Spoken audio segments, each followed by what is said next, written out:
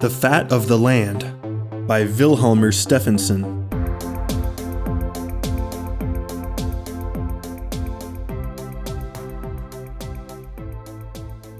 Introduction.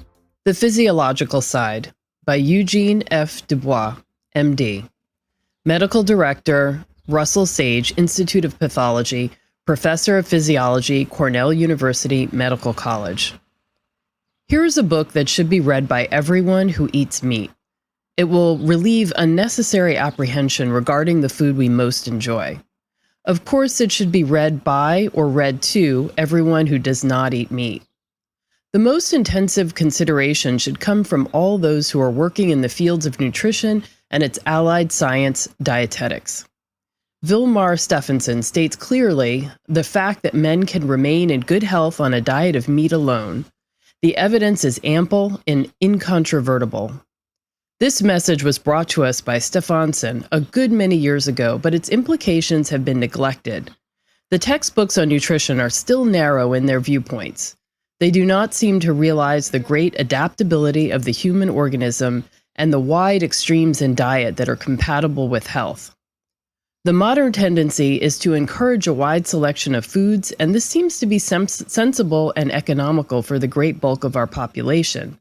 The propaganda is strong and on the whole excellent. Take, for example, the government pamphlet on the so-called Basic 7. For health. Eat some food from each group every day. Group 1, green and yellow vegetables, some raw, some cooked, frozen or canned. Group 2, oranges, tomatoes, grapefruit or raw cabbage, or salad greens. Group 3, potatoes and other vegetables and fruits, raw, dried, cooked, frozen, or canned. Group 4, milk and milk products, fluid, evaporated, dried milk or cheese. Group 5, meat, poultry, fish or eggs, or dried beans, peas, nuts, or peanut butter. Group 6, bread, flour, and cereals, natural or whole grain, or enriched or restored. Group 7, butter and fortified margarine with added vitamin A. In addition to the basic 7, eat any other foods you want. U.S. government chart. It is startling when we learn that large groups of active hunters in many parts of the world subsist on nothing but a small subdivision of Group 5. It is not quite as startling when we consider that the vegetarians live comfortably on all the groups except this very part of number 5. The strictest vegetarians exclude also Group 4 and butter in Group 7. Physicians will note that those who live on meat alone metabolize a mixture of protein and fat that corresponds exactly to the materials that were metabolized by patients with moderately severe diabetes in the days before insulin was available. Evidently, the danger lay not in the mixture ordinarily metabolized, but in the exacerbations of the disease that changed the moderately severe to the very severe type. The normal hunters and explorers were entirely without this danger. The student of vitamin deficiencies will find in Not by Bread Alone much food for thought and very little that will conform to his previous ideas. Quite evidently, we must revise some of our textbook statements. According to the books, Stefansson and his companions should have died of scurvy. One can think of a half a dozen different explanations for their striking lack of symptoms. Each one of the half dozen is merely a possibility, as yet entirely unproved. Someday, someone will find the right answer, and it may very well be a combination or a balance of several factors. Those who are interested in the techniques of studies in nutrition will be interested in the combination of field and laboratory investigations. Stefansson's field study had been completed and preliminary reports published several years before he requested supplementary work by the Russell Sage Institute of Pathology, a small research laboratory affiliated with Cornell University Medical College and Bellevue Hospital.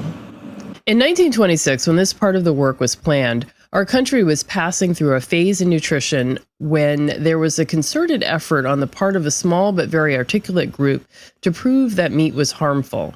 It was supposed to cause high blood pressure, kidney disease, hardening of the arteries, arthritis, and other similar ailments. The old bogey of potamoine poisoning had faded, but the newer work on allergy overemphasized the rare sensitations to specific meats. In addition, there was, as always, the host of vague prejudices of religious, humanitarian, or aesthetic nature. In the background, subconscious but nonetheless potent, lurked the old puritanical certainty that anything we enjoyed was bad for us either physically or morally. All these combined against meat, and particularly against a liberal meat ration. It required a good deal of writing on the part of Stefansson and some of the nutritionists before the intelligent citizen was able to consume without fear as much lean and fat meat as he wanted. When Stefansson first came to us with his problems, we were concerned regarding the attacks on meat and anxious to secure impartial, reliable information. We were asked to find out what happened if 2 men in New York lived on nothing but meat for a year. This was a good problem in and of itself, and best of all, there were 2 experimental subjects available. Those who work in the field of nutrition have plenty of problems, but great difficulty in securing good subjects for unusual diets over long periods. The results of the extensive work in the Sage Metabolism Ward of Bellevue Hospital, the calorimeter room, and the chemical laboratories have been published in a dozen scientific articles, which are well summarized in this book. The only dramatic part of the study was the surprisingly undramatic nature of the findings. This did not disappoint us. In a long study of orthodox and unorthodox diets in disease, we have become accustomed to the undramatic. When observations were carefully planned and most exact techniques employed, the results on each individual were surprisingly uniform. A great many dire predictions and brilliant theories faded into nothingness. In spite of the fact that there were no striking departures from normal when Stefansson and his companion Anderson lived on meat, the scientific results were of considerable value. They furnished data in a long study which will be almost impossible to repeat, and various parts of the work supplemented investigations in related fields. Even our errors of judgment in trying extreme diets on Stefansson in the first month were fortunate. They may have been tough on Stefansson and a source of anxiety to those responsible, but they added materially to our practical and scientific knowledge of diets. At the time of the Bellevue episode, there were not available the modern exact methods of vitamin assay in human subjects. It would be helpful if the experiment were repeated using these modern methods. Clinical observations cannot detect minor deficiencies in vitamins. The work must be done with great care and common sense, or it will be misleading. Some of the early enthusiasts in vitamins published surveys implying that the great majority of healthy people in our country were far below the average in their vitamin consumption. Apparently, the average was confused with a so-called optimal supply purposely made liberal to include a large factor of safety. The reader who is interested in the newer methods of vitamin assay and nutrition surveys will find them well described in the proceedings of a recent meeting of the American Institute of Nutrition. The various papers at this symposium were prepared by authorities on vitamin research. In the light of this book of Stefansson's, the one italicized remark of the chairman, Dr. Charles Glenn King, is worth quoting. Perhaps the most seriously needed type of related study in America is to find, through long periods of time, the degree of correlation that exists between the health records of individuals and their dietary habits. March 7th, 1946. Introduction. The Anthropological Side by Ernest A. Houghton, Ph.D., SCD, Curator of Sodomology of the Peabody Museum, Professor of Physical Anthropology in Harvard University. About 1912, when I was studying anthropology at Oxford, my teacher, Dr. R.R. Merritt, told me that Vilhjalmur Stefansson had written him inquiring for a young anthropologist to accompany him on an expedition to the Arctic. Merritt asked me whether I would like to go, but I replied that I was having a hard enough time surviving the English winters.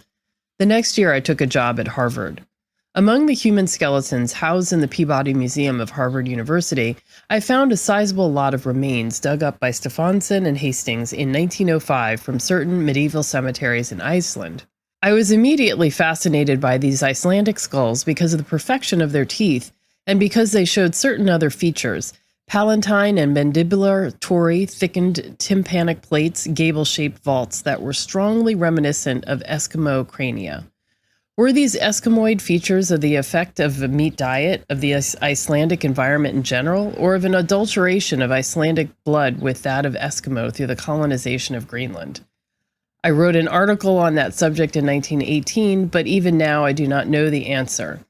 Soon after this, Stefansson returned from his explorations, and we began to correspond about the teeth of Eskimos, Icelanders, and Arctic diets. Before I met him, I was slightly wary of Stefansson because he was the center of controversies that lit up the northern skies like the aurora borealis, because he was alleged to have discovered blonde Eskimos, and because he said that nothing in the diet of the Eskimo required the development of massive jaws and enormous chewing muscles. Stefansson seemed to me to be an anthropological heretic who denied everything I had been taught about the Eskimo. However, as soon as I met him personally, I was immediately and permanently convinced of his sincerity, his honesty, and of the really tremendous scope of his knowledge of Arctic life and of the habitats of the Eskimo. My experience with Stefansson was like his with a boiled fish diet. Having at length brought himself to try it, he at once found it superior to all other preparations of fish. Thus began an intermittent professional association and an uninterrupted friendship. I have found Stefansson neither unsound in his ideas nor inaccurate in his statements. I have never met a man who, in both public and private utterance, displays less rancor against those who have attacked him, or who is more willing to give credit to his adversaries for scientific accomplishments and good intentions. He was a severe critic of his own theories, quite ready to change his mind when his views were conclusively refuted. I have gone to the mat with Stefansson about all of his facts and theories that seem to me to be questionable. He has always come out on top. What he says in this book about the jaws and teeth of Icelanders and Eskimos is, to my knowledge, correct. What he says about meat diet is convincing to me. I saw Stefansson at various times during his experiment of living for 12 months exclusively upon that diet, and he seemed to me to be in good health, although not perceptibly better than usual. This book is a fair and honest presentation of a powerful case. Stefansson seems to me to have established most of his contentions. I doubt that my judgment is seriously biased because I like meat and have little faith in dietitians. February 14th, 1946. Chapter 1: Preliminaries and Speculation. The saying that man is what he eats derives and expanded significance from the theory that developed from apehood to humanity was caused by a change in diet. The school of scientists which believed that food made men of apes pictures a remote age when the climate of the world was so rainy that the forests were spread over most all of the tropics and subtropic lands of Europe, Asia, and Africa. In the humid forests lived many anthropoids, among them the gorilla, the orang, the chimpanzee, and the cousin of theirs from whom mankind is descended. They were all vegetarian, about to the extent that apes are now, meaning that they live principally on tubers, nuts, fruits, buds, and tender shoots. Like the present apes, they would catch and eat few small animals, living among the branches or at least able to climb a tree when in danger or in want of food which grew aloft. The ancestors of man flourished as long as woodland remained damp, hot, and substantially unbroken. But according to the hypothesis, there came a change in the old world climate such that areas here and there became too dry to support a forest and turned into prairie. This would not matter at first, while the glades were small. The forest population withdrew from or scampered across the patches of grassland. But if the change in climate was progressive and of continental scope, it would come to pass that islands of forest were surrounded by wide stretches of meadow and treeless plains. As the drying cycle progressed through centuries and millennia, the anthropoid tree dwellers would become more and more crowded in their limited asylums. As the forest island shrank, the prairie grew, and the living spaces of the grazing animals, horse and cow, antelope and sheep, which starve in woodlands but thrive in grasslands, expanded. The anthropoids as we see them today, and as we know them from remote ages through their teeth and their overall revealing bone formations, are vegetarians but not grazing animals. They cannot manage on timothy and bluegrass, but they can live on the flesh of grass eaters. The first men had to learn to hunt if they wanted to live. Like the anthropoids of today, our remote ancestors doubtless combined rudimentary hunting with gathering. They searched habitually for nests and ate the birdlings, as well as the eggs and the mother bird too, if they could catch her.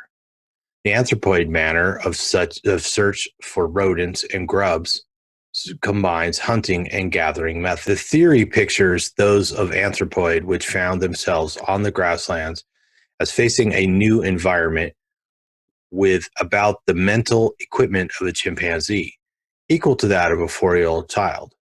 In the service of childlike brains, they had the most marvelous tools that nature ever gave an animal, a pair of hands. At first, the prairie-stranded anthropoids were chiefly gatherers, finding dead fish along a stream as a partly vegetarian grizzly bears do in Alaska, finding a ground squirrel in its burrow as the chiefly vegetarian grizzlies do in Arctic Canada, finding honey in bees' nests as the black bears do in New England, finding grubs in decaying trees as the native blackfellows do in Australia, gathering snails as the French do, digging clams as New Englanders do, bird nesting like the youngsters all over the world do, sucking eggs like Huck Finn, a modern chip.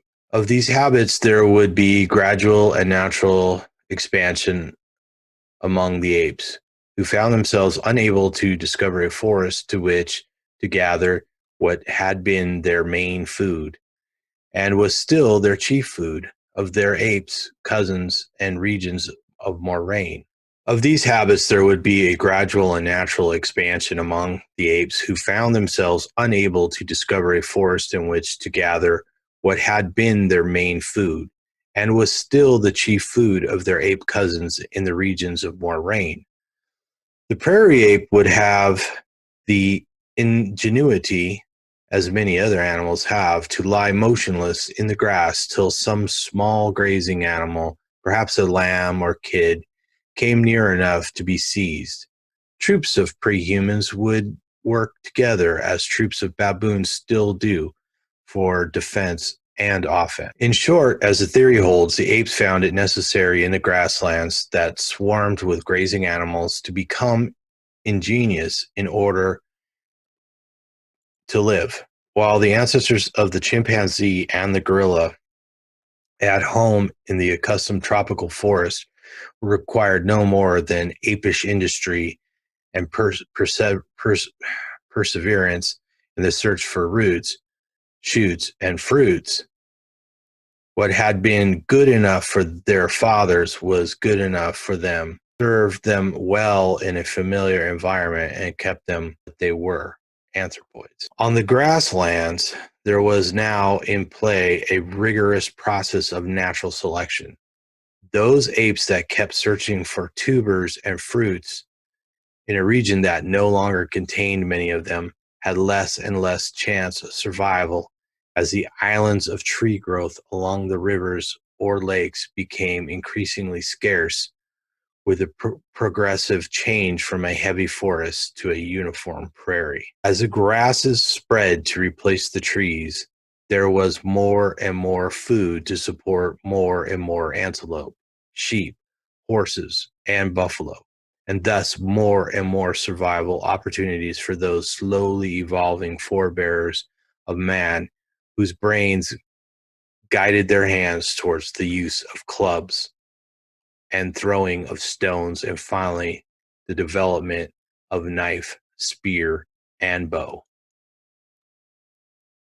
Chapter 1, page 4, paragraph 1. In this transition period, the death rate must have been heavy, not only among those slower of brain and lacking in ingenuity, but surely also throughout the prairie communities. There must have been serious trouble in adapting the old vegetarian digestive function to their new food. Just as it seems clear that the Iceland pony, which lives on fish, is not quite so well off as his hay-fed brother. There must have been new derangements, producing many an earthly death, and a dietetic lax, causing deficiencies and disease. All these things, if they happen, must have taken place millions of years or tens of millions of years before the present era. During the eons of time since then, the forest-dwelling anthropoids have changed little, so far as can be judged, from the preserved bones. In the same space, the near humans changed to humans so efficiently that some anthropologists assert that Cro-Magnon man of 20,000 or 30,000 years ago in France was in his physique, if anything, more ideally human than the present-day European, if humanness is measured in terms of difference from anthropoid. This book, although written by a part-time anthropologist, is not a work of anthropology. Although written by a part-time geographer, it is not a geographic treatise. So I do no more in this introductory chapter than touch upon the facts and theorizing that back up the view of man's origin upon which, as a peg, the 12 chapters that follow are hung. The anthropologists, through their archaeology, and the geologists, through their paleontology, find themselves in agreement that agriculture is a recent development in the evolution of man. For its existence is not provable in any part of the world more than 20,000 years back.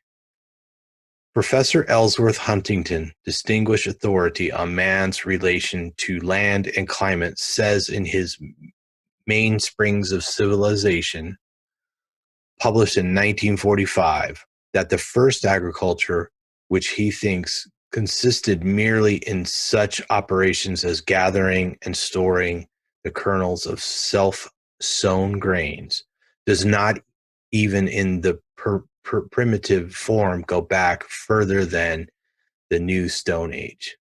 Thus, much less than 20,000 years ago, perhaps only 10,000. And this, he thinks, will have been in some such countries as Egypt.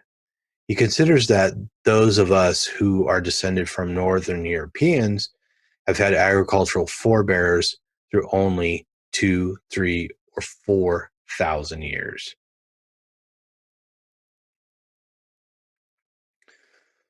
During the period before agriculture, it is chiefly in the tropics and not elsewhere there that men could, as some do at present, live like their anthropoid predecessors and cousins by digging roots, tubers, and collecting shoots, bulbs, fruits, nuts, and by catching a few small creatures.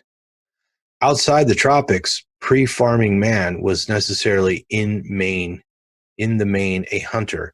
Secondly, he was the gatherer of such animal foods as worms, grubs, and insects, including locusts, shellfish, and thrown up along the beach stranded seals and whales.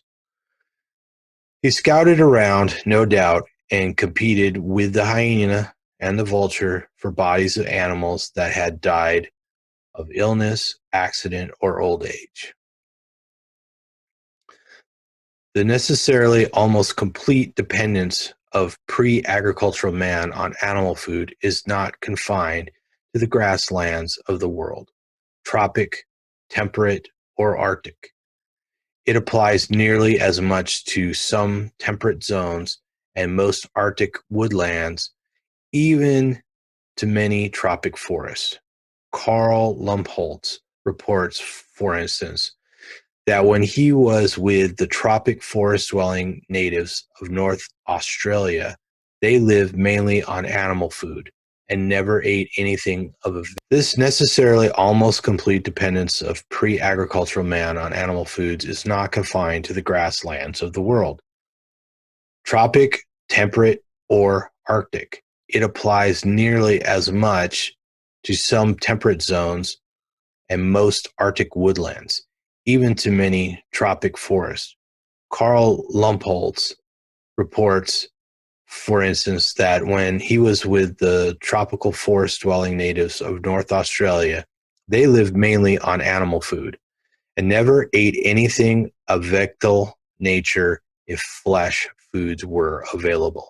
So from the time when our ancestors ceased being ape-like gatherers of monkey food down to the substantial growth of agriculture, mankind lived through one or several million of years chiefly on the lean and fat of animals. The exception to this would be some groups which drift back into tropical and tropic forests of the humid type, which enable the chimpanzee and the gorilla to remain anthropoid. As I have said, there must have been a lot of digestive and other physical troubles when the anthropoid was changing to man through the rigors of natural selection in a country that had vegetation on which cattle flourished, but apes did not. The few who survived the grueling process to become the first men were, however, of necessity well adapted to the huntsman's diet, content with it and healthy on it. Else, they would not have survived. The sustainability of organs was natural, inherent by their descendants, or at least those of them who were healthy and thus successful, on the meat diet of the hunter, or on its slight modification, the meat and milk diet of the herdsman. There is, however, the fundamental drawback of living by means of hunting, that no small area can support a large population. This difficulty is mitigated rather than solved by the domestication of animals, which, for instance, enables a man both to ride a horse for hunting buffalo and also to eat the horse when it is not needed for further use as a mount. The basic difficulty with both hunting and herding is that, by varying estimates, something between 5 and 10 men can live on a given amount of what hogs eat for everyone who can live by eating the hogs. So there is a powerful economic pressure for returning to the food habits of our ape-like ancestors, with the modification that instead of hunting for things to dig from the ground or to pick off of trees, we till the ground for cereals and plant trees that bear fruit. Since we all have an urge to live, and since parents desire that their children shall not go hungry, the development of agriculture followed necessarily as soon as men found out that more of them could live on wheat from plowed soil than could possibly get along by hunting the animals that grazed over the same land. But there are few gains without pains, just as there must have been ill health and difficult adaptation when the ape man was changing from the diet of the gathering ape to that of the hunting man. So there would be similar trouble when people who had been hunters began to change gradually from nearly a quite exclusive flesh diet to one that contained more and more rice, wheat, and corn. The million or so years which had intervened since the ape turned into man had eliminated, by natural selection, those that were best suited for digesting vegetables, since they would have been least suited for digesting meat. Besides, the roots and the shoots diet of the ape man in the humid forest markedly different from that of the grain-fed farmer. A little rough, sorry. In this introductory chapter, I shall go deeply into the difficulties encountered by man in making the necessary adjustments when he turned after ages of hunting and herding, to a diet which, although largely from vegetable kingdom, was nevertheless strikingly different from that of his pre-human ancestors. A diet not mainly of roots, shoots, nuts, and fruits, but of cereal. I rest with a quotation and paraphrase of a section from Professor Huntington's Mainspring of Civilization, in which he discusses the medley of advantages and troubles, some of them definitely known and the rest inferred, that came upon hunting man when he began to try to support large numbers of his kind on small areas through the cultivation of beans, lentils, rice, wheat, oats, and the rest of the cereal. In this chapter, Agriculture, Disease, and Diet, Huntington says, the ideal diet, it would seem, must be essentially that to which man becomes adjusted during his long, slow evolution. Among most of the ancestors of modern Europeans, Americans, an agricultural diet has prevailed less than 2,000 years. There is no reliable evidence that in that brief span of any appreciable change has occurred in the inherent dietary requirements which had become established during a preceding period, perhaps 1,000 times longer. Huntington then believes that 2 million years intervened between the time when early man, our pre-man, ceased depending mainly on the food of apes, and the time when, as an agriculturalist, he returned to a diet which, although similar to that of apes in containing a relatively small percentage of flesh foods, is unlikely any previous diet of an ape man or man in its high percentage of cereals. Huntington thinks it would appear that the change in diet brought on through the cultivation of fields introduces a reciprocal relation. For he believes that as agriculture raises the quantity, it also lowers the quality of food. The quality being judged by the healthfulness to men who have been living for 2 million years on something else, he says. And this is a quote from Huntington. The most important effect of agriculture on efficiency probably results from manipulation. One of the main reasons for poor nutrition is that agriculture has lowered the quality of man's diet, and at the same time made it possible for more people to subsist. Mechanical methods of preparing food has gone still further, although the same sad path, until the typical modernized diet has become appallingly poor.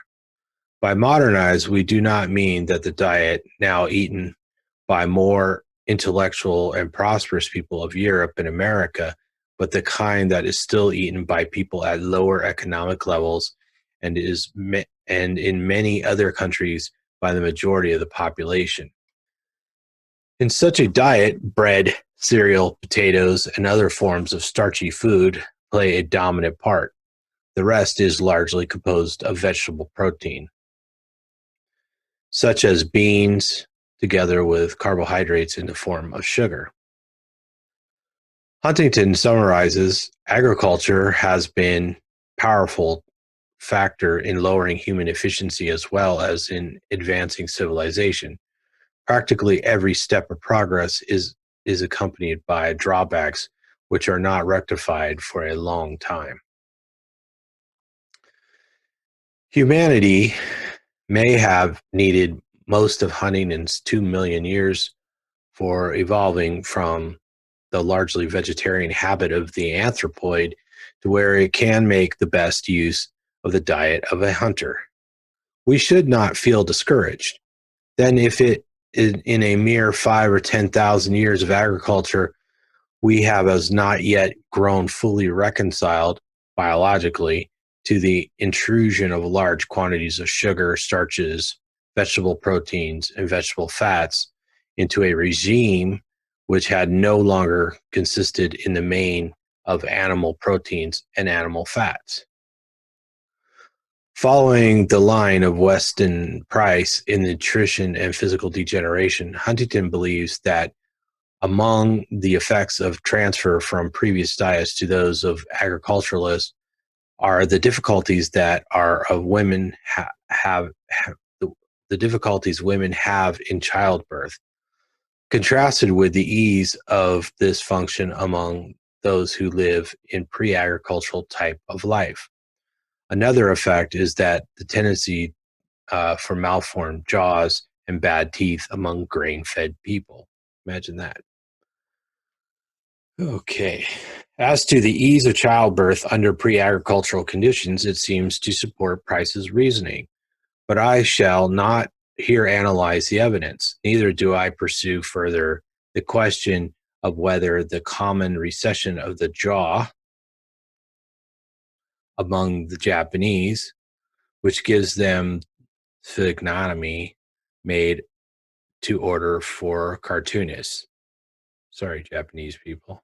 Things were different back then. Is due to the large percentage of cereals in their food. Nor do I examine in detail the use of less of wisdom teeth among us caused by the shrinkage of the lower jaw to where there is not enough room left for them. This being allegedly a result of our large dependence on starch and sugar. I do, however, anticipate my chapter and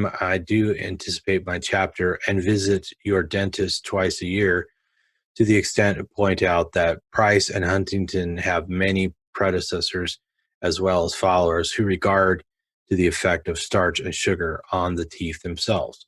For instance, Henry B. Collins, Jr., director of the Wartime Ethnographic Board and the ethnologist of staff of the Smithsonian Institute, considers that if archaeologists discover anywhere a group of several skeletons, no matter what probable antiquity, they may be sure that if the teeth have cavities in them, signs of dental caries, then those are the skeletons of people who had lived under fairly well-developed agriculture. Particularly, the whole world is now agriculture in its diet. For even the Eskimos of parts like the north coast of Alaska have succumbed to our food fashion. There are left, however, a few places where men still use the diet that preceded agriculture, and we possess books of the last 300 years that tell a good tale of the lives of hunters and herders. It would seem then that the speculative study of our forebears has begun at the stage when they first deserve the name anthropoid or ape human. Their dietary history will fall into three main stages: gathering, hunting, and farming. According to the geologists, the gathering stage or ape man period lasted several million years. During this time, man ate roots, tubers, shoots, succulent leaves, fruits, yams, nuts, worms, snails, rodents, eggs, and fledgling birds. This period was long enough for us to become well adapted to digesting and assimilating the diet to be healthy on it. We can be healthy on it now, as in demonstrated by those vegetarians like Bernard Shaw, who have money enough to buy these at present rather costly foods. The deficiency group of diseases, malformed bones, difficulty in childbirth, they seemingly do not trouble those humid forest natives and those high-income vegetarians who can manage to get enough of the sort of food on which monkeys do well. So apparently, Stefansson saw some people who were some sort of vegetarian in his day and age that could get by on it. After the largely vegetarian gathering stage came the hunting stage, during which the ape turned definitely human. This will have lasted between 1 and 3 million years. The period is long enough to be able to digest and assimilate, and assimilation to adapt to those themselves to a large carnivorous diet. To judge from present knowledge of so-called savages, the food of the hunting period ranged from the entirely carnivorous inlands where grass was plenty and humid forests rare or absent, to a partly carnivorous regime in places where it was convenient to supplement the flesh diet with a certain amount of monkey food. So far as can now be known, those men who during the first this stage lived wholly on their new diet, that of hunters, and those who supplemented the new with the old, were in equally good health. In both cases, the deficiency group of disease was absent, certainly from the exclusive carnivorous, and probably from those who combined the methods of gathering and hunting. The pastoral way of life does not constitute a separate stage in the history of the human diet. For as we have pointed out, the change was not fundamental. It was only the substitution of milk for blood as an element in the diet, or rather the supplementing of the blood part with milk part, the milk being a slightly modified form of blood. The third, or agricultural stage of diet, marks a profound change from either of the two previous diets, those of the gathering ape and of the hunting or herding man. For hitherto an exclusive gatherers in the anthropoid stage, and as occasional gatherers in the hunting stage, men cannot have had a high percentage of cereal food. A little gathering of the wild rice or wild wheat now and then by some groups have and there cannot have given the people of 10 or 20,000 years ago much evolutionary preparation for the drastic change that came in when our recent ancestors in some such place like Egypt, India, and China discovered they could support great numbers of on a small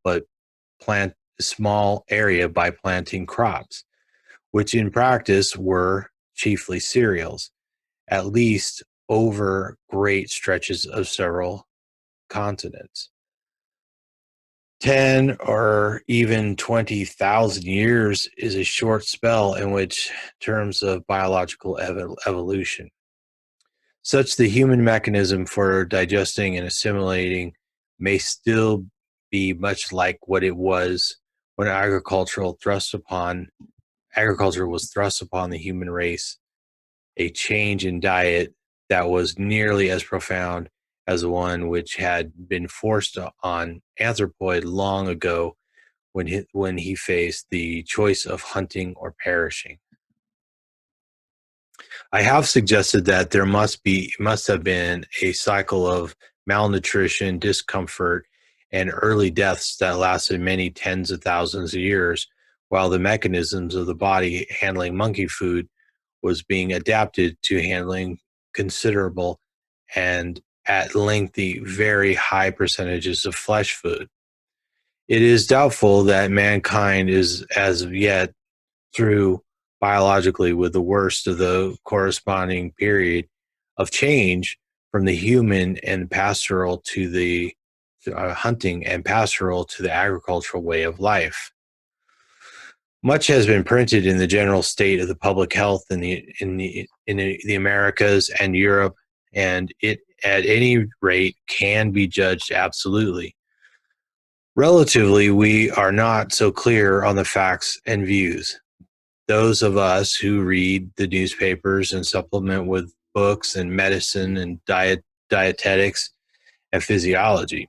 It is particularly anthropologists alone, that's the students of prehistory and of the modern primitive, who seem aware that broad conditions of health influenced by food were ever fundamentally different from that they now are. For most branches of science which deal with health, never have been jolted from a nearly unquestioning acceptance of the predominantly agricultural civilizations into which we were born, and in which we and our neighbors and nearly all people we ever heard of have lived. On the agricultural diets now taken for granted, this nation, like most of all civilized nations, is having a deal of trouble with manipulation, except among those who can afford a lot of hunting man's food like beef, steak, chicken, or a lot of monkey food like fresh fruit and raw vegetables accepted.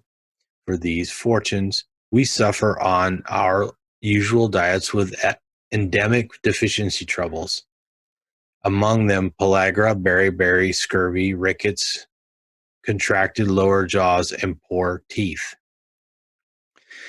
Even the prosperous among us do not quite escape, for not all their forethought and care will prevent such records as of 95% incident of tooth decay in the high school seniors of a fashionable suburb, and a 98% decay ratio for the for a senior class of any college. Things like dental caries and rickets are the commonplace of the only way of life known to most of us, whether by trial or by vivid hearsay. Such troubles have been with us since agriculture began. Thus, from prehistoric times, most of us conceive of nothing different, take as inevitable as the common lot of man, the pains and derangements which we suppose to have been universal at all times and in all places. If we discuss general health problems, it is usually with regard to detail, perhaps whether the caries incidence among high school seniors is 95% or only 90%, and whether some way could not be found to reduce it by 5 or 10%. No one thinks that decay ratios being reduced to anything like so percent, and certainly no one would talk of reducing it to zero, at least unless some revolutionary discovery were to be made. However, we are accustomed to comparing the results of change in diet and discussing the health consequences of various dietary systems. Much has been published, for instance, about the question of health that involve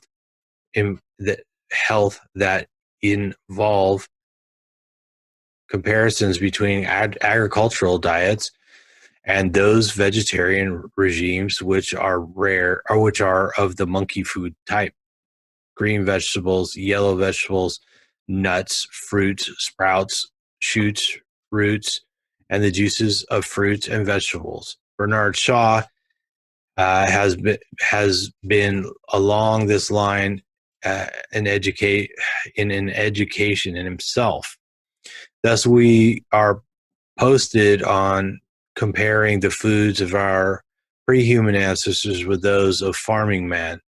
In contrast, relatively little that has been printed is available for comparison of diets of agricultural man, and with those of the hunters whose lives span millions of years, so between ape and farmer. The comparative lack started me 20 years ago gathering material for what I hoped would be a substantial contribution to a relatively neglected branch of knowledge. The result of the study were to be described in a series of books which would carry the overall title, The Lives of Hunters. Of that work, the volume, Not by Bread Alone, is the first installment. In it, as in the rest of the study, I draw upon my training as an anthropologist and my experience of living exclusively on meat among exclusive meat eaters, and a full-time study of books and of other records that deal with hunting and pastoral man. I draw upon manuscripts and verbal contributions from numerous personal friends, scientific colleagues among explorers, geographers, anthropologists, and physiologists. In this introductory volume, but naturally more so in the work of as a whole, I am trying to furnish material for a sounder comparison that has hitherto been practicable between our lives as agricultural people and the lives of those others whom I have known directly or vicariously and who still live by hunting, much as our forefathers presumably did through the rather considerable stretch of time. Whether it be 2 million or only 200,000 years from this period when the ancestors and their ancestors and ours became human to the time when the ancestors of some of us became farmers. Chapter 2: The Home Life of Stone Age Man. Those who speculate on prehistoric man usually think he lived on meat, and particularly so in the northern lands of the world but during the ice ages. They go on to say in books and journals that fat meat is a good diet for strenuous living in cold weather, and to specify that in low temperatures one needs to stoke the internal fires with the fuel of high caloric value, meaning fat. These theorizers frequently go on to say that Paleolithic man, who hunted the reindeer and musk ox in Middle Europe thousands of years ago, was in a stage of culture similar to that of the Eskimos who have been found in the Arctic during modern times, hunting the same animals using stone implements like those of prehistoric man and dressing in skins. Seemingly then, nutritionists who reason as I have sketched believe that the modern Stone Age Eskimo fights the cold through burning up physiologically a lot of protein and especially a lot of fat. The evidence will show, however, that the Eskimo requires no more food than a Scotsman, or at least not through living where the weather is colder. Perhaps the best phrased solution to this problem is that of the late Archdeacon Hudson Stock of the Protestant Episcopal Mission, Fort Yukon, Alaska. That post is nearly or quite the lowest temperature recorded for Alaska, 79 degrees or perhaps 80 degrees below zero. And this was known to an audience whom the missionary addressed during what proved to be the last lecture tour through the States in 1919.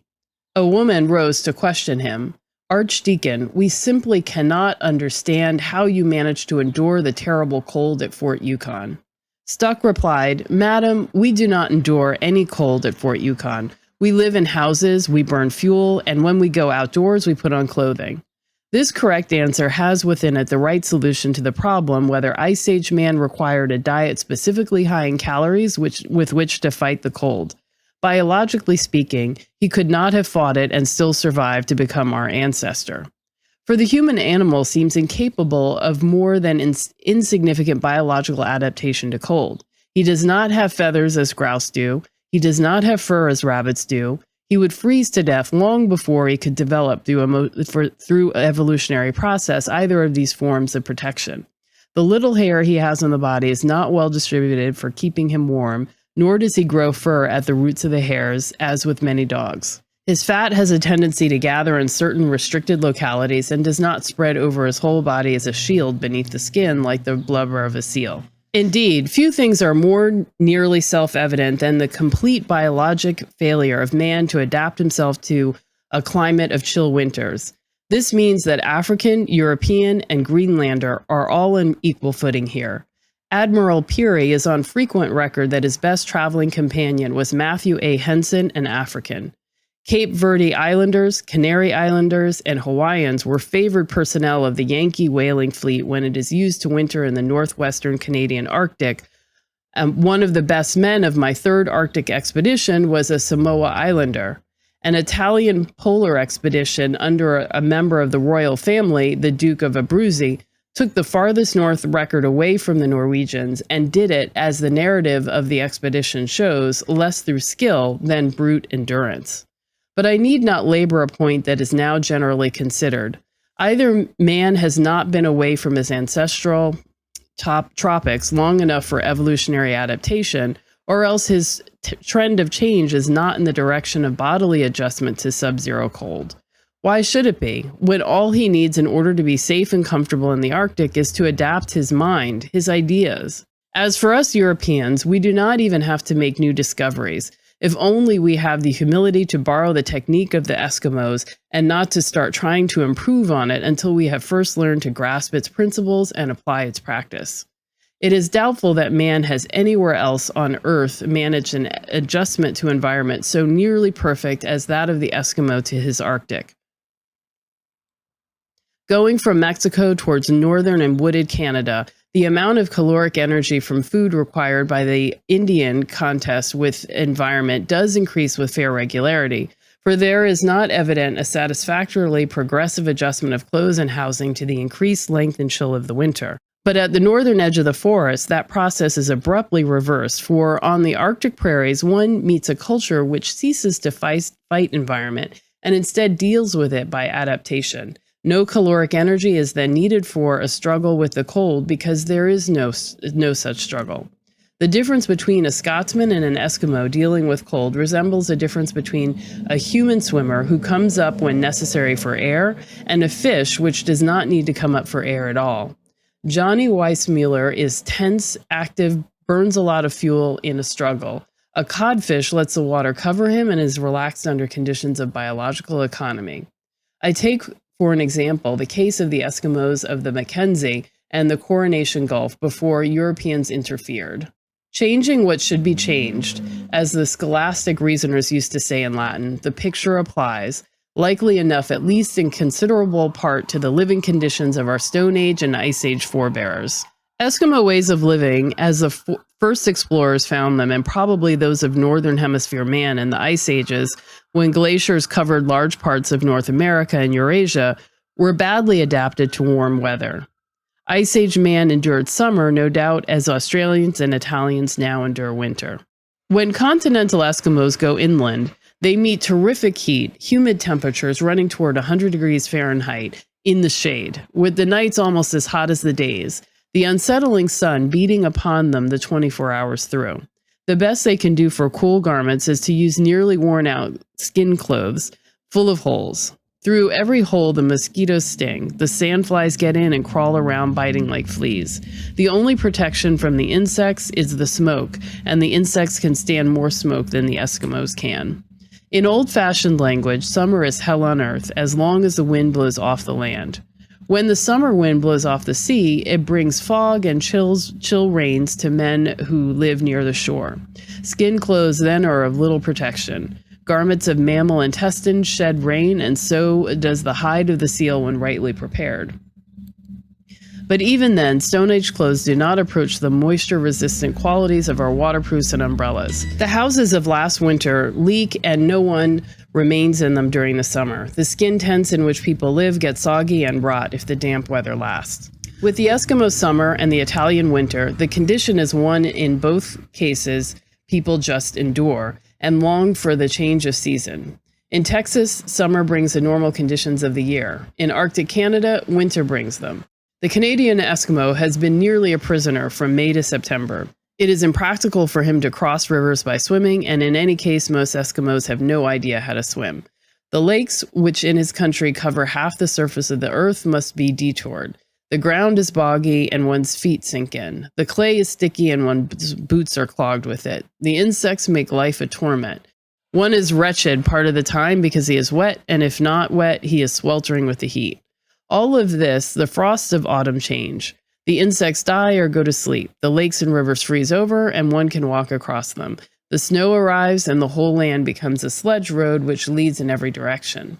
Winter clothes and winter houses, which have been developed to meet the normal weather of the year, bring an average of comfort that seems to the Stone Age Eskimo as pleasant as the usual comfort of Park Avenue does to the New Yorker.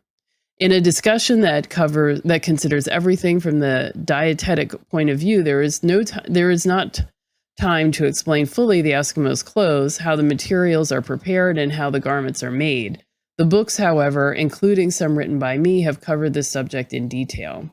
See especially the author's Arctic Manual, but also Hunters of the Great North, My Life with the Eskimo, and The Friendly Arctic. I simply state then that the clothes the Eskimos wear in the Arctic during the coldest months of the year, January or February, weigh under 10 pounds, which is a good deal less than the winter equipment of the average New York businessman. These clothes are soft as velvet, and it is only a slight exaggeration to say that the wearers have to use a test to find out whether the day is cold.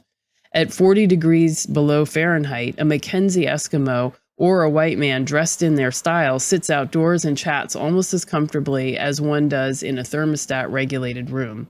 The cold, about which the polar explorer can read upon the scale of the thermometer, will touch only those parts of the body which are exposed, the face and the inside of the breathing apparatus, a small fraction of the body needing little fuel for counterbalance. Warm and completely protected elsewhere, he can sit comfortably even with the bare hands. Indeed, the ears, particularly liable to frost, seem to be about the only parts likely to freeze if exposed at 40 below zero, while most of the rest of the body is warm. This holds only during calm weather. A strong wind at negative 20 degree Fahrenheit or negative 30 degree Fahrenheit will freeze almost any exposed part of the body if given time. But Eskimo clothes are nearly windproof as part of being nearly cold-proof, so that even in a wind, little caloric energy is needed for counterbalancing a low temperature. The houses of Mackenzie River, typical in their warmth of the dwellings of most Eskimos, have frames of wood with a covering of earth so thick that, practically speaking, no chill enters except as planned ventilation, for which a diving bell principle of control is used. A room filled with warm air can lose no great amount of it through an opening in the floor, while the cold air below that opening is not able to rise into the house appreciably faster than the warm air escapes at the top. The roof ventilator of a dwelling that shelters 20 or 30 people is likely to resemble our stovepipes in diameter. This makes fairly good ventilation, for there may be a temperature difference of from 100 degrees to 150 degrees between indoors and out. With that gradient, the house air is so much lighter than the general atmosphere that the difference produces a terrific pressure, and the warm air rushes out as a forced draft.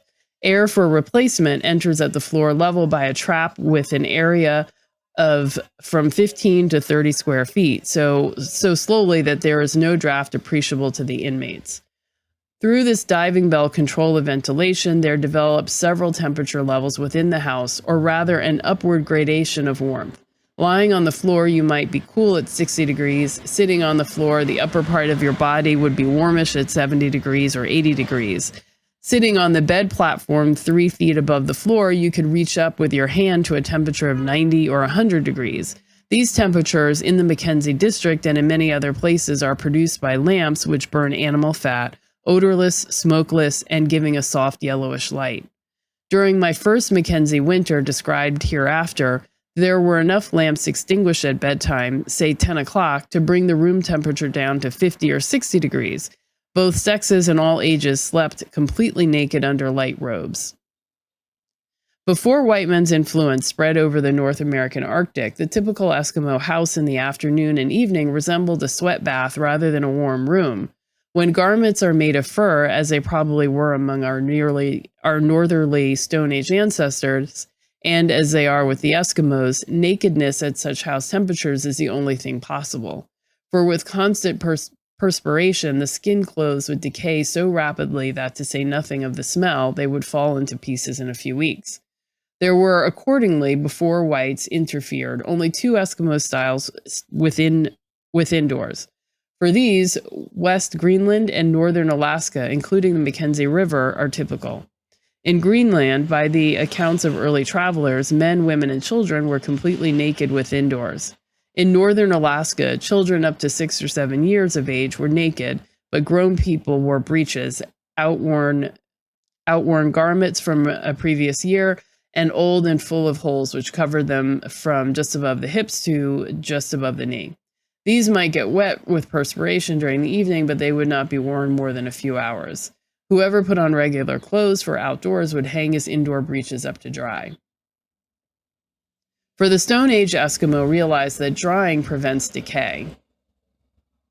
One person might have 2 or 3 pairs of trunks, being careful that at least once every 3 days each of these would get thoroughly dry. They did not have any theory about germs that flourish in warmth and moisture, but they prevented decay by a method which kills the germs. In the Mackenzie house, they used to sit stripped except for the breeches from around 4 in the afternoon when the outdoor work was done to around 10 or 11 when it was bedtime. There were streams of perspiration running down our bodies constantly, and the children were occupied in carrying around dippers of ice water from which we drank great quantities. Pausing for dietetic emphasis, note is made of 2 important conditions under which we ate our meals that were 100% meat. One, while indoors, we were living in a humid tropical environment. When outdoors, we carried the tropics around with us inside our clothes. Neither indoors nor out were we using any considerable part of the caloric value of our food in a biologic struggle against chill. 2, we drank with our evening meal, 4 o'clock dinner, some warm broth in which our meat had been boiled. However, by native custom, we never alternated bites of food and sips of drink. We might eat a whole meal without a drink, following sometimes with a dipper of warm broth and perhaps a little later taking a good round draught of cold water. At cold meals or after them, our drinks were also cold. If inexperienced in indigenous cultures, one is likely to misinterpret general statements about food, I might tell you correctly that the chief food of a certain group of Eskimos with whom I lived was caribou meat, with perhaps 30% fish, 10% seal meat, and 5 or 10% made up of polar bear, rabbits, birds, and eggs. This might lead one to visualize meals where there would be a fish course followed by a meat course, and where we would breakfast at least occasionally on eggs. Such is most unlikely to be the case with indigenous peoples. If 50% of the year's food is caribou meat, the indigenous population likely eats practically nothing but caribou during approximately half the year, seldom tasting this meat the rest of the 12 months. His fish percentages will come in similarly restricted periods, and they are likely to be fish exclusively. The eggs, far from being breakfast distributed through several months, would be occasional days of nothing but eggs during only 1 month of the year, in the spring. The Eskimo situation varies from ours still more when it comes to vegetables. In the Mackenzie district, these were eaten under 3 conditions. 1, the chief occasion for vegetables here, as with most Eskimos, was famine.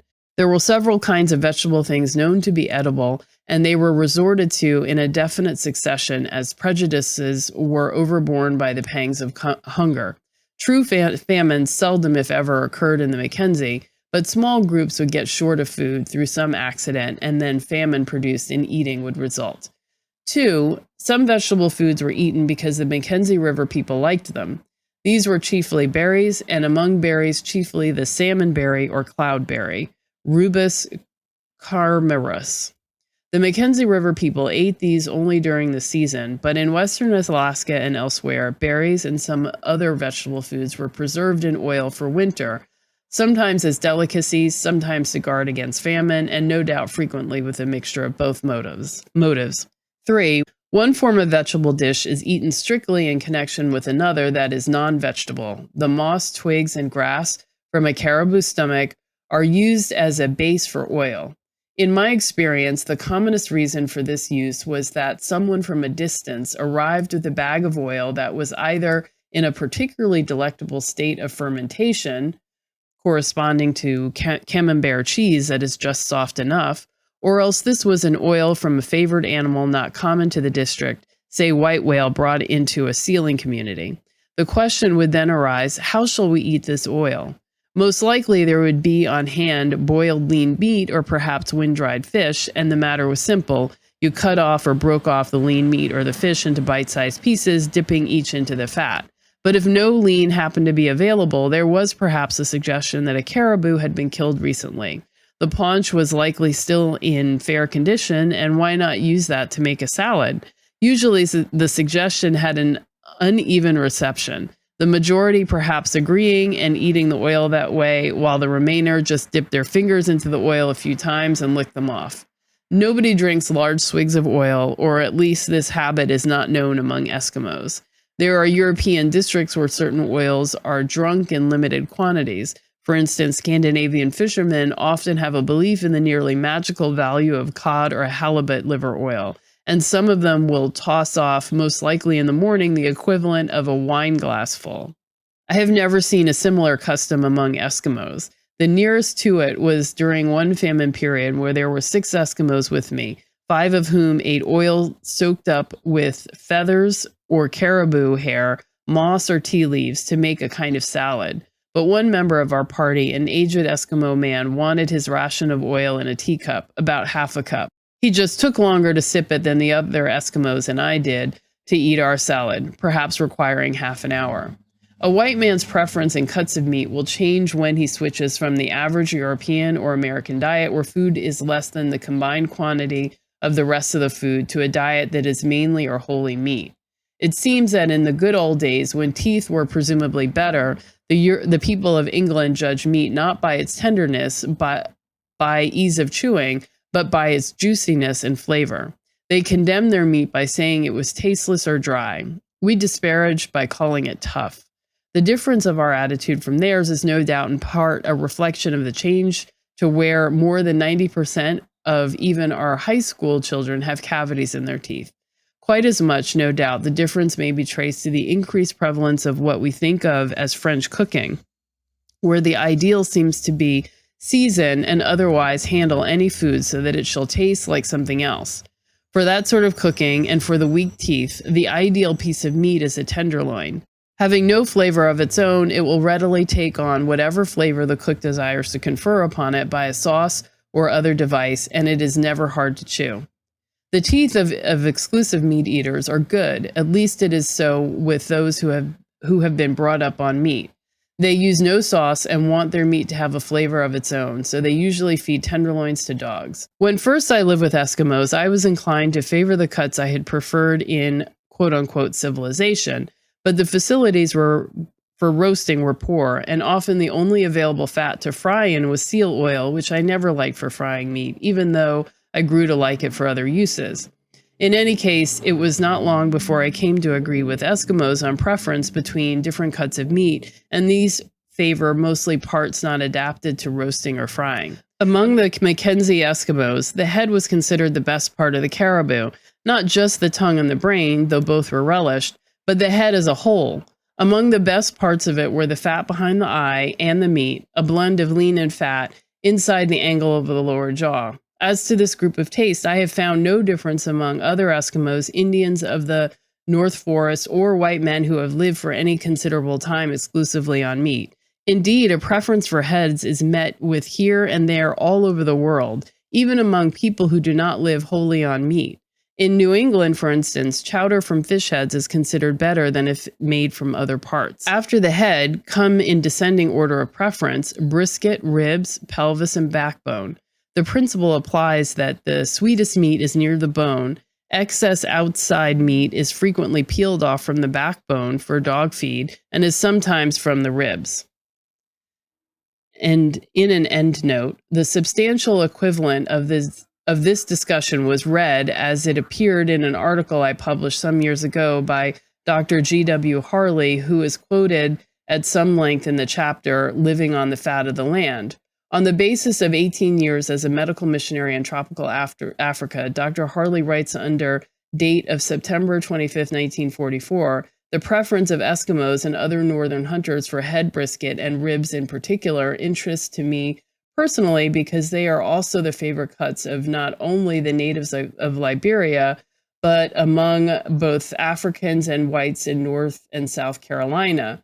Dr. Harley is a North Carolinian by birth and is a graduate of Duke University in that state. If there are 4 in a family, and if they have a team of 8 dogs, they divide the caribou nearly half and half for 2 well-furred 50-pound dogs that sleep outdoors in the cold, eat about as much as one man who is well-dressed and housed. Beginning with what is least desired by the family, The dogs get the tenderloin, lungs, liver, sweetbreads, and everything else from within the body except the kidney and intestinal fat, the kidneys themselves, and the heart. Most of the meat is peeled off the hams for dog feet. Humerus and femur are saved for boiling with what meat remains on them, and these bones are broken for marrow while hot. The other long bones of fore and hind legs are cleaned of all meat and are saved up to crack for raw marrow, which may be used with a meal or in small quantity eaten raw between meals, somewhat as we eat candy. When the Hebrews praised fat things full of marrow, they knew what they were talking about. For a skinny beast does not have marrow, at least not the fat kind that our ancestors loved. When a marrow-bearing animal gets so thin that the eyes begin to recede because of the gradual disappearance of fat behind the eye, practically all fat has disappeared from the marrow, so that instead of the expected firm stick of white you find when you crack the raw marrow bone a liquid of blood color. Cooked, whether boiled or roasted, this liquid develops the consistency and somewhat the taste of the white of a hard-boiled egg. Hunting man is a connoisseur of fats and has a definite sequence of preference in the different fats according to their origination in different parts of the body. The marrows are the best and range in excellence from hip and shoulder joints down the farther down the better.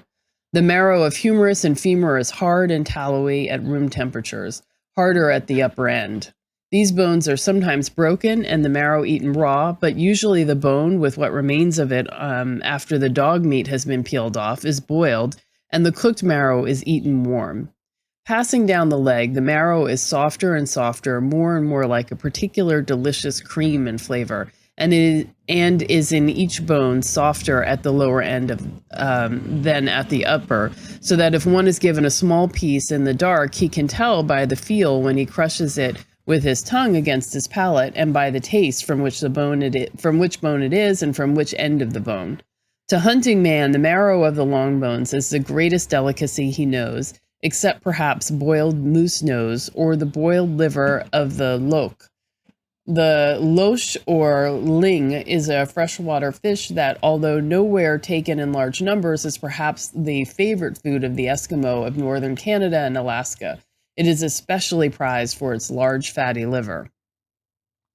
Nose and liver are improved by cooking, in his opinion, but to him the cooking of marrows, other than those of humerus and femur, is a spoiling of good food, or rather the turning of a great delicacy into a mere ordinary food. To the hunter, all caribou fats, except the marrows of the long bone, are better cooked than raw. The ratings, in descending order, are the fat from behind the eye, the kidney fat, the fat on the brisket near the bone, the fat of the ribs, and other parts where it is mixed with the lean. Last comes the back fat, which is a separate layer that begins to appear when the animal already has fat in its marrow and gets thicker as the fatness cycle advances. The Eskimos, like the Homeric Greeks, prefer the flesh of older animals to that of calves, yearlings, and 2-year-olds. In the chapter, Living on the Fat of the Land, Homer is quoted to the effect that the Greeks preferred the meat of bulls 5 years old. It is approximately so with these northern forest Indians with whom I have hunted, and probably with all the caribou eaters. Caribou bulls probably seldom live more than 5 or 6 years, for the older the beast, the slower it runs, and the wolves catch up with the slowest when they pursue a band. In the Natural History, appendix to my life with the Eskimo, Dr. R.M. Anderson, who was a naturalist and second in command of our 1908 to 1912 expedition, says, the largest slab of back fat which I have seen taken from a caribou on the Arctic coast was from a bull killed near Langton Bay early in September, the fat weighing 39 pounds. A large bull killed by Mr. Stefansson on Dease River in October had back fat 72 millimeters in thickness, 2 7/8 inches. Comparing the thickness of this with the Langdon Bay specimen, the back fat of the dense river bull must have weighed at least 50 pounds. The thicker the back fat of a caribou is, the richer it is in proportion, the amount of connective tissue remaining the same, and the additional weight consisting of an interstitial fat. The slab of back fat is thickest a little in front of the roots of the tail and goes down about halfway to the hock joint, thinning rapidly. Forward, it extends well out along the neck, thinning gradually from the hips forward. On the side, it goes down a third of the way over the ribs. When a caribou is killed, the back fat is peeled off and laid on the grass or snow to harden. As Dr. Anderson says, it may run to 50 pounds on a bull that dresses 250 to 300 pounds. The slab is thinner the younger the animal, and for the same age is thinner with females than males. The fat cycle with caribou differs in timing with age and sex. The bulls are leanest in November, begin picking up flesh before Christmas, enough to make good eating of the marrow, and fatten steadily thereafter. For those who think cold weather has a bearing, I note that in the Arctic, January and February are usually the coldest months of the year, with March likely to be as cold as December. The mosquitoes, usually worst in June, evidently delay and lessen the fat accumulation, for there are some grassy northerly islands in the Canadian archipelago so small that they are swept through by sea breezes chilly enough to keep the mosquitoes down, and we found in these islands that the caribou fattened earlier in the season and grew fatter in proportion to size than in the mosquito-plagued larger islands or in the still worse infested mainland. Old bulls are fattest in early September, just before the rutting season. The cows are thinnest in May, when the old bulls have picked up a fifth or a sixth of the fat they were going to have. During the mosquito season, the cows begin to fatten so much more rapidly in the described islands where the flies are not bad, and are at their fattest in November at the end of the rutting season, when the old bulls have lost all their fat. Therefore, as bulls get fatter, the cows get thinner until they are thinnest just before or just after fawning. The fawns, born in May or early June, have a barely perceptible back fat in September, the males slightly more than the females. Yearling and 2-year-old bulls have a cycle like that of older bulls, except that they do not grow quite so fat, and there is a time lag, the younger bulls reaching a given stage somewhat later than the old. The fat of the blubber animals varies a little in quality by age and sex. With these, the fat of the younger is slightly preferred, which is not the case with the marrow-bearing animals, which differ also a little by age and sex, but in the reverse direction. The fat of the older being considered just a shade better. In eating seals, there may be a slight preference for the fat on the flipper, or rather the fat which there blends into a sort of gristle that is very agreeable when medium boiled. Seals do not have fatty marrow in their bones. Seal marrow, when raw, has a consistency and color of blood. When cooked, it resembles the white of hard-boiled egg, as does the marrow of an emaciated caribou. In fact, the blubber animals have fat in only one place, the layer that separates the skin from the red flesh underneath. There is no streak of the fat and no streak of the lean in their rib meat, nor indeed any fat anywhere mixed with the lean that is perceptible to eye or palate, nor do they have kidney or intestinal fat. Being entirely lean, the flesh of the seal is very dry as it is eaten, and this fact explains a difference in Eskimo food habits. With caribou, they usually eat each piece of meat as is. With seal, they like to dip each piece of lean into oil before placing it in the mouth. The groups that depend on the blubber animals are the most fortunate in the hunting way of life, for they never suffer from fat hunger. The trouble is worse so far as North America is concerned among those forest Indians who depend at times on rabbits, the leanest animal in the north, and who develop the extreme fat hunger known as rabbit starvation. Rabbit eaters, if they have no fat from any other source, beaver, moose, fish, will develop diarrhea in about a week with headache, lassitude, a vague discomfort. If they are eating enough rabbits, the people eat till their stomachs are distended, but no matter how much they eat, they feel unsatisfied. Some think a man will die sooner as he eats continually of fat-free meat than if he eats nothing. But this is a belief on which sufficient evidence for a decision has not been gathered in the North. Deaths from rabbit starvation or from the eating of other skinny meat are rare, for everyone understands the principle, and any possible preventative tips are naturally taken. It is practically impossible for a hunter of seals and whales to run short of fat. Like all meat eaters, the sealers use about 6 pounds of lean for each pound of fat. When both are available, therefore, in calories, the meat eater gets about 80% of his energy from fat, the remainder from lean. Now, the makeup of seal is such that if one secures enough of them to supply the needed lean meat, He thereby secured at least 3 times the amount of fat needed for food, and the same ratio of fat to lean applies in the feeding of dogs. This means that when the Eskimo has used for family and dog team what they require, he has plenty left over to burn in his lamps for light, for cooking, and for the heating of the house. If caribou hunters could kill in August and September all the animals they need, and if they could preserve this meat to last them through the year, they would have enough fat to eat with their lean, but even then not enough left over for fuel. In practice, most caribou hunters burn something else than fat, but they use a little tallow for lighting their houses in winter. In summer, they have the midnight sun for light, and before and after that, the bright nights. But with the greatest economy of lighting, they do not have enough fat to go with their lean, since they are seldom able to kill enough bulls and fat cows in autumn to last more than half or 2/3 of the winter. For this reason, most caribou Eskimos go to the seacoast each year to hunt the blubber animals, or else they purchase bags of blubber from the coast dwellers. These bags are made by casing a seal, and each will contain from 150 to 250 pounds of seal, walrus, or whale blubber. So much for preferences in fat and the need for fat. I return to preferences in cuts of caribou lean meat, stipulating that there is considerable dependence on the varying amounts of fat mixed in with the lean. About halfway in quality are shoulder blades and neck, in which both dogs and family are interested. Often there is a compromise. The outside meat is peeled off these pieces for the dogs, and the inside meat is boiled on the bone for the family. Usually the humans get the best of it. The Eskimo, where I have known him, is very considerate of his dogs, but even more so of his family. In any case, he makes between them the difference that he does not give the dogs more than he thinks good for them, but countenances and is even pleased with gorging by members of the family and by visitors.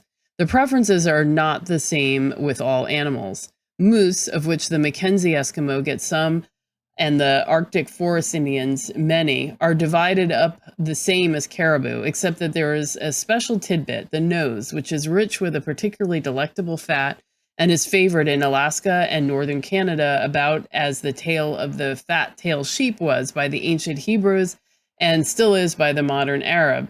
Eskimos do not rate the head of the mountain sheep quite as high as that of the moose or caribou. Apart from this, the order of preference is the same as with caribou, except that sheep livers are more favored than those of caribou. This is no doubt because sheep have a gallbladder that can be removed. In the family to which the caribou belongs, there is no gallbladder, and the gall is distributed throughout the liver, giving it a particular bitterish taste. In the case of sea mammals, the order is very different. With the polar bear, the kidneys are preferred, and the paws if there is enough fuel to cook them, for they take a lot of boiling. Ribs usually come next, but there is no such strong feeling as with caribou that one part is better than the other. The head is seldom eaten by the family. The tongue is eaten, but not as a tidbit. The brain is liked, as with all animals. Polar bear liver is never eaten by the Eskimo, for they believe it to be poisonous. Trying out a dozen livers to test the belief, we found that about 1 in 5 or 6 makes the eater ill. The symptoms are anything from a mild to an excruciating headache, in the latter case with vomiting. It is believed that dogs which have been severely quote-unquote poisoned lose their hair. There appears to be no record that either a man or a dog ever died from eating bear liver. The cause of the trouble with bear liver is unknown, but there have been many theories. One of these is that the symptoms are produced by an overdose of vitamins in which the livers are known to be rich. There is in them, no doubt, as in other vitamin-bearing livers, a great variation in amounts contained, which has been offered as an explanation of why one may eat half a dozen livers with complete satisfaction and become violently ill on the 7th. There would be a greater danger if a second liver were eaten immediately after the first, the danger of vitamin overdosage. The liver of caribou and moose is eaten by the family occasionally, that of mountain sheep frequently, and that of the seal nearly always, for it is the favored part. The flipper is like 2, and the leg above the flipper 4 and aft. Apart from this, there seem to be no strong preferences, and that is probably also true for the walrus, but I have never lived where they were hunted. Walrus are found only where the ice is in motion all winter and where it keeps breaking into small floes, for unlike the seal, they are unable to gnaw for themselves breathing holes through solid ice. Therefore, they are in the North American Arctic found only in the west around Alaska and in the east around the more easternly Canadian islands, Hudson Bay, Labrador, and Greenland. In the whales, from the huge bowhead that may be 75 feet long to the beluga or white whale that is no bigger than a walrus, the liking is strong for only one part, the skin. It is so removed from the beast that half an inch of blubber still clings to the inside of the hide. This is the renowned maktak, which has been a favorite with many whites who, unlike me, have not taken to other delicacies of the Eskimos. In Charlie Brower's famous station at Barrow, a few miles from the northernmost tip of Alaska, which has been visited by every traveler in that region since he first went there in 1884, the hospitality has always been famous. A special part of it is that the guest is served a spiced pickle, which he likely will say is about the best he ever tasted. Maktak, done up by a secret recipe brought there or devised by Brower's colleague Fred Hobson. The Mackenzie people did not get many birds and seemed to have no marked preference as to parts. In fish, they considered the head best and the tail next best. In some fishes, they were especially fond of the liver. Fish heads and fish livers were always eaten boiled, which was indeed the usual form of cooking. But the tastes described seem to apply only when one is living mainly or wholly on meat. If, like most people in our cities and even on the farms, a man eats just a little meat along with a lot of other things, then even if he is eaten by the taste of hunting man for a continuous decade, as I once did, he will likely come back again in city or on farm to the preferences of his former years, before he became a hunter. At any rate, that is the way it has been with me, though I do think wistfully of the delights of northern meals and do have still a doubtless greater inclination towards boiled meat than I would have had otherwise. But I want my meat boiled northern style, which I learned was also the style of heavily meat-eating Plains Indians. I want it boiled so that the outside of each meat is cooked, but the inside is pink. It is hard for me to see how anybody can like boiled meat to pieces, our fashion, and I am not surprised to notice that few do. Among the Eskimos with whom I lived, perhaps 80% of the animal food was eaten fresh. There were several kinds of preservation. One of these, freezing, was available only in winter. It kept the food fresh, as the other methods did not. Quick freezing keeps a fish fresh, irrespective of whether it is cleaned or not. Small birds freeze so fast in cold weather that they do not taste appreciably strong, even with entrails, and there are no big birds that can be killed in cold weather unless a rare owl or raven. Seals, too, freeze quickly enough to retain freshness of taste. Caribou must have the entrails removed immediately, no matter how cold the weather, and will then freeze fresh even though the skin remains on. Unskinned grizzly bears taint considerably even with the entrails removed, and polar bears may taint slightly. Musk oxen taint seriously unless the hide is removed as well as the entrails. All of this, of course, depends on the rapidity of freezing and varies with the temperature and with the insulating qualities of the coats of different animals. By reason of these cause and precautions, surely less than 5% of the winter-killed food of the pre-white Eskimo became tainted. Summer foods were quite another thing. In many districts, fish were caught throughout the summer in larger quantities than could be consumed. There were two methods of preservation. I saw a typical instance of one method during my first year in the North. Fish ranging from 1 to 3 or 4 pounds in weight were caught in great numbers. They were immediately slit and the entrails removed, and were then piled in long windrows back from the sea beach and covered with piles of driftwood for protection from dogs and wolves. If there had been June fishing at this place, the fish would have been nearly liquid by fall. Late July catches grew so rotten that a fish might fall to pieces if you tried to handle it. The August catch was pretty high, but toward the end of September, there was so much frost at night and so little thaw during the day that putrefaction ceased. Decayed fish were not eaten during the warm weather. They were not considered good until frozen. As soon as the freeze-up came, they began to be used as delicacies, sometimes as whole meals. The only way of serving decayed fish was to allow them to thaw in the house until they were soft as hard ice cream. Then they were eaten somewhat as a child would consume an ice cream cone. The taste is similar to that of our strong cheeses. The attitude of the Mackenzie Eskimos towards decayed fish was about that of our fashionable diners toward camembert or limburger. When fish are caught rapidly, there is nothing to do but pile them in the windrows. But if the catch is slower, the few not eaten are likely to be split and hung up to dry. Commonly, the backbone is removed and used for dog feed, either then or later. Indeed, fish bones, no matter what the condition of the fish or the method of eating, are mainly dog feed. The mentioned second Eskimo way of preserving fish is wind drying. This is seldom carried to such an extent that the flesh become as hard as in Scandinavian practice. Usually, an Eskimo dried fish is about as soft as our salted cod. When they get to that hardness, they are taken down, piled, and covered from rain by water-shedding skins. In some districts, a good deal of sand gets into the fish that is being dried, and the teeth of those who eat it are worn down much more rapidly than in other communities. But it seems that no matter how great the wearing of teeth by sand and food, dentin is replaced so rapidly on a carnivorous diet that the teeth never get worn down quite to a pulp, and no alveolar abscesses are produced. When caribou or other animals are killed in summer, there are again two methods of preservation. Sometimes the meat, after cooling, is placed in pits below the perpetual frost line and covered with grass, loose earth, or sod. Under such conditions, there will be a very slow decay. Meat buried in August, chilled through a month or so, and then frozen in September or October will be only slightly tainted, not nearly so much as properly hung English venison. Caribou meat, which cannot be eaten at once, is somewhat more likely than fish to be wind-dried. The process is the same. The flesh is sliced, hung up, and taken down when the outside has formed a dry skin, with the inside still soft. This partial drying completely prevents the development of the taste or odor of decay.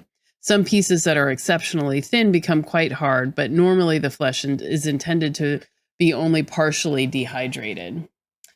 End note. Thus, the Eskimo did not produce true jerky, since only occasionally pieces were hard enough to be made into pounded meat, which was therefore unknown to the Eskimo except as produced by the neighboring forest Indians.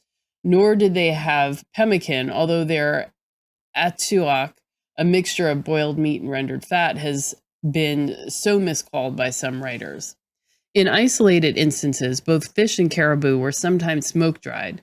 Eskimo smoking was never systemic, as with some Indians. It might be, for instance, that if 10 caribou were killed, the meat of 9 would be hung in the open and that of the 10th would be hung within the tent. But this happens only when the people lived in teepee-shaped camps, and there were few of these. The meat of bears and other large animals might be preserved in either of the two ways described for caribou, although drying would be less probable. Some Eskimo communities where eggs were plentiful never used them at all. For example, the Mackenzie district, where geese nest in thousands. End note.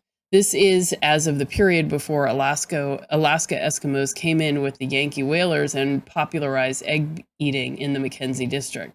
The first of these whalers wintered at Herschel Island in 1889. In 1906, my first time in the Arctic, few, if any, of the local people were fond of eggs, but it was common knowledge that Alaska Eskimos and white men liked them.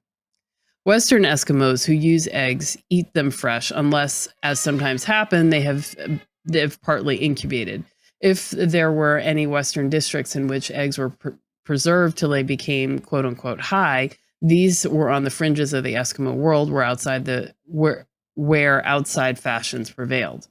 The eating of eggs in all states is common in Greenland and elsewhere in the East. If we compare the whole diet of a strictly carnivorous group of Eskimo with the carnivorous portion of our diet, they would be found to eat, on average, a high percentage of raw or rare meat than we do.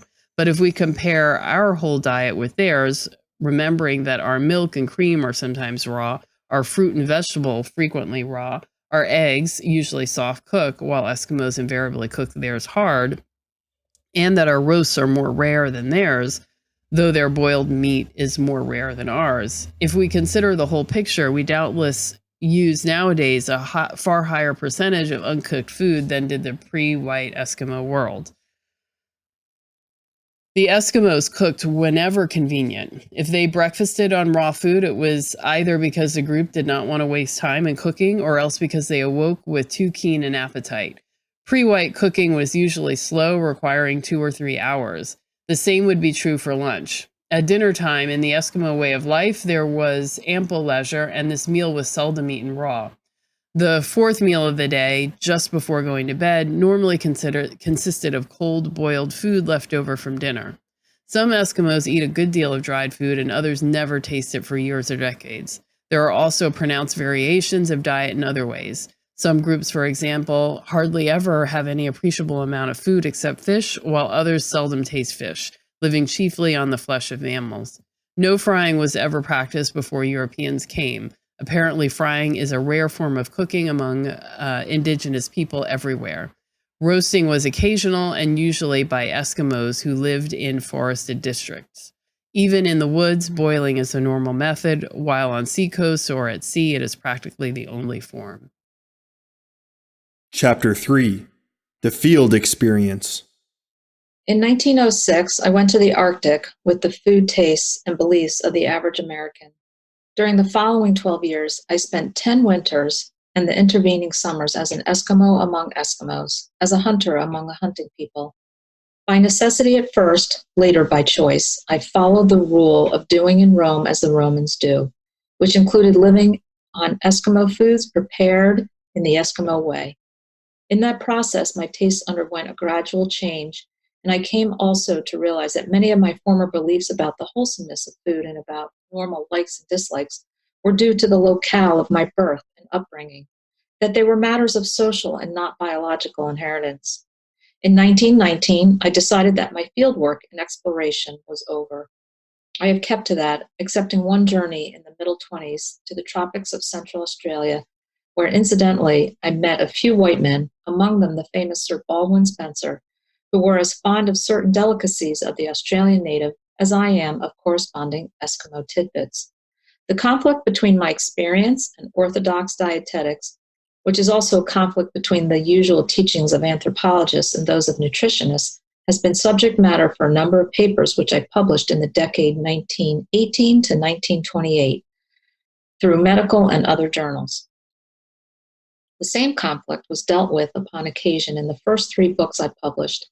As a result, year by year, an increasing number of physicians, dietitians, and physiologists became interested, leading finally to the Bellevue hospital studies that are described hereafter. At the start of the Bellevue tests in 1928, the following were among the common dietetic beliefs. To be healthy, one needed a varied diet composed of elements from both animal and vegetable sources. One tired of and eventually felt a revulsion against things which he had to eat frequently. This latter belief was supported by stories of persons who, through force of circumstances, had been compelled, for instance, to eat during 2 weeks nothing but sardines and crackers, and who, according to the stories, had sworn that so long as they lived, they never would touch sardines again.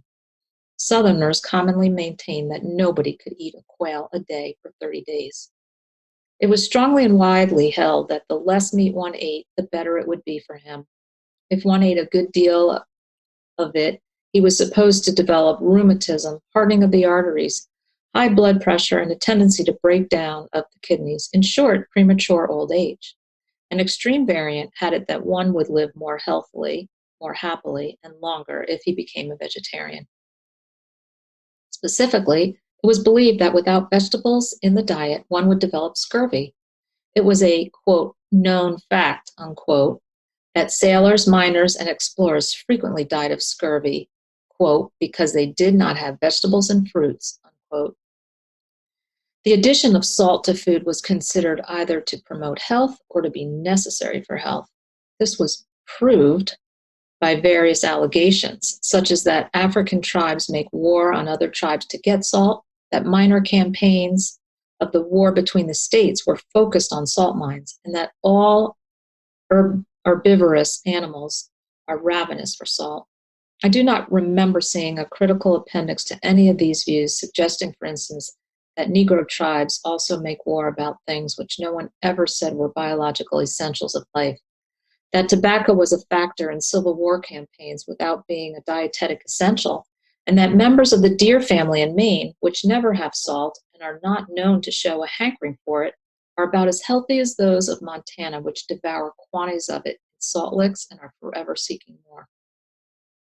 A belief I found crucial in my Arctic work, making the difference between success and failure, life and death, was the view that men cannot live on meat alone.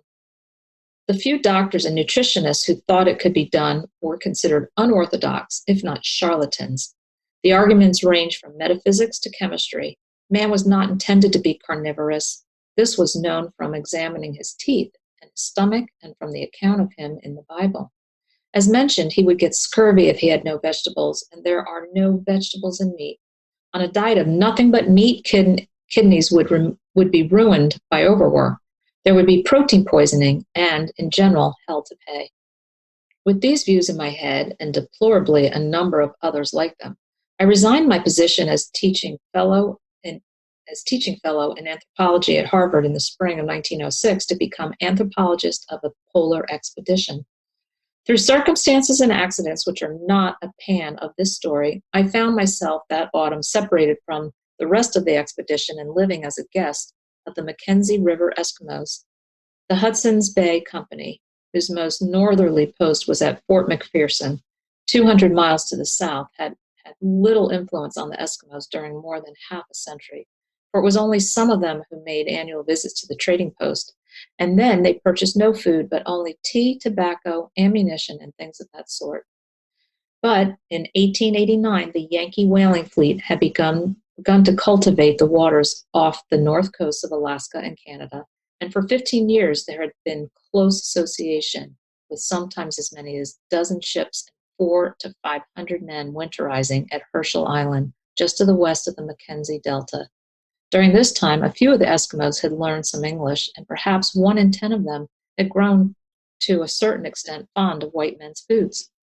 Now the whaling fleet was gone because the bottom had dropped out of the whalebone market, and the district faced an all-time winter of living on fish and water. The game, which might have supplemented the fish some years earlier, had been exterminated or driven away by the intensive hunting that had supplied meat to the ships. There was a little tea, the only element of the white man's dietary of which the Eskimos were really fond, but not nearly enough to see them through the winter. The lack of it would worry them, so I was facing a winter of fish without tea, for the least I, an uninvited guest, could do was to pretend a dislike for this delicacy.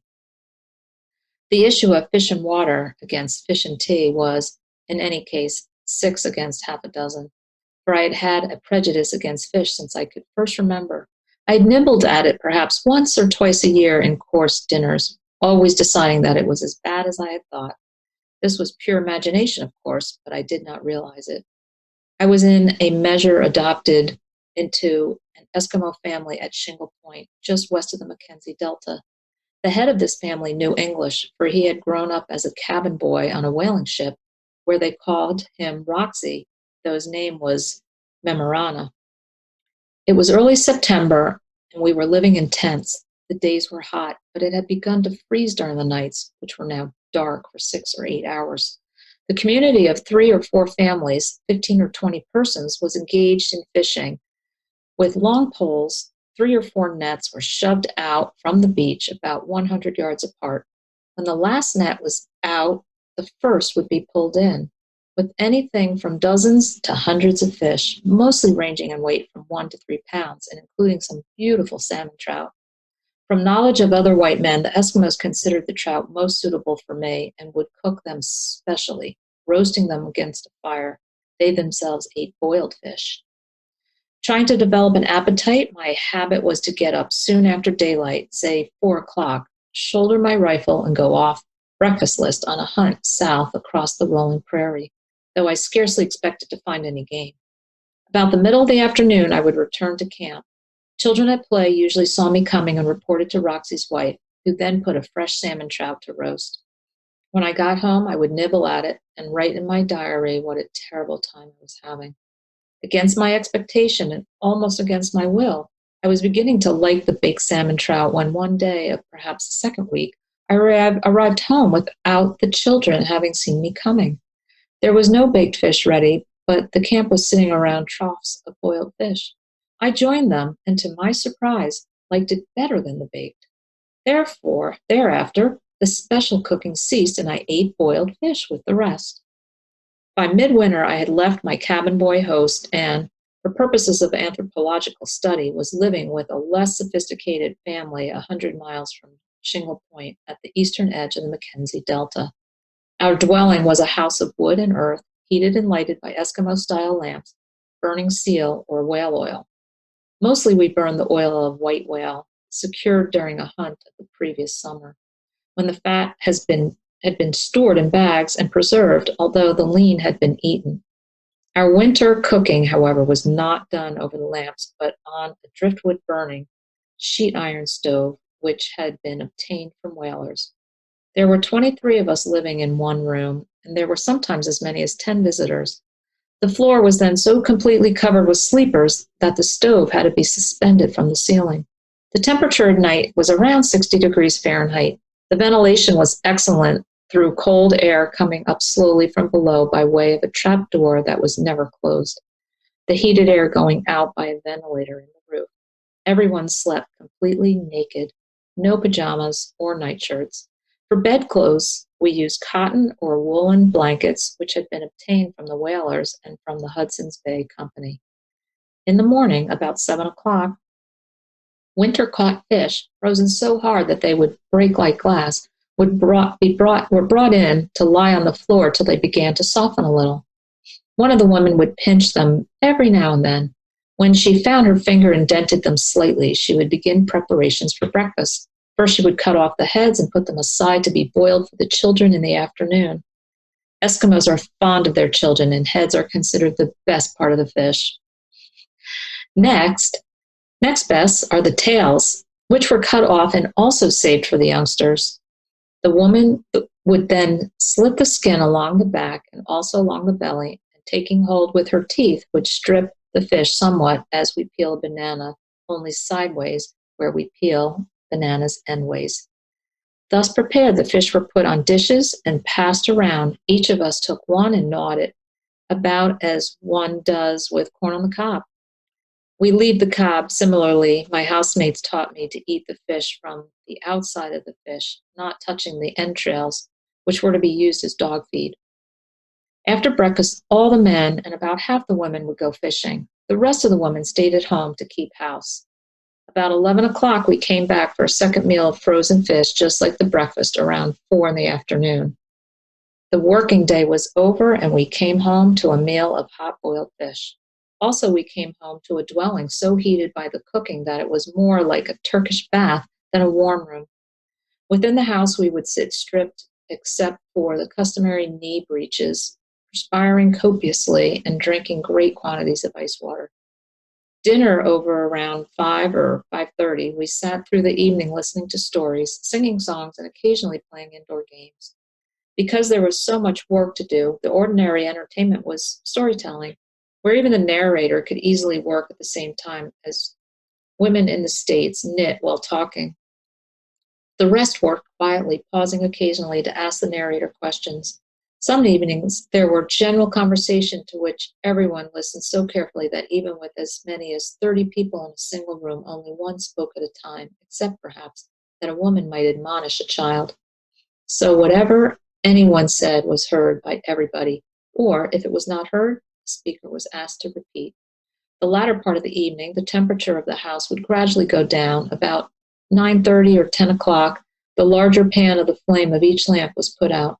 A lamp that had been burning with, say, a 12 or 15 lamp that had a 12 or 15-inch flame had the wick shoved into the oil and doused so that only 2 or 3 inches were left burning.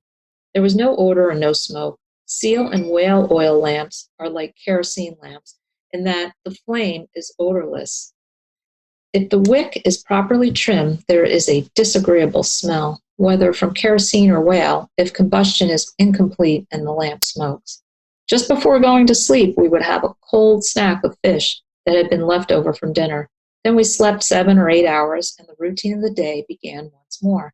After some 3 months as a guest of the Eskimos, I had acquired most of their food tastes. I had come to agree that fish is better boiled than cooked any other way, and that the heads, which we occasionally shared with the children, were the best part of the fish.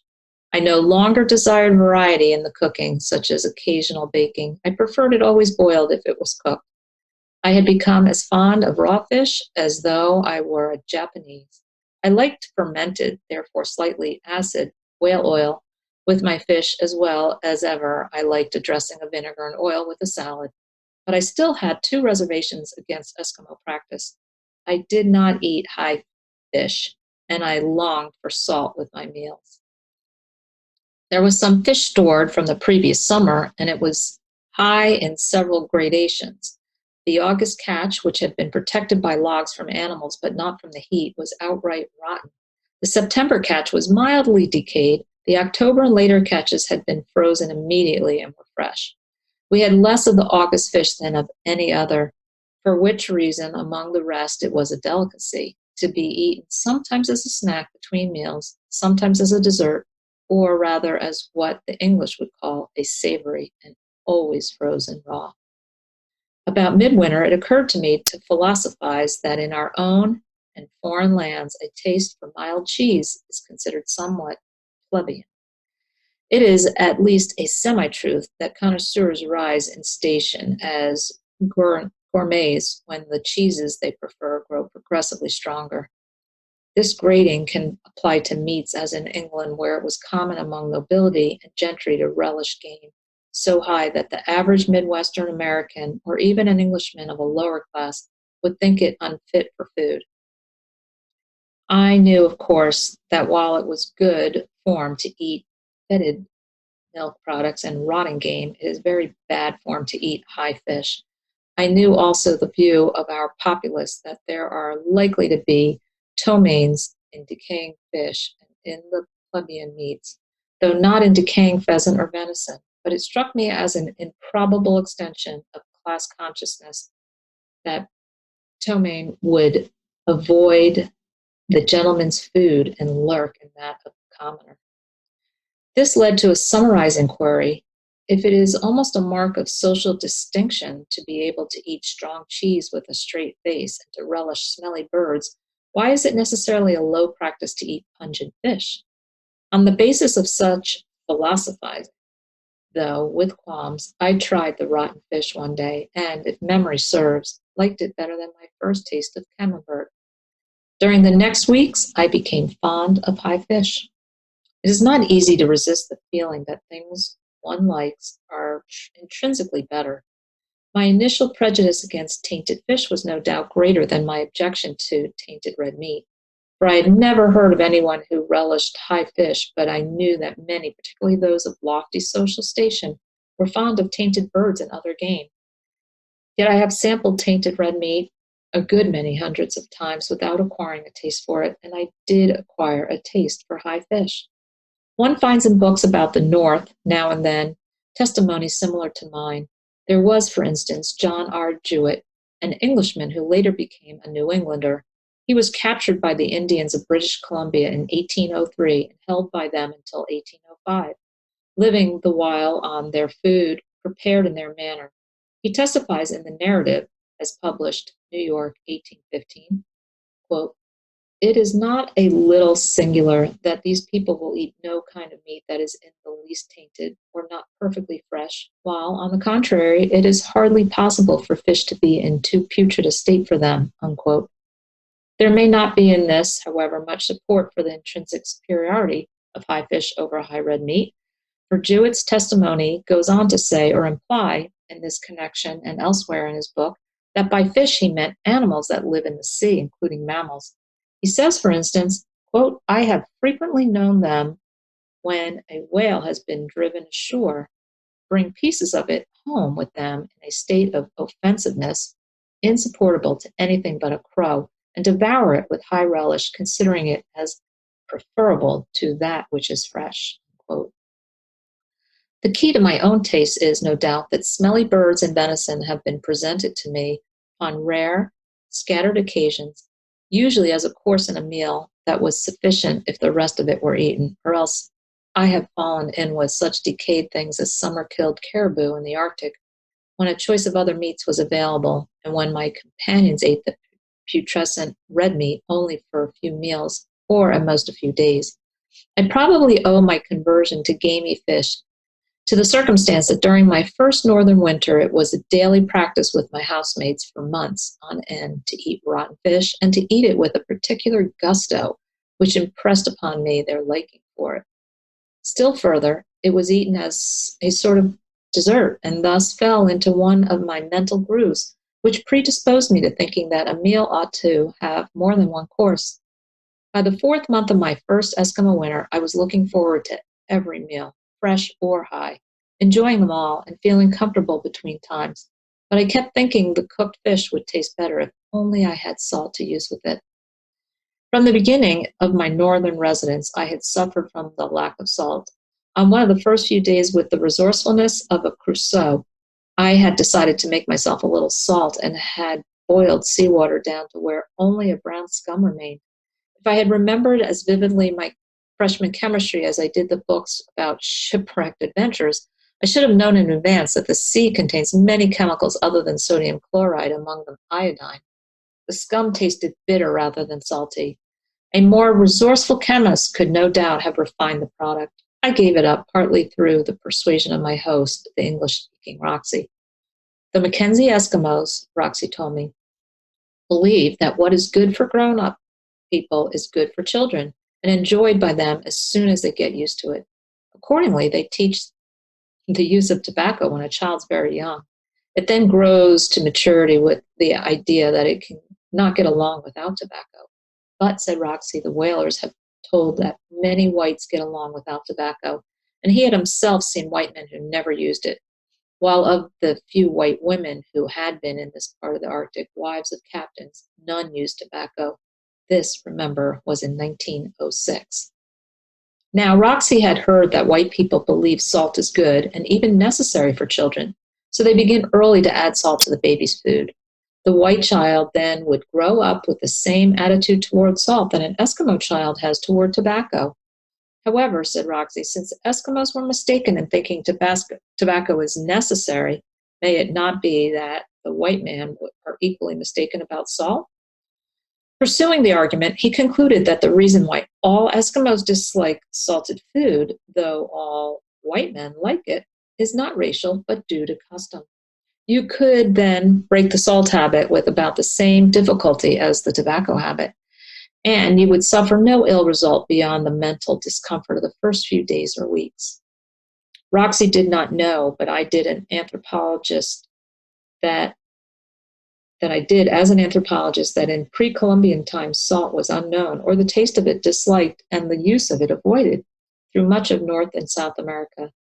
It may possibly be true that the carnivorous Eskimos, in whose language the word mamitak, meaning salty, is synonymous with evil tasting, disliked salt more intensely than those Indians who were partly herbivorous. Nevertheless, it is clear that the salt habit spread more slowly through the New World from the Europeans than the tobacco habit through Europe from the Americans. Even today, there are considerable areas, for instance, in the Amazon basin, where the natives still abhor salt. Not believing that the races differ in their basic nature, I felt inclined to agree with Roxy that the practice of salting food is with us a social inheritance, and the belief in its merits, at least to some extent, a mere part of our folklore. Through this philosophizing, I was somewhat reconciled to going without salt, but I was nevertheless overjoyed when one day Oveyuk, my new host in the Eastern Delta, came indoors to say that a dog team was approaching, which he believed to be that of Ilavernick, a man who had worked with whalers and who possessed a can of salt. We went out to receive the visitor, and sure enough, it was Ilavernick. He was delighted to give me the salt, a half-pound baking powder can about half full, which he said he had been carrying around for 2 or 3 years, hoping sometime to meet someone who would like it for a present. He seemed almost as pleased to find that I wanted the salt as I was to get it. I sprinkled some on my boiled fish, enjoyed it tremendously, and wrote in my diary that it was the best meal I had had all winter. Then I put the can under my pillow, in the Eskimo way of keeping small and treasured things. But at the next meal, I had almost finished eating before I remembered the salt. Apparently, then, my longing for it had been what might be called imaginary. I finished that meal without salt, tried it once or twice during the next few days, and thereafter left it untouched. When we moved camp, the salt remained behind. After the return of the sun, I made a journey of several hundred miles to the whaling ship Narwhal, which was wintering in Herschel Island. The captain was George Levitt of Portland, Maine. For the few days of my visit, I enjoyed his steward's good New England cooking. But when I left Herschel, I returned without reluctance to the Eskimo meals of fish to eat and warm fish broth or cold water to drink. It seemed to me that mentally and physically I had never been in better form in my life. So during the first few months of my first year in the Arctic, I acquired, though I did not at the time fully realize it, the munitions of fact and experience that have within my own mind defeated those theories of dietetics which were reviewed at the beginning of this chapter. I could be healthy on a diet of fish and water. The longer I followed it, the better I liked it, which established in my mind one of the first principles of dietetics. You never become tired of your food if you have only one thing to eat. I did not get scurvy on the fish diet, nor did I learn that any of my fish-eating friends ever had it. Nor was the freedom from scurvy due to the fish being eaten raw. We proved that later. There were certainly no immediate signs of hardening of the arteries and high blood pressure, breakdown of the kidneys, or of rheumatism. These months on fish were the beginning of several years during which I lived on an exclusive meat diet. For I include fish when I speak of living on meat, using meat and meat diet as if I were a teacher of anthropology rather than as the editor of a housekeeping magazine. The term in this book, and in like scientific discussions based on my work, refers to a diet from which all things of the vegetable kingdom are absent.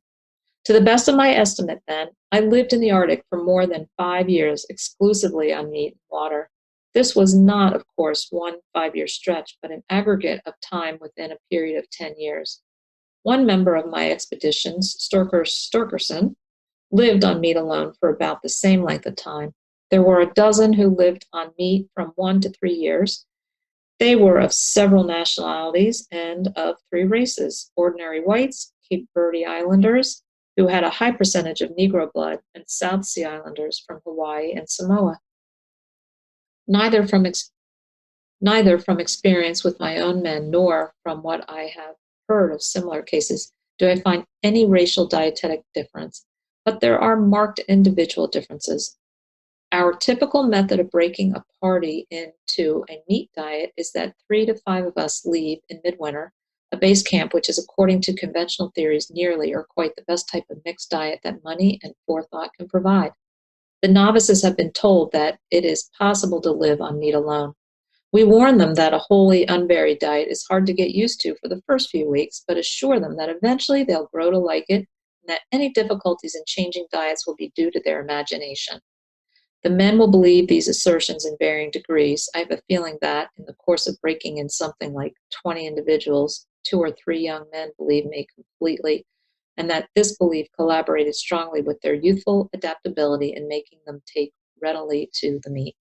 Usually I think the men feel that what I tell of myself is no doubt true for me personally, but that I am peculiar, a freak, that a normal person will not react similarly, and that they are going to be normal and have an awful time. Their past experience seems to tell them that if a person eats one thing every day, he is bound to tire of it. In the back of their minds, there is also what they have read and heard about the necessity for a varied diet. They have specific fears of developing the ailments, which they have heard of as being caused by meat or prevented by vegetables. In the Arctic, we secure our food by hunting, and in midwinter, at which time most of our long journeys begin, there is not enough good hunting light. Accordingly, we carry with us on our dog sleds from the base camp provisions for several weeks, enough to take us into the long days. During this time, as we travel away from shore over the moving pack ice, we occasionally kill a seal or a polar bear and eat them along with our groceries. Our men like these meats as an element of a mixed diet, as well as people in the States like beef or mutton. We are not on rations. We eat all we want, and we feed the dogs what we think is good for them. When the traveling conditions are right, we usually have 2 big meals a day, morning and evening. If we are stormbound or delayed by open water, we eat every few hours to help pass the time away. At the end of 4, 6, or 8 weeks at sea, we have used up all our food. We do not try to save a few delicacies to eat later with the seal and bear, for experience has proved that such things are only tantalizing.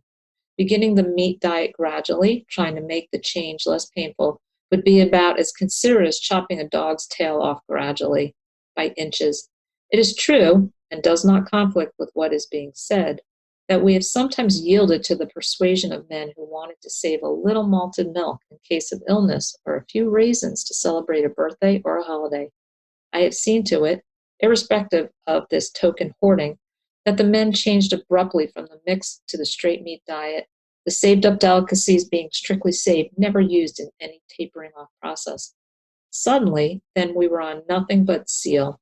For while our food at sea does average 10% polar bear, there may be months in which we do not see a bear. The men go at the seal loyally. They are volunteers, and whatever the suffering, they have bargained for it and intend to grin and bear it.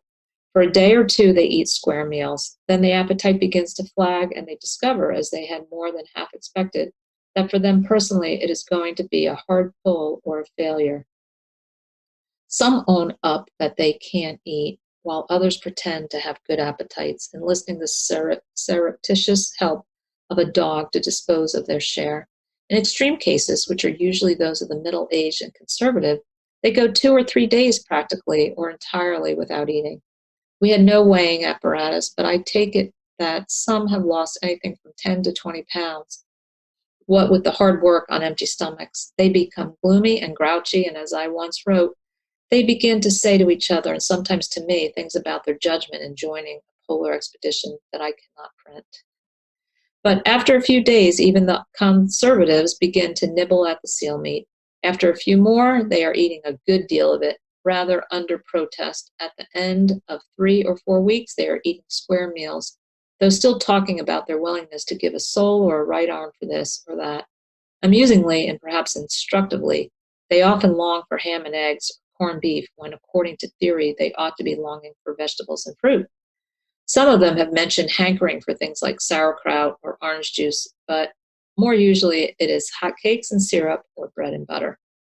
In the years of our long sledge journeys, when we used to live for 6 months or more on meat, and when we customarily broke in a new man or two at the beginning of each journey, I felt certain that in changing from a varied to an unvaried diet, groceries and meat to meat alone, the difficulty was wholly psychological, thus depending on the conservatism of the individual, the strength of his prejudices.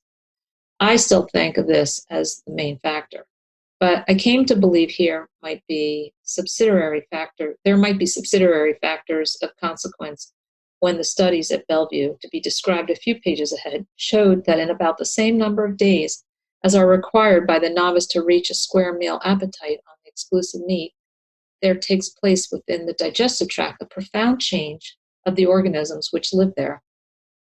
It is a common belief that the bulk of human feces depends mainly on the quantity of undigested material that is passed along through the intestine, the roughage. The fact seems to be that the larger part of the bulk is accounted for by the body's microorganisms that inhabit the digestive tract, bacteria, the so-called intestinal flora. On a mixed diet, these are very numerous and great quantities, and of them are carried along with the food in its passage.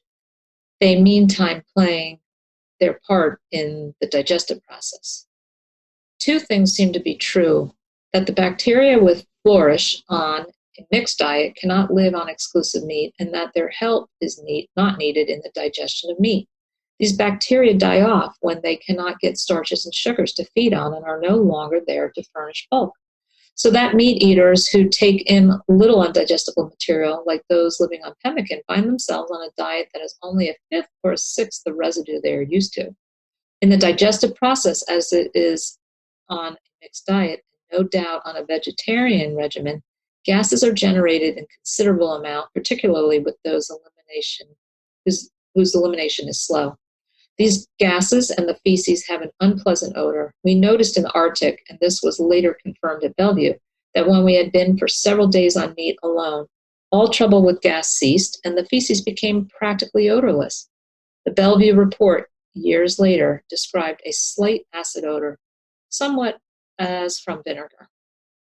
It is the Bellevue confirmation of the character of these changes and my having noticed in the North that they take place in about the length of time needed by the novice to attain full appetite, which makes me recede from the earlier view that the difficulty in shifting from a mixed to a meat diet, or the opposite shift in the case of a meat eater, is wholly psychological, one of conservatism. I now feel that a part of the trouble is connected in some way with the change in intestinal flora which follows a shift from a mixed diet to meat, or from a meat diet to mixed. And then there are the current views about enzyme adjustment. Two of the main questions about an abrupt change of diet are, how difficult is it to get used to what you must eat? How hard is it to be deprived of the things to which you are used and of which you are fond? From the second angle, I take it to be physiologically significant that we have found our people, when deprived, to hanker equally for unnecessary things which have been considered necessities of health, like salt, for things where a drug addiction is considered to be involved, like tobacco, and for items of staple food, like bread. In my early northern days, and indeed until toward the end of my field career, I kept thinking that salt might be one of the predisposing or activating causes of scurvy, and therefore did not carry it on long sledge journeys. During one of my earliest trips, I had a strike on my hands because some of the party, Eskimos, would not go without tobacco. So thenceforth, I steadfastly refused to take along men who were unwilling to leave their tobacco behind. It is not feasible to carry bread or other white men's foods, for we plan our journeys to be so long, and frequently do make them so long, that it is physically impossible to transport provisions of any kind and quantity that will not give out. Moreover, accidents may happen. To lengthen the most carefully planned itinerary, starvation is then upon the explorer unless he can discover and secure food locally. Therefore, as has been said, we depended on game and usually did not try to carry salt, tobacco, or provisions for more than the first few weeks of a trip. As was implied a page or two back, it has happened on several trips, and with an aggregate of perhaps 20 men, that they have had to break at one time their salt, tobacco, and bread habits. I have frequently tried the experiment of asking a week or two later which they would prefer, salt for their meat, bread with it, or tobacco for an after-dinner smoke. In nearly every case, the men have stopped to consider, nor do I recall that they were ever unanimous. When we are returning to the ship from a sledge journey after several months on meat and water, I usually tell the members of the party that the steward will have orders to cook separately for each man all he wants of whatever he wants, especially during the last 2 or 3 days before reaching the ship. There is likely to be a great deal of talk among the novices about what they're going to ask for. One man wants a big dish of mashed potatoes and gravy, another a pot of coffee and bread and butter. A third perhaps wants a stack of hotcakes with syrup and butter. On one occasion, a sailor who had spent many years before the mast wanted corned beef, which he called salt horse, and an Eskimo brought up at Nome, Alaska, wanted canned sardines. On reaching the ship, each does get all he wants of what he wants. The food tastes good, although not quite so superlative as the men had imagined. They have said they were going to eat a lot, and they do. Then they get indigestion and headache, feel miserable, and within a week, in 9 cases out of 10 of those who have been on meat 6 months or more, they are willing to go back to meat again. If a man does not want to take part in a second sledge journey, it is usually for a reason other than dislike of exclusive meat. Still, as just implied, the verdict depends on how long one has been on the diet. If at the end of the first 5 or 10 days our men could have been miraculously rescued from an exclusive seal and brought back to their varied foods, most of them would have sworn forever after that they were about to die when rescued, and they would have vowed never to taste seal again. Vows which would have been easy to keep, for no doubt in such cases the thought of seal, even years later, would have been accompanied by a feeling of revulsion. If a man had been on meat exclusively for only 2 or 3 months, he may or may not be reluctant to go back to it again. But when the period has been 6 months or over, I remember no one was unwilling to go back to meat. Moreover, those who have done without vegetables for an aggregate of several years usually thereafter eat a larger percentage of meat than the average citizen. Chapter 4: The Laboratory Check. Now that the conclusion of the experiments in diet which Karsten Anderson and I undertook at Bellevue Hospital have been accepted by the medical world, it is difficult to realize that there could have been such a storm of excitement about the announcement of the plan, such a violent clash of opinion, such near unanimity in the prediction of dire results. The feeling that decisive control tests were needed began to spread after I told one of the scientific heads of the Food Administration in 1918 that I had lived for an aggregate of more than 5 years with enjoyment on just meat and water. A turning point came in 1930 when I had an hour for explaining a meat regimen to the physicians and staff of the Mayo Clinic.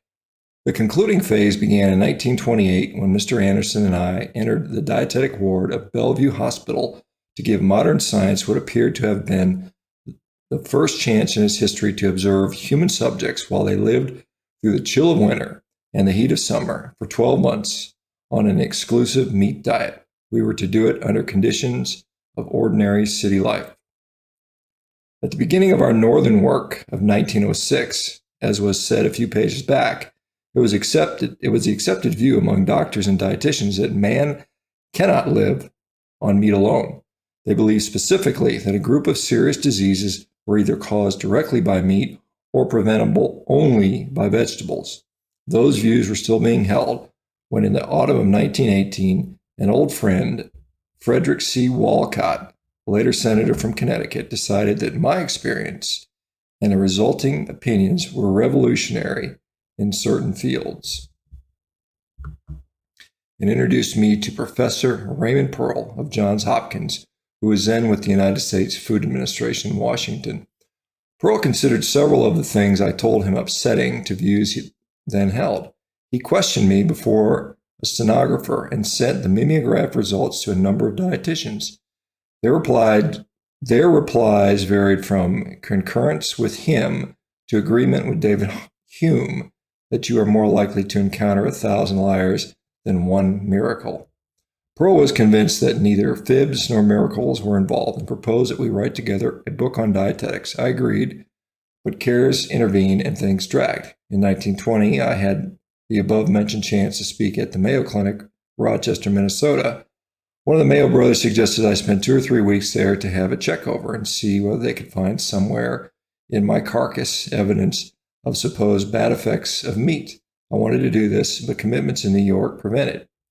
Then one day, in the hearing of the gastroenterologist Dr. Clarence W. Lieb, I got told of my regret that I had not been able to take advantage of the Mayo checkover.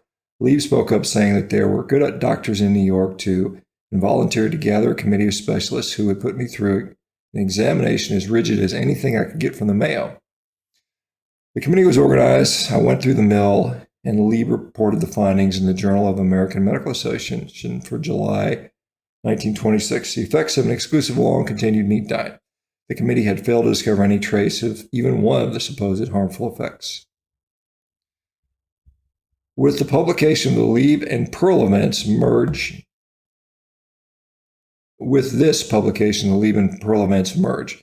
For when the American Meat Institute wrote asking permission to reprint a large number of copies for distribution to the medical professions and dietetics, Lieb, Pearl, and I went into a huddle. The result was a letter to the Institute saying that we refused permission to reprint, but suggesting that they might get something much better worth publishing, with rights to publish it if they placed an adequate fund at the disposal of the Research Institute for a series of experiments designed to check, under conditions of average city life, the problems which had arisen out of my experiences and views. For it was contended by many that an all-meat diet might work in a cold climate, though not in a warm, and under the strenuous conditions of the frontier, though not in common American sedentary business life. We gave warning that, if anything, the institution chosen would lean backward to make sure that nothing in the results could even be suspected of being influenced by the source of the money. After long negotiating, the Institute agreed to furnish the necessary funds. The research organization selected for conducting the tests were Russell Sage Institute of Pathology, which was housed at Bellevue Hospital, and was then as now affiliated with the Medical College of Cornell University.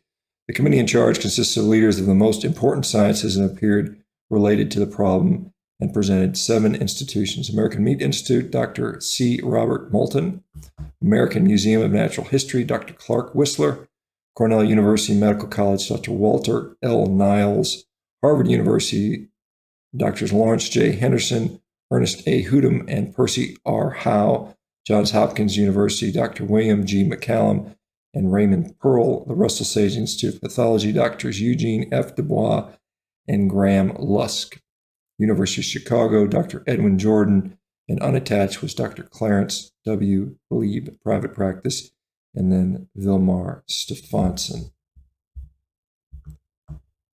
The chairman of the committee was Dr. Pearl. The main research work of the experiment was headed by Dr. Dubois, who was then medical director of the Russell Sage Institute, who has since been chief physician of New York Hospital, and who is now, as of 1945, professor of physiology in the Medical College of Cornell University. Among his collaborators were Dr. Walter S. McClellan, Dr. Henry B. Richardson, Mr. V.R. Rupp, Mr. G.F. Soderstrom, Dr. Henry J. Spencer, Dr. Edward Tolstoy, Dr. John C. Torrey, and Mr. Vincent Toscani. The clinical supervision was in charge of Dr. Lieb.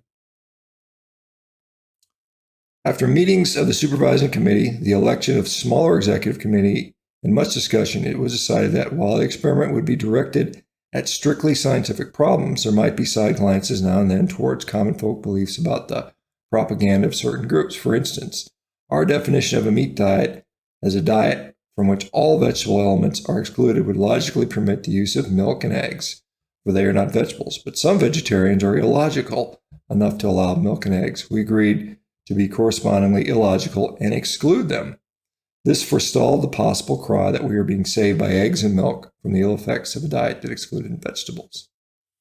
The aim of the project was not, as the press claimed at the time, to prove something or other. We were not trying to prove or disprove anything. We were merely wanted to get at the facts. Every aspect of the results would be studied, but special attention would be paid to certain common views, such as that scurvy will result from the absence of vegetables, elements, and other deficiency diseases may be produced, that the effect of the circulatory system and on the kidneys will be bad, and certain harmful microorganisms will flourish in the intestinal tract, and there will be insufficient minerals, in particular calcium. The broad question was, of course, the effect upon general health as judged by the observation of the supervising doctors and the testimony of the subjects himself.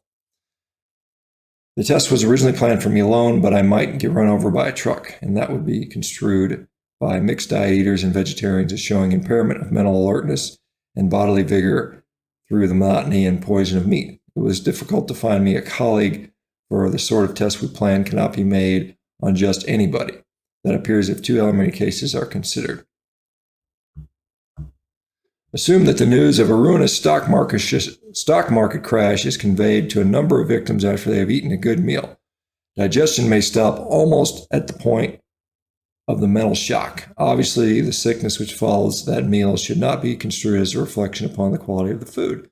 Or ask some impressionable friends to dine, serve them veal of good quality and well cooked. When dinner is over, you inquire about the veal. They'll answer with the usual compliments. Then you say that your case has been proved. Rover died, and they have eaten him.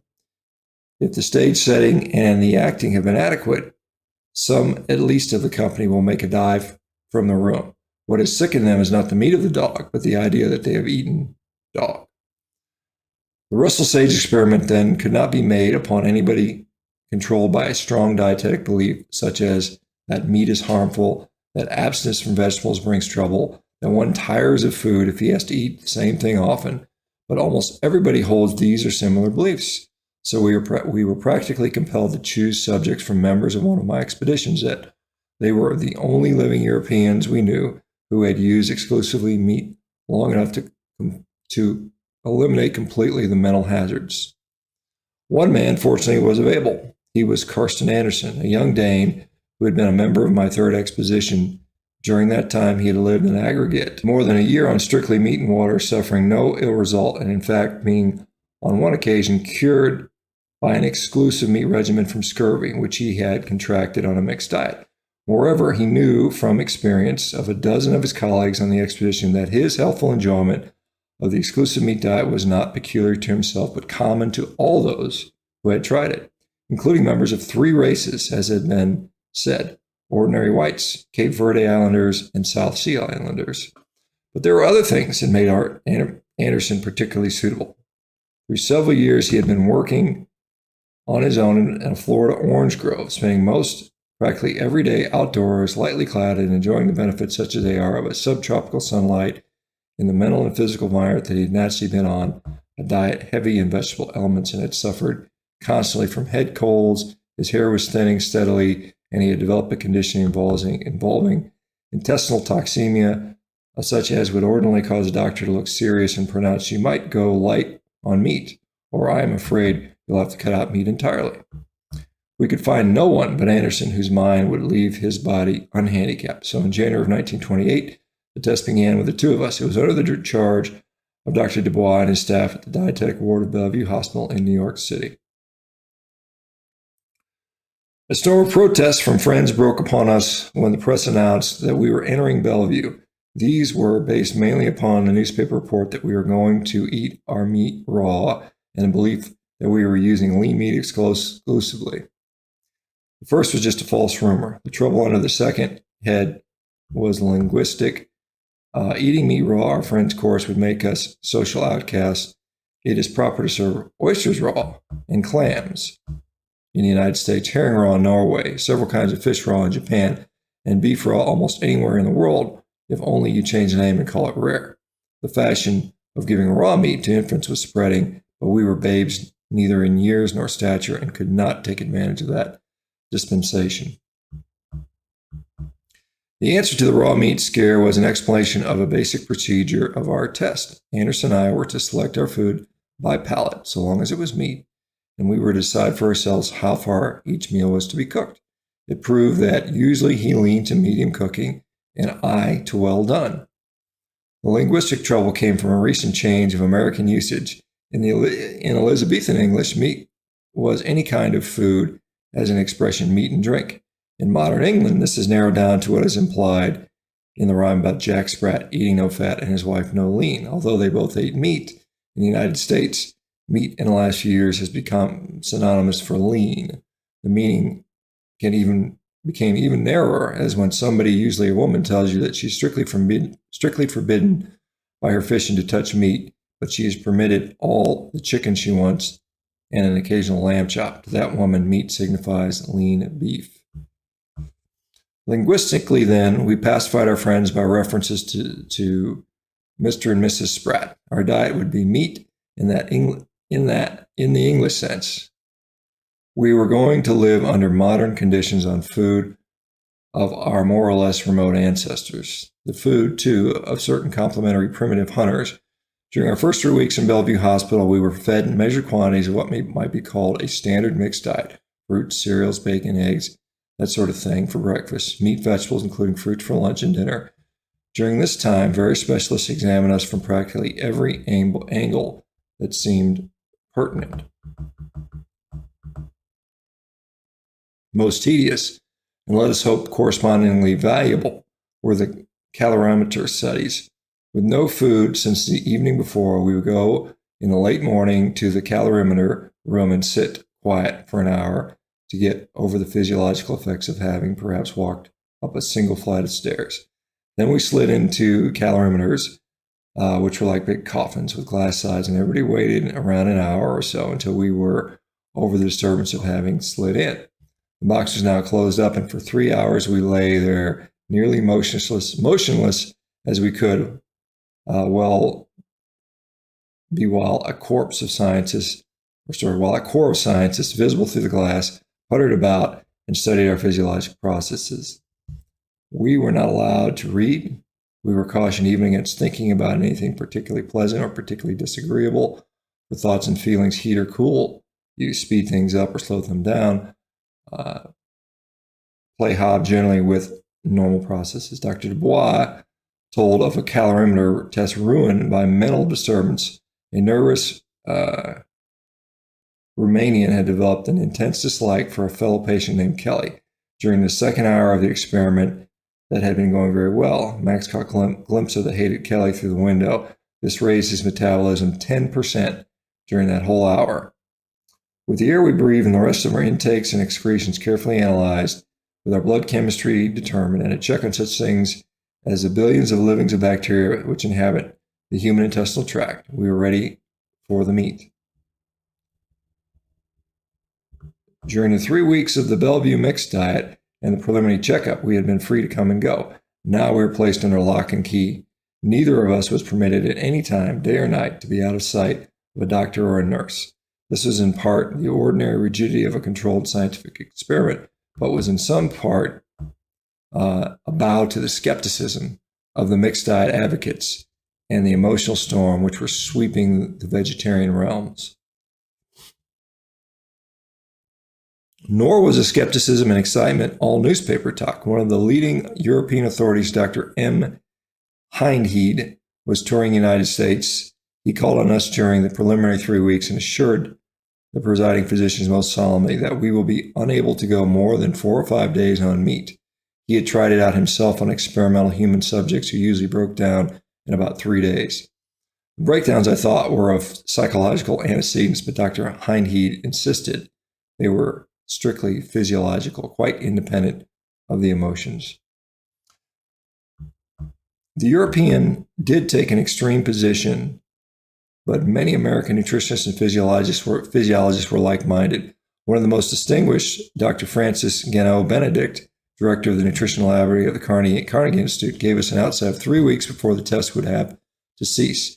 It was he, in fact, who had written Dr. Pearl. It was easier to believe that I and all the members of our expedition were lying than to concede that we remained in good health for several years on an exclusive meat regimen.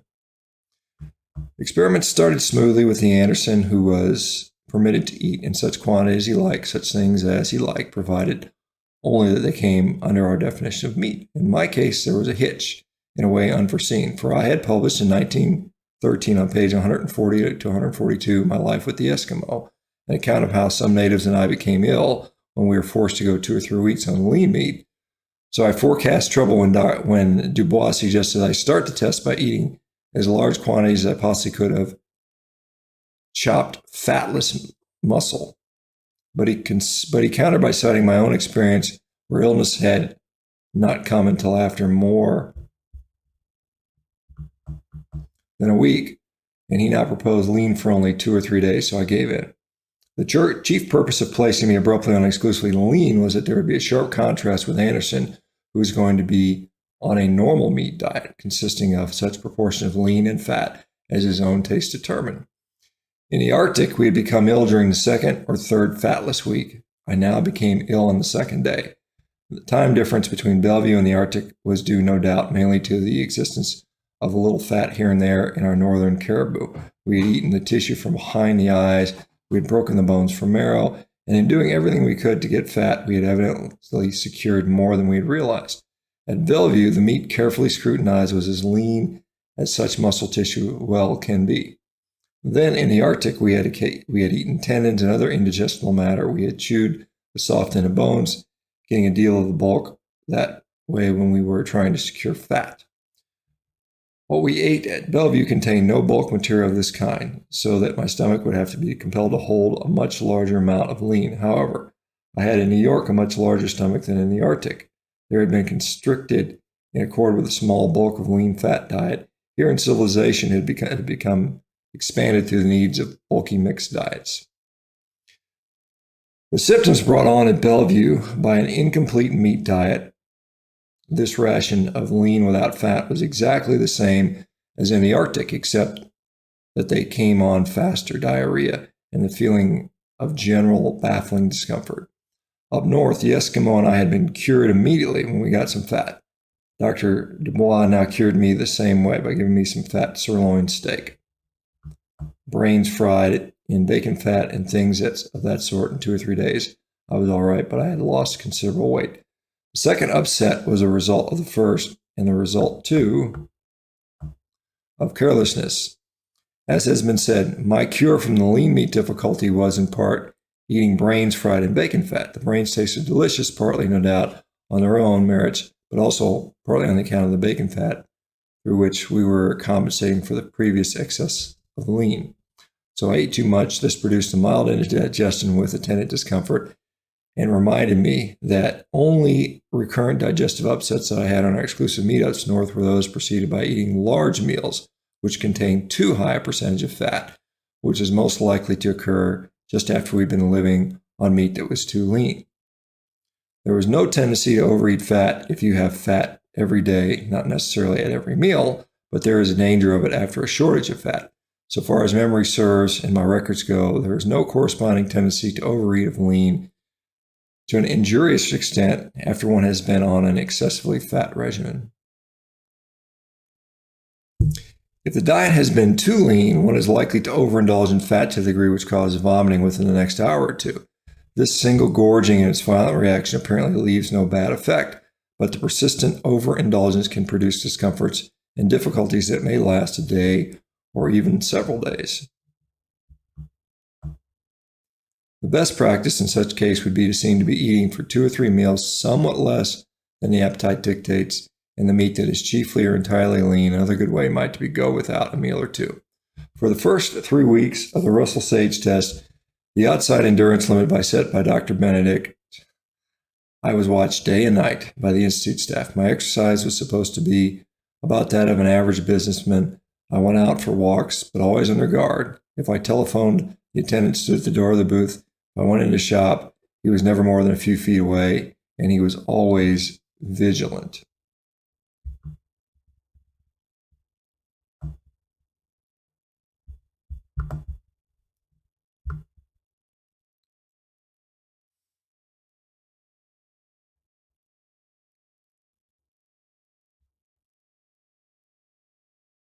As Dubois explained, and as I knew in advance, this was not because the staff were suspicious of me, but rather because they wanted to be able to say that they knew of their own knowledge my complete abstinence from all solids and liquids except those which I received in Bellevue, and which I ate and drank under the watch of all attendants.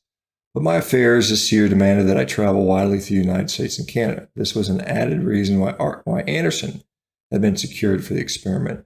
When after 3 weeks they had put me on kind of a parole, they retained him under lock and key for a total of something more than 90 days. Thus, in a way, the supreme test, or at least the one best certified, was made on Anderson, not on me. Those who had believed that the meat diet would lead to death had set anything from 4 to 15 days, the point where Dr. Lieb, as clinical supervisor, would have to call a halt in view of danger of the subjects. Even those who expected only a slow breakdown and impaired health merely had placed the appearance of the dreaded symptoms well before 30 days. In any case, Anderson reported back to the hospital constantly after he left it and whenever I was in town. After my 3 weeks and Anderson's 13, and with the constant analysis of excretions and blood when we came back to the hospital for checkups, the doctors felt certain that they would catch us at it if we broke diet. Moreover, long before 13 weeks ended, they had satisfied themselves that Anderson had no longing for fruits or other vegetable materials, and therefore no motive for breach of contract. During the early summer, towards the middle of our experiment, both of us were living in New York City and eating mainly in restaurants, though there were a few home-cooked meals. At restaurants, we looked over the menu each time in the way of a regular customer and selected whatever appealed to us. Our belief was that no theory of what to select would be as safe a guide to our health as our unbiased cravings. We sometimes had difficulty, however, getting what we wanted in restaurants. I remember, for instance, a meal at the Commodore Hotel one day when I had a strong feeling that I would rather have mutton fat than bacon. I told the waiter in words of one syllable, with pauses between them, that I wanted chops from which the fat had not been trimmed. He assured me that my chops would come just as I had ordered them, but when they came, they had been Frenched. There was scarcely a visible trace of fat. Now I called a head waiter or captain and was assured that next time the chops would be right. He may have given the correct order to the waiter, but I got the same kind of French chops once more. My time was up, and I had to eat bacon with those chops after all. A philosophic steward of the railway diner gave me his theory on why I had so much trouble getting the fat I ordered with my lean. He said that when a customer speaks of fat to a waiter, it is nearly always to specify that it must be removed, or in the case of bacon, that it should be fried to crisp. There he was considered at least 25% chance that the waiter would remember when he got back to the kitchen was that the customer said something about fat, and naturally this would be that it should be removed. And there was another 25% chance that even if the waiter said the right thing, the cook would get it wrong, for he is used to no commandments on fat except those of prohibition. Occasionally, when I was in a hotel that prided itself on serving anything that a customer wanted in the style which he desired, I would inquire whether I could get beef or other meat broth free from vegetable contamination. In most cases, this proved impossible except upon a very long wait or an order in advance. In a few cases, they tried to put over on me broth, which I found on investigation really had one sort or other of vegetable taint. Our regimen permitted ordering grilled chicken in a restaurant, but not fried, because the frying might be in butter or even in olive oil. The oil would have been a major pollution of our diet, being of vegetable origin.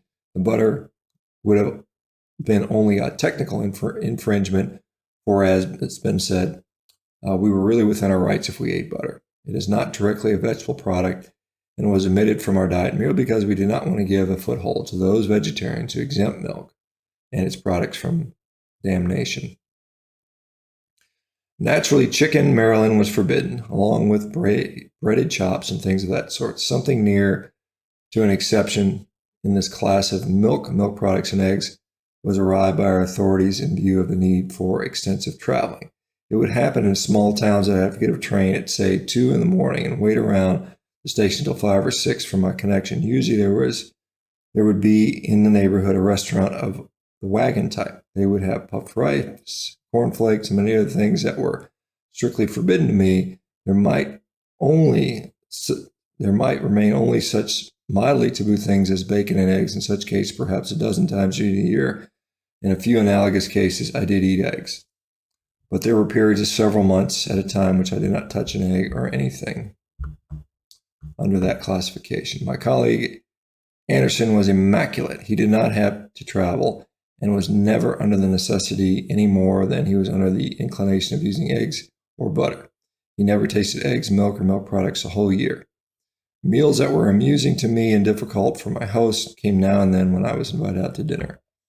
I told them that what I really preferred was just one thing to a meal: a big sirloin steak, several lamb chops with fat on them, and a dish of boiled mutton ribs or something of the sort. I preferred the meat boiled, partly for its own taste, but largely because I couldn't have a hot broth for drink instead of just cold water. But I found that the plain meal of one article gave many a hostess such distress that it seemed worthwhile to devise a plan of alleviation. Finally, we arrived at a course of dinner, which might go something like this: hors d'oeuvres, caviar served on slices of white chicken breast, each about the size and thickness of a 50-cent piece. Soup, bone broth made by boiling meat, in some cases bone. Fish, any kind of fish baked or boiled if fried, then in bacon fat. The entree, lamb chops. Most hostesses prefer to garnish with bacon. Dessert, gelatin, solely of meat origin and made according to a recipe which I got a hold of somewhere. Demitasse. It seemed to please the hostess that I was permitted to drink Mac coffee. The permission was given by our supervising committee because there had been carried through some time before extensive research, I think at the University of Rochester, which showed that black coffee and black tea contain no appreciable vitamin C, and those who expected our experiment to fail were counting heavily on our development of scurvy. The simple formula then current being that meat is deficient in vitamin C needed to prevent scurvy. It happens, however, that I never liked coffee without sugar, which I was forbidden, nor did I ever get used to saccharin. I don't think I often drink more at these formal dinners than half of a small after-dinner cup. The coffee was therefore primarily for the sake of my hostess. As long as they could serve it, they did not usually seem to mind whether I drank it or not. Both Anderson and I, on rare occasion, took advantages of the permission to use black tea, but only in restaurants where we drank water, certainly more than 90% of the time. For the summer, Anderson and I took a small house near Croton, New York, and did our own cooking. Our chief motive for home cooking was to get a mutton, beef, or chicken broth in which we have confidence, which we liked after many years of having used caribou and seal broth in the Arctic. During those several months, we lived mainly on boiled meats, including fish, a practice that amused or horrified our friends according to their predilections, as we ate bones. The Eskimo from whom we had learned our meat eating have no theories about diet, at least none that remotely resemble ours. They chew a lot of bones of a certain kind. Other bones, which are just as chewably soft, they do not use at all. They eat the ones that taste good. The bones not chewed by Eskimos are ones of the blubber-carrying sea mammals: seal, walrus, whale, polar bear.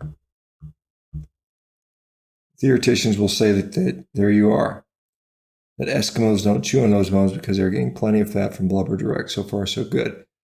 They do certainly get plenty of fat. We have found in traveling over the sea ice on our exploratory journeys and living entirely by hunting Eskimo fashion that when we kill seals enough to supply the lean desired, we necessarily secure so much fat that after men and dogs have eaten all they want, and after we have burned all that is necessary for cooking our meals and heating our dwellings, we still have left over fully a third of the blubber. If you were to follow our trail as polar bears sometimes do, you'd find a little heap of blubber at every third or fourth campsite. Or if you didn't, Sherlock Holmes' method would tell you that the hunting was not going well and that we were short on rations. Perhaps the reason why the ends of bones from sea mammals do not taste particularly good is that there is little or no fat in them. But all we ever think of, and still more certainly all the Eskimos ever think of, is just that they do not taste good. The bones of blubber mammals do not have marrow in the sense that humans or beef bones do. Apparently, there is some corresponding absence of the fat from the cavities of the spongy ends of the bones in the typical herbivorous mammal bones, usually carrying much fat. With sea mammals, as those of the land, we eat cartilage when we find it. If the beast is young and there's more cartilage, in some sense, we do eat a certain amount of the bones of blubber mammals. From all animals, we eat the sinew unless there has been removed because women need it for sewing thread. The tendon of the Achilles in northern mammals or animals from the gigantic moose down is eaten as something of a delicacy, either cooked or raw. In neither case is it chewed. It is cut into bits and slid down easier, swallowed one after another, eating just a few bites and rolls around to cover them with saliva. These tendons have little taste,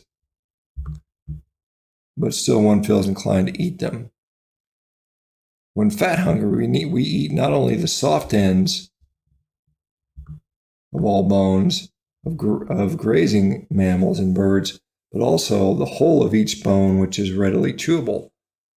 About all that would not be eating from a ptarmigan would be the shafts of long bones. The neck and the backbone are particularly good if your teeth are good. As explained elsewhere, the teeth of all uncivilized Eskimos are always good, at least from the Carey's point of view.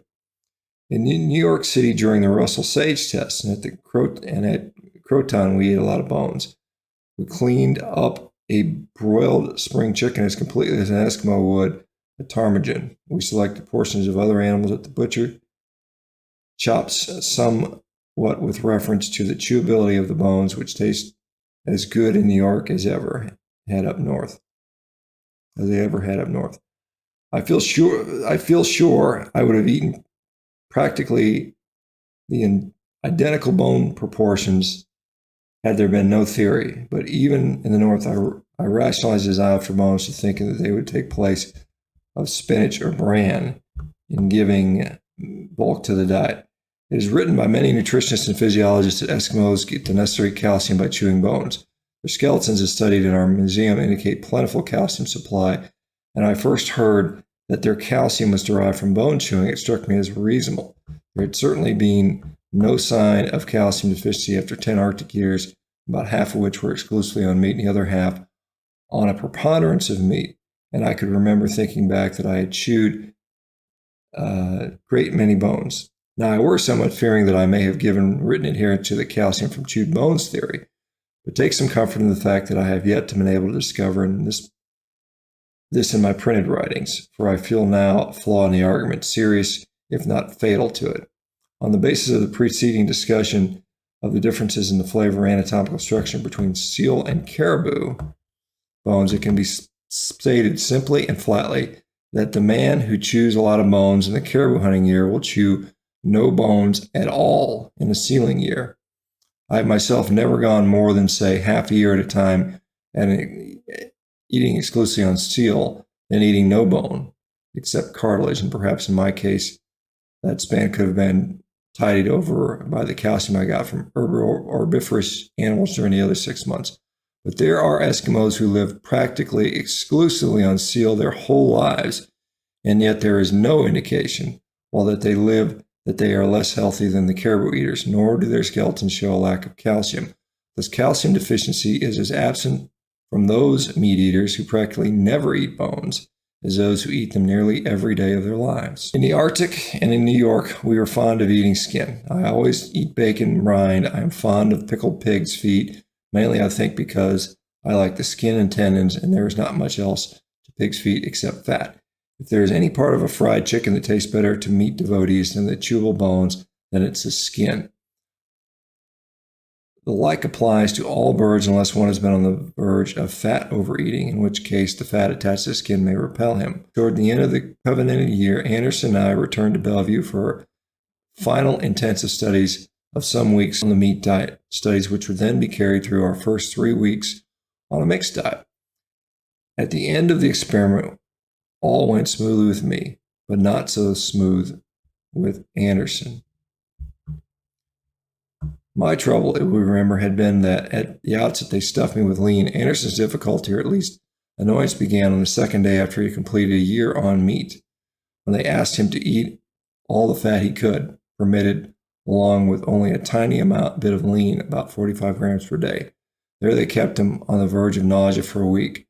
The second week, they added the first taste of vegetables in a year, rice cooked cabbage being about 35 grams of carbohydrate per day. The third week, they omitted to contain the high proportion of fat to lean. These 3 weeks, Anderson said, were the only difficult part of the experiment. Looking back now, he thinks it was possible to separate the nausea from the other pleasantries. There would still have been a good deal left after the end of the third week. He wasn't properly speaking well. However, this is speculation, if not imagination. Returning to facts, we have the ominous one that the pneumonia epidemic was sweeping New York. The hospital was crowded with patients. Some of the staff got disease, and with them, Anderson. It was type 2 pneumonia in his case, and the physicians were gravely worried, for this type was proving deadly in that epidemic, carrying off 50% of its Bellevue victims. Anderson, however, reacted quickly. Treatment, the disease ran an unusually short course, and he convalesced rapidly. The broad results of the experiment so far, as Anderson and I could tell, and so the supervising physicians could tell, we were at least in as good as average health during the 12 weeks on exclusive meat as during the mixed meat weeks, at the 3 mixed diet weeks at the start. We thought our health had been a little better than average. We enjoyed ourselves and prospered as well on the meat in midsummer as in midwinter. We seemed to feel no more discomfort from the heat than our fellow New Yorkers did. It is ordinary experience that when one shifts from a mixed diet to an exclusive meat diet, or from a meat to a mix, the appetite falls off during the first week, most pronouncedly perhaps between the second and fourth days. It appears reasonable to suppose that when going from exclusive meat to foods that have high proportion of starches and sugars, like the ordinary American meals of today, any difficulty would be connected with the sugar tolerance. For this and other reasons, our ability to handle sugar had been tested while we were still on the mixed diet before we began the year of meat. Now that the meat year was over, a corresponding test was made. We drank a glucose syrup in measured large quantities, I think a pint and a half at a time, and we were then subjected to the usual test. The first glucose meal, when we were immediately off the meat, showed a poor glucose tolerance, but in a week or so, we were back to where we had been before the meat year began. In view of our beliefs that remain strangely current, it is worth emphasizing that we liked our meat as fat in July as in January. This ought not to surprise Americans, though it usually does, for they know or have heard that fat pork is a staple and relished food of the Negro in the Deep South. Our Negro literature is rich with praise of opossum fat, nor did Negroes develop the taste for fats in our southern states. For Carl Akeley brought from tropical Africa such yarns of fat gorging as have not been surpassed from the Arctic. A frequent complaint of travelers in Spain is against foods that swim in oil, and there are similar complaints when we visit rural Latin America. In Puerto Rico, cracklings are sold like candy, so we really know that when we stop to think, man, if not many tropical people like greasy, we really know that when we stop to think that many, if not most tropical people like greasy food. I return to this topic later in the chapter Living on the Fat of the Land. Parallel to and as strange as the current view that one does not like fat foods in hot weather is the other belief that the largest meat consumption is in cold countries. True, the 100%ers are way up north. The Dogrebs, Eskimo Nenes, Chukchis, but almost the heaviest meat eaters who speak English are the Australians, tropical and subtropical. While the nearest approach to an exclusive meat diet among people of European stock is perhaps in tropical Argentina, where the cowboys live on beef and mate. They like their meat fat. So an Argentinian in New York tells me, threatened to quit work, or at least did 40 years ago, if you attempted to feed them any considerable part on cereals, greens, and fruits. There are doubtless few men elsewhere, perhaps none, who will go to the extremes of the Eskimo, as I found them in the middle north coast of North America, and as others have reported them from a few more northerly districts, where they consider that roots and berries are not food, but substitutes for food, things that are eaten in foolery or in a time of starvation, but appears common and has been found all over the world in all ages that meat is considered the superior food, vegetables inferior or secondary. Carl Lumholtz reported after living with the natives of tropical northern Australia that they ate nothing vegetable if meat was on hand. In searching for material on the history of navigation, a research associate of mine was going through Hero Tales of Ireland collected by Jeremiah Curt in Boston, 1894, and came upon a bit that seems to indicate that the traditional Irish view on the comparative suitability of diets high in meats and others high in vegetables. In the story, Amadon Moore and the Gruungach, the king of Leinster defeated and slew the king of Munster. The victor decided to live in Munster. The widow of the former king lived in the forest where she gave birth to a child. They had no clothes, and the hair grew out all over them. Eventually, the queen went to the castle for dole. The attendants did not think she was human. She countered, "I have the look of a beast because I eat fruits and the leaves of trees and the grass of earth." This was, of course, long before the introduction of the potato. Curtin fails to give the date, but says that the stories relate to heroes and adventures of ancient time and contain elements peculiar to early ages of storytelling. A preference for meat foods, if not prejudiced against the others, can be traced through the history and literature of mankind in every age, clime, and country, except for wine, which was from the kingdom of vegetables. The highest praise of Greek poetry, particularly the Homeric, is for meats. The same indication for preference runs through the Bible. What is said in Genesis 4:2-5 is considered more fully in the later chapter, that the Lord was not pleased with Cain when he brought an offering of the garden produce, but was pleased with Abel when he brought some fat mutton.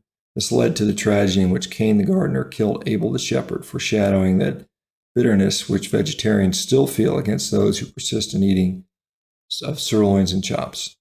A conclusion of our experiment, which the medical profession seemingly finds difficult to assimilate, but which At the same time, as one of our clearest results is that a normal meat diet where one eats each meal as much lean as fat as he likes is not a high-protein diet.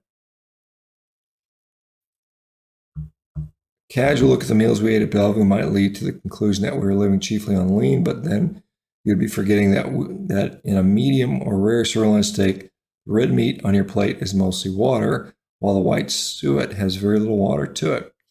Speaking in terms of calories, Dr. Lieb, the clinician of the Russell steak, put it this way. Stephenson averaged 2,650 calories a day. 2,100 calories consisted of fat and 550 of protein. Anderson averaged about 2,620 calories a day, 2,110 calories consisting of fat, 510 of protein. In another part of the same paper, Dr. Lieb says that the ratio of protein to fat in Anderson's Food and Mind does not make this a higher protein diet. He says elsewhere that while the protein percentage of our diet was perhaps a little above average, it was not as high as the protein ratio of a great many New York businessmen who are fond of meat and can afford to eat as much of it as they like at their various meals. This is remembering, of course, that the said businessman would be getting protein from a number of sources other than meat, for instance, from oatmeal, chocolate, baked beans, milk, and eggs. The meat, if some have contended, is a particularly stimulating food. I verified subjectively during our New York experiment, it seemed to me that I was more optimistic and energetic than ordinarily. To the best of my memory and judgment, I looked forward with more anticipation the next day or the next job and was more likely to expect pleasure or success. This may have had a bearing on the common report that uncivilized Eskimos are the happiest people in the world. There have been many explanations that the Arctic climate is invigorating, that a hunter's life is pleasant, and that the poor wretches just don't know how badly off they are. The suggestion is now added that the optimism may be directly caused by what they eat. Some additional fairly precise things can be said of the way we fared during the year on meat. For instance, with Dr. Dubois as pacemaker, we used every few weeks to run around the reservoir in Central Park and hence to his house, going up the stairs or 2 or 3 at a time, plumping down on cots, and having scientific attendants register our breathing, pulse rate, and other crude reactions. These observations were then compared with the others made just before the exercise. It appears to show that our stamina increased with the lengthening of our meat period. Anderson, who had suffered one head cold after another when working nearly stripped outdoors in his Florida orange grove, contracted only 2 or 3 colds during the meat year in New York, and those were light. In Florida, his hair had been thinning rapidly. It seems to him that there was a marked decrease in shedding after he went on the meat diet, but he did not regain what had been lost. As had been said, according to the reports of the doctors, Anderson was troubled when he came from Florida with certain toxin-producing intestinal microorganisms in relation to which physicians at that time ordinarily prescribed elimination of meat from the diet. This condition did not trouble him while he was living on meat. A phase of our experiment had a relation to slimming, slenderizing, reducing the various treatments of obesity. I was about 10 pounds overweight at the beginning of the meat diet by life insurance standard, and had lost all of it. This reminds me to say that Eskimos, when still on their home meats, are never corpulent. At least I've seen none who were. They may be well-fleshed. Some, especially women, are notably heavier in middle age than when young, but they are not corpulent in our sense. Eskimos in their native garments do give the impression of fat, round faces on fat, round bodies, but the rotundness of their face is a racial peculiarity, and the rest of the effect is produced by the loose and puffy garments. Seeing them stripped, one does not find the abdominal protuberances and folds which are so evident at Coney Island beaches and so persuasive against nudism. There is, however, among Eskimos no racial immunity to corpulence. That is proved by the rapidity in which they fatten on European diets. One serious fear of the group of scientists conducting our Russell Sage trials at the first seemed to be realized. The measured pan of our diet for the year turned out low in calcium. This was not demonstrated by any test upon us. Anderson or me, or certainly no one could have proved it by asking us, by looking at us, for we felt better or looked healthier than on average for the year immediately previous. The calcium deficiency appeared solely through the analysis of the chemists. Part of the routine at Bellevue was to give the chemist for analysis pieces of meat as nearly as possible and identical to those we ate. For instance, lamb would be split down through the middle of the spine. We got a chop from the right side to eat, while the chemist got a chop from the left side to analyze. Next, they got a right chop and we a left, and so on, alternating. When the diet was sirloin, they received steaks matching ours. From the studies, it was clear on paper that we were not getting enough calcium for health, but we were healthy. The first avenue to escape from that dilemma was to assume that a calcium deficiency, which did not hurt us in 1 year, might destroy us in 10 or 20. When a doctor looks for calcium deficiency, he studies bones. The thing to do was to examine the skeletons of people who had died at a reasonably high age after living from infancy upon an exclusive meat diet.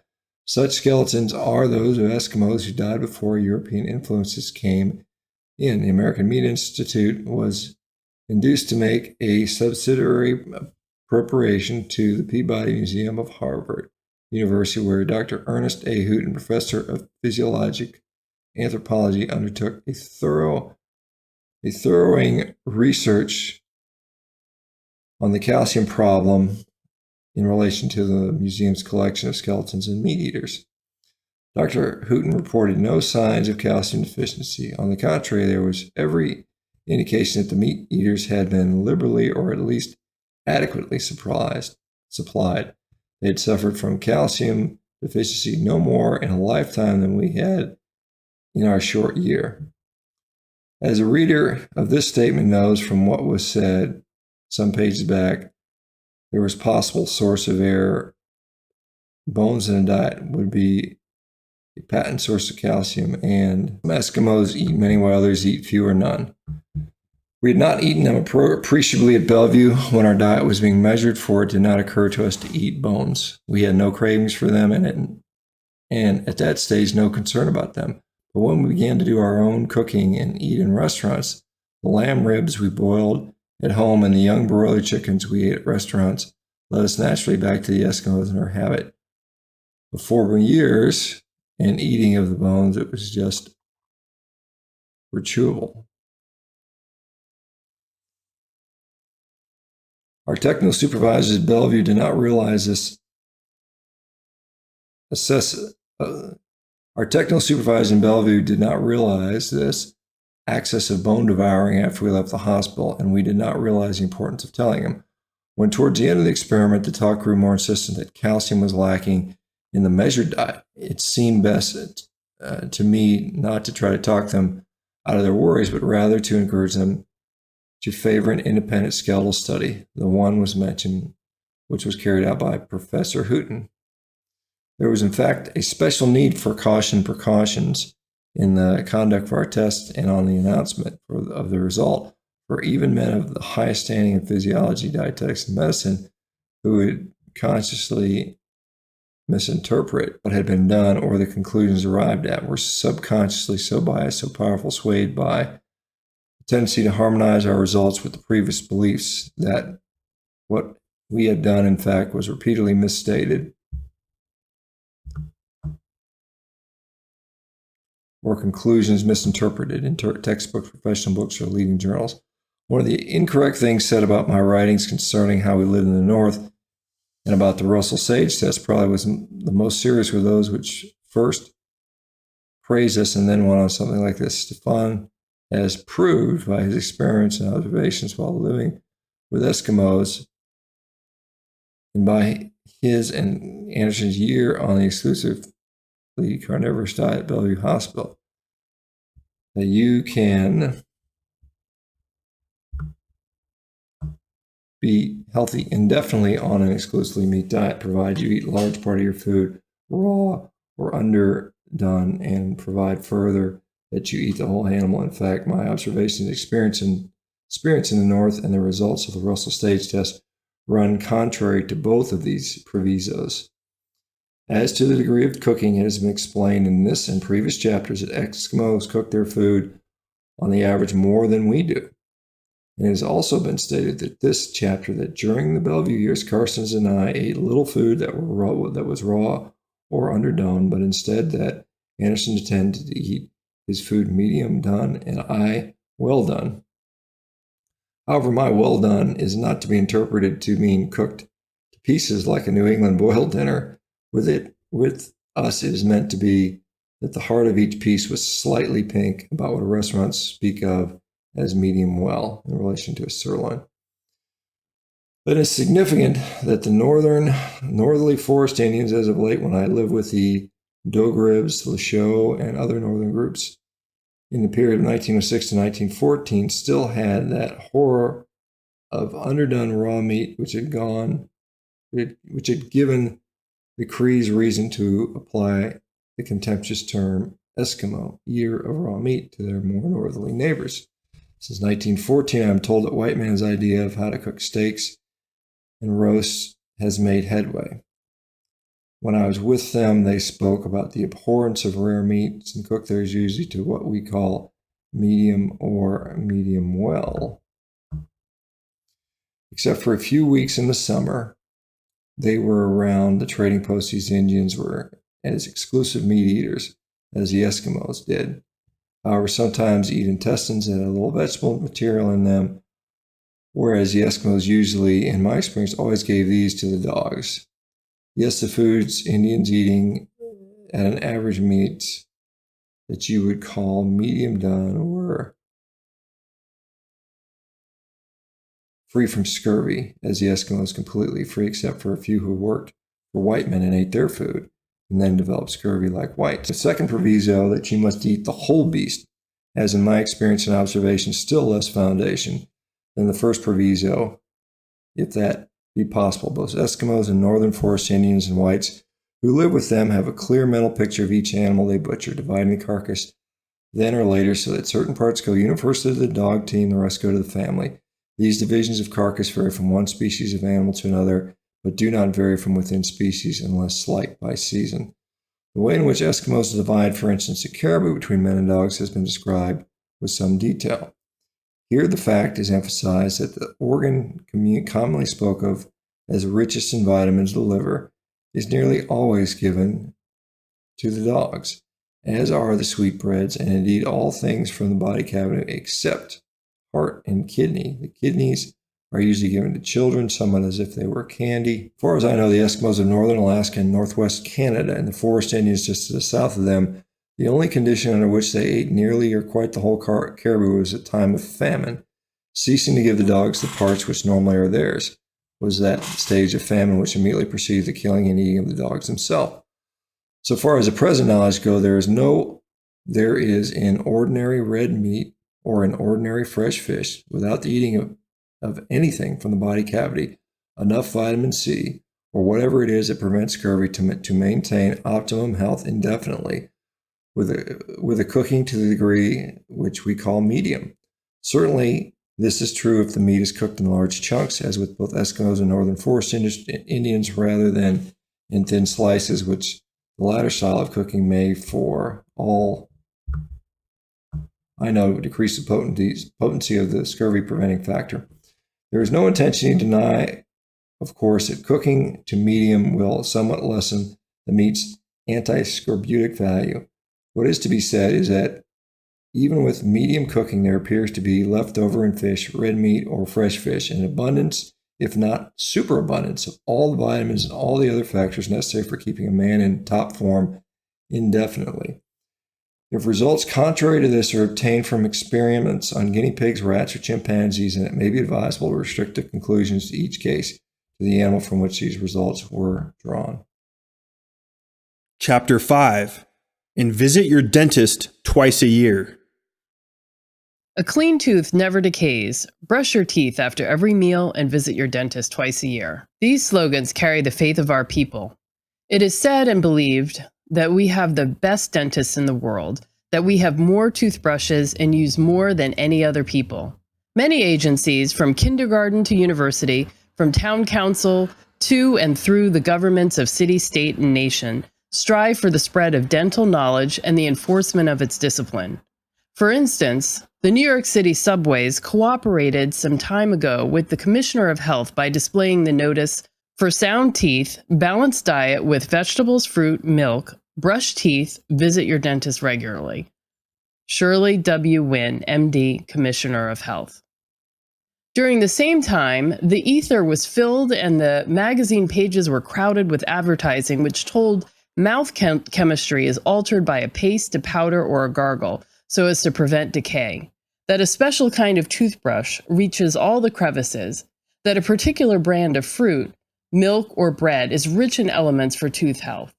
There were toothbrush drills in schools. Mothers throughout the land were scolding, coaxing, and bribing to get children to use the preparations, eat the foods, and follow the rules that were said to guarantee perfect oral hygiene. There was endless repetition of the slogan, "A clean tooth never decays." Meantime, there appeared a statement from Dr. Adalbert Fernald, curator of the Museum of the Dental School, Harvard University, that he had been collecting mouth casts of living North Americans of all racial derivations from blonde to black, from the most northerly Eskimos through Canada and the states south to the Yucatan. The best teeth and the healthiest mouth were found among people who never drank milk since they ceased to be suckling babes, and who never in their lives tasted or tested any of the other things which we usually recommend for sound teeth. These people, Eskimos not as yet influenced by white men, never used toothpaste, tooth powder, toothbrushes, mouthwash, or gargle. They never took any pains to cleanse their teeth or mouths. They did not visit their dentist twice a year or even once in a lifetime. Their food was exclusively meat. Meat, be it noted, is not mentioned as good for the teeth in the advertisement sponsored by the Commissioner of Health of the City of New York. End note. The poster to which this refers, and similar dental propaganda by the City of New York, disappeared from the subways in the 30s, but similar views have remained current. For instance, Dr. James Barton says in the That Body of Yours column of the New York Post for the November 30th, 1944, research dental workers, dentists, and physicians state that proper foods, particularly milk and milk products, and raw vegetables and fruits, prevent decay from the inside of the tooth. In his presentation, there is no reference to meat. Teeth superior on the average to those of the presidents of our largest toothpaste companies are found in the world today and have existed during past ages among people who violate every precept of current dentifrice advertising. Not all of them have lived exclusively on meat, but so far as an extensive correspondence with authorities has yet been able to show, a complete absence of tooth decay from entire populations has never existed in the past and does not exist now, except where meat is either exclusive or heavily predominant in the diet. Our Bellevue experiments threw a light on tooth decay, but the key to the situation lies more in the broad science of anthropology. I now give, by sample and by summary, things I personally known to me from anthropological fieldwork. I received my first anthropological commission from the Peabody Museum of Harvard University when they sent John W. Hastings and me to Iceland in 1905. We found there in one place a medieval graveyard that was being cut away by the sea. Skulls were rolling about in the water at high tide. At low tide, we gathered them and picked up the scattered teeth here and there. As wind and water shifted the sands, we found more and more teeth until there was a handful. We got permission to excavate the cemetery and eventually brought with us to Harvard a miscellaneous lot of bones, which included more than 80 skulls and a great many loose teeth. The collection has been studied by dentists and physical anthropologists without the discovery of a single cavity in even one tooth. So the Icelanders of the Middle Ages had no toothache, and none of that sloughing away of the teeth which is known as dental caries. The skulls in the Hastings Stefansson collection at the Harvard University represent persons of ordinary Icelandic blood. There were no Aborigines in that island when the Irish discovered it sometime before 800 AD. When the Norsemen got there after 1850, they found no people except the Irish. It is now variously estimated that in origin, the Icelanders are from 10% to 30% Irish, 60% to 80% Norwegian. The remainder chiefly from Scotland, England, Sweden, and Denmark. None of the peoples whose blood went into the Icelandic stock are racially immune to tooth decay, nor are the modern Icelanders. Then why were the Icelanders of the Middle Ages immune? An analysis of the various factors makes it pretty clear that it was their food which protected the teeth of the medieval Icelanders. The chief elements were fish, mutton, milk, and milk products. There was a certain amount of beef, and there may have been a little horse flesh, particularly in the earliest period of the graveyard. Cereals were little imported and might be used for beer rather than porridge. Bread was negligible, and so were all other elements from the vegetable kingdom, native or imported. When Hastings and I were in Iceland, many people remembered from the middle of the 19th century a period when bread was still more rare than caviar is in New York today. As children, they had tasted bread only a few times a year, usually when they went visiting with their parents. Thus, the diet was still substantially that of the Middle Ages, though the use of porridge was increasing. The older people with whom we talked did not remember hearing of a toothache in their early youth, but did remember accounts of it as a painful rarity about the time when the large immigration to North America started following 1872. Soon after arrival in the States, Utah, Wisconsin, Minnesota, Dakota, and in Canada, Nova Scotia, Manitoba, the Icelandic colonists became thoroughly familiar with the ravages of caries. In the United States and Canada, they had before 1900 at the latest teeth as bad as those of the average native-born American. There is, then, at least one known case of a North European people whose immunity from caries, to judge from the Peabody Museum collection and from common report, approached 100% for 1,000 years, down to 100 years ago. The diet was mainly from the animal kingdom. Now that Iceland's diet has become approximately the same as the average for the United States or Europe, Icelandic teeth show as high a percentage of decay. I began to learn about another formerly toothache-less people when I joined the Mackenzie River Eskimos in 1906. Some of them had been eating European foods in considerable amounts since 1889. Toothache and tooth decay were appearing, but only in the mouths of those who affected the new food secured from the Yankee whalers. The Mackenzie people agreed that toothache and tooth cavities had been unknown in the childhood of those then approaching middle age, while there were many of all ages still untouched, the ones who kept mainly or wholly to the Eskimo foods. Here and in other places, this diet is somewhere between 95% and 99% from animal sources, if measured in calories. The vegetable food is chiefly fresh berries, picked in the open during summer and eaten the same day. There are Eskimo districts, like parts of Labrador and of western and southwestern Alaska, where even before the coming of Europeans, considerable use was made of native vegetables. Probably, however, the vegetable element nowhere furnished as much as 5% of the average yearly caloric intake of the primitive Eskimo, even in the southwestern Alaska. Some northerly groups ate no vegetables. Dr. Ailes Herdlicka, the distinguished curator of anthropology in the National Museum, Washington, whose death was one of the chief losses to American science in 1943, wrote me shortly before that he had been able to verify no case of tooth decay among Eskimos of the present or the past who were uninfluenced by European habits. Dr. S.G. Ritchie of Dalhousie University wrote after studying the skeleton collection gathered by Dr. Diamond Jennis on my third expedition, "In all the teeth examined, there is not the slightest trace of caries." I brought about 100 skulls of Eskimos who had died before Europeans came in to the American Museum of Natural History, New York. These have been examined by many students, but no sign of tooth decay has yet been discovered. It seemed at one time that the record of the museum's collection would have to be degraded from its 100% rating, for Dr. M.A. Pleasure examined their 283 skulls said to be Eskimo of pre-European date and found a small cavity in one tooth. But when the records were checked, it turned out that the collector, the Reverend J.W. Chapman of the Episcopal Board of Missions, New York City, had sent that skull to the museum as one of an Athabasca Indian, not of an Eskimo. The Eskimo record is, therefore, clean to date. Not a sign of tooth decay has been discovered among that one of all people which most completely avoids the foods, the precepts, and the practices favored for dental health by the New York Commissioner of Health, the average dentist, the toothbrush drill master of the schools, and the dentifrice publicist.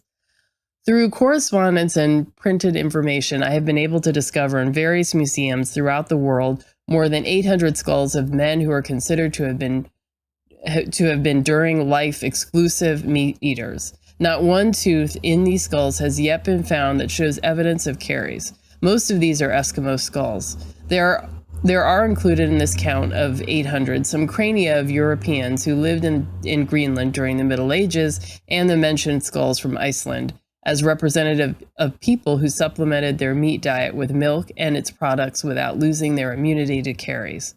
The incidence of caries among civilized Eskimos who now eat a mixed diet is heavy. As has been said, they have no racial immunity to this disease.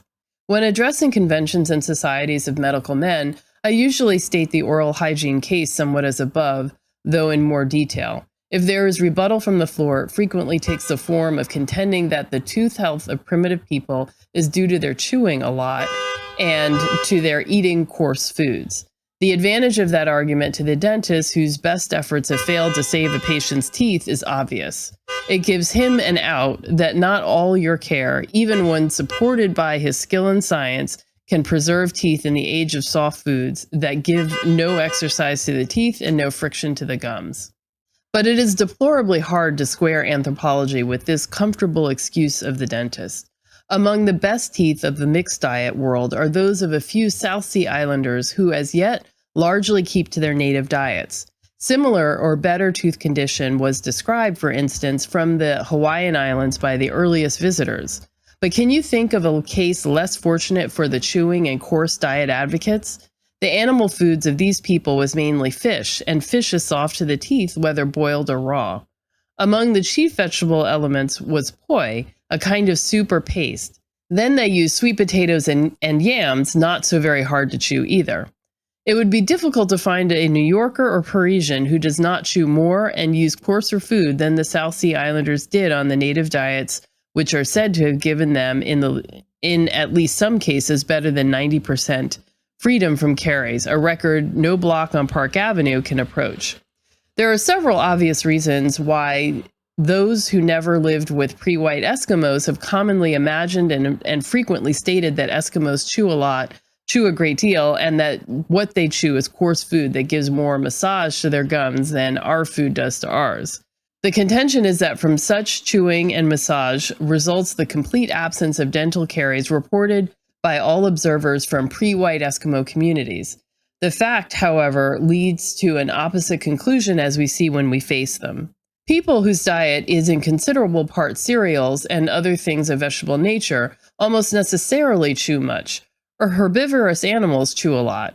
Also, we are educated to chew. At least since 1897, we have been taught that painstaking mastication is good for us.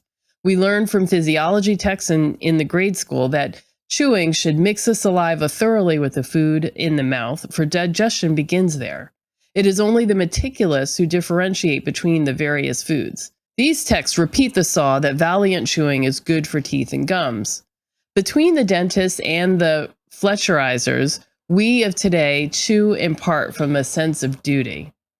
Analogizing carelessly to the primitive Eskimos, the usual textbook writer ignores that they have had no mastication coaching and begins by assuming as a minimum that they chew at least as much as we. Then he imputes to them further chewing on the basis of an assumed hardness and toughness of their food. For instance, dentifrice advertising shows us pictures of charming girls gnawing ham bones or legs of lamb. Underneath we read, "Terrible," say the social leaders. "Splendid," say the dentists. The argument proceeds that in an assumed previous age, people ate meat in the way illustrated by the charming girl, and that they developed and retained excellent teeth through much biting and chewing of tough and coarse victuals. These advertisers find it convenient to ignore the fact that man has been a tool-using animal from the first, and that carnivorous primitives have knives. The method of handling meat is about the same whether you're at the beef feast of the royalty and warriors of Ethiopia, as reported in the press and in books of travel, or at the caribou meals of the Stone Age Eskimos as I saw them at the Coronation Gulf in 1910. In either place, you take a good-sized piece of meat in your left hand and a knife in the right. The knife may be anything from Sheffield steel through native copper to flaked stone. With your front teeth, you nip lightly into the edge of the piece of meat just so you get a good hold, and then you cut in front of your lips. The piece is not likely to be larger than we might cut with a knife and a fork at a restaurant when dining politely on a sirloin. But no matter how tender the steak, a European chews the piece a good deal, as said, because he is in the chewing habit through being partly herbivorous and because he has been admonished to chew. The uncivilized Eskimo has never had practice in the herbivorous mastication, and his mother has never told him to chew for the good of his health. So he gives the piece a bite or two, rolls it around in his mouth once or twice, and swallows. He will, of course, chew efficiently should the piece feel as though it might be too large or too hard to be gulped down. This description, true of cooked meat, is truer for a greater reason with unfrozen raw flesh, which has in the mouth the feel of a raw oyster and slides down like an oyster. More readily, in fact, for the oyster is likely to be a great deal larger and so more slithery than the piece of raw beef that you cut off for yourself. Raw fish is, if anything, still more like a raw oyster. Boiled fish is soft, though not so soft as if it were raw. So the Eskimo chews it just enough to get it covered with saliva. When you eat raw flesh in the Arctic during winter, whether it is mammal or fish, you nearly always eat it frozen. Animal tissue at anything like -50 degrees is like glass, so that if you drop a fish on a hard floor, it splinters. Red meat or fish at these temperatures resembles cast iron in that when you touch it, you freeze fast to it. If you were to give even the daintiest lick to a caribou ham at -50 degrees, you would lose a piece of tongue covering approximately the size of the area which came in contact with the ham. Obviously, that is not the kind of frozen food on which we breakfast. We let it lie around indoors until it gets about as soft as hard ice cream or frozen pudding. Then we cut it first into thickish slices and thereafter into smaller pieces, chewing each about as much as you would lumps of hard ice cream. Excepting tendons and connective tissue, no meat is tough unless cooked. When it is cooked, two main causes determine toughness: the age of the animal and the manner and extent of cooking. The chief food animal of the inland Eskimos is the caribou. With them, as with cattle, the older the beast, the tougher the meat. A young caribou is as fleet of foot as a heifer, an old one is as slow as a cow. The wolves get the clumsy old ones that drop behind when the band flees, and the Eskimos seldom have a chance to secure an animal that is more than 4 or 5 years old. Such young caribou are not tough, no matter how cooked. It is the wolves and not the Eskimos who get the tooth and gum benefit, if any, of chewing old caribou. I do not know a corresponding logical demonstration for seals, but I can testify from helping to eat thousands of them that their meat is never tough, at least not in comparison with the beefsteaks that you sometimes get in city chop houses. Then there are Eskimos who live almost exclusively on fish. As has been said, raw fish are so raw oysterish that you can't chew them. There is not much more chewing than were they eaten boiled. The only condition under which fish become tough, or rather hard, is when they are dried. Some Eskimos use dried fish sometimes, others never do. There is, for separated districts, a wide difference in the amount of Eskimo chewing, but no one has reported the health of teeth is better among the heavy chewers. How could it be when as yet no caries has been found, either among the lightest or heaviest masticators? As has been said, there is one kind of Eskimo food which gets a great deal of chewing: dried fish, or dried red meat. Some districts have never such dried food at all. Certain districts may have them one year and not another. There is no district where desiccated food is likely to represent more than 10% or 15% of the animal diet. It happens that the districts almost or quite the most given to drying their flesh foods are the ones which also have an appreciable quantity of vegetables. In Kotzebue Sound, Alaska, for instance, in the early days, dried fish and masu, knotweed roots, preserved in oil, were likely to be served at the same meal. The fish would take a good deal of chewing, and the roots a great deal. This heavy use of the teeth on food, which at times had much sand in it, wore them down to the gums when people grew middle-aged, but no alveolar abscesses were produced, for reasons dealt with below. nor was there tooth decay due to the introduction of carbohydrates from the roots. Seemingly not enough starch was contributed by them for that result. These dry fish and maso root eaters, worn of tooth and perhaps a bit unsightly for that, were just as free from caries as the 100% flesh eaters. Many Eskimos now eat a good deal of food similar to ours and therefore chew more than they used to. The communities nearest us in diet have the worst teeth, some as bad as ours. It is a second line of defense for the heavy mastication advocates that even if Eskimos perhaps do not chew their food so much, they do chew skins a great deal. The chewing of leather is, however, far less than one might believe from what has been said by a particular kind of writer and pictured in certain movies. In any case, skin chewing is done mainly by the women, and it is not easy to see how the wife's chewing would preserve her husband's teeth. Once at a talk to a medical group, I encountered a further argument. Was it not true that Eskimo men use their teeth a great deal in their crafts? Do they not bite wood, ivory, or metal, or hold, pull out, twist, and so on?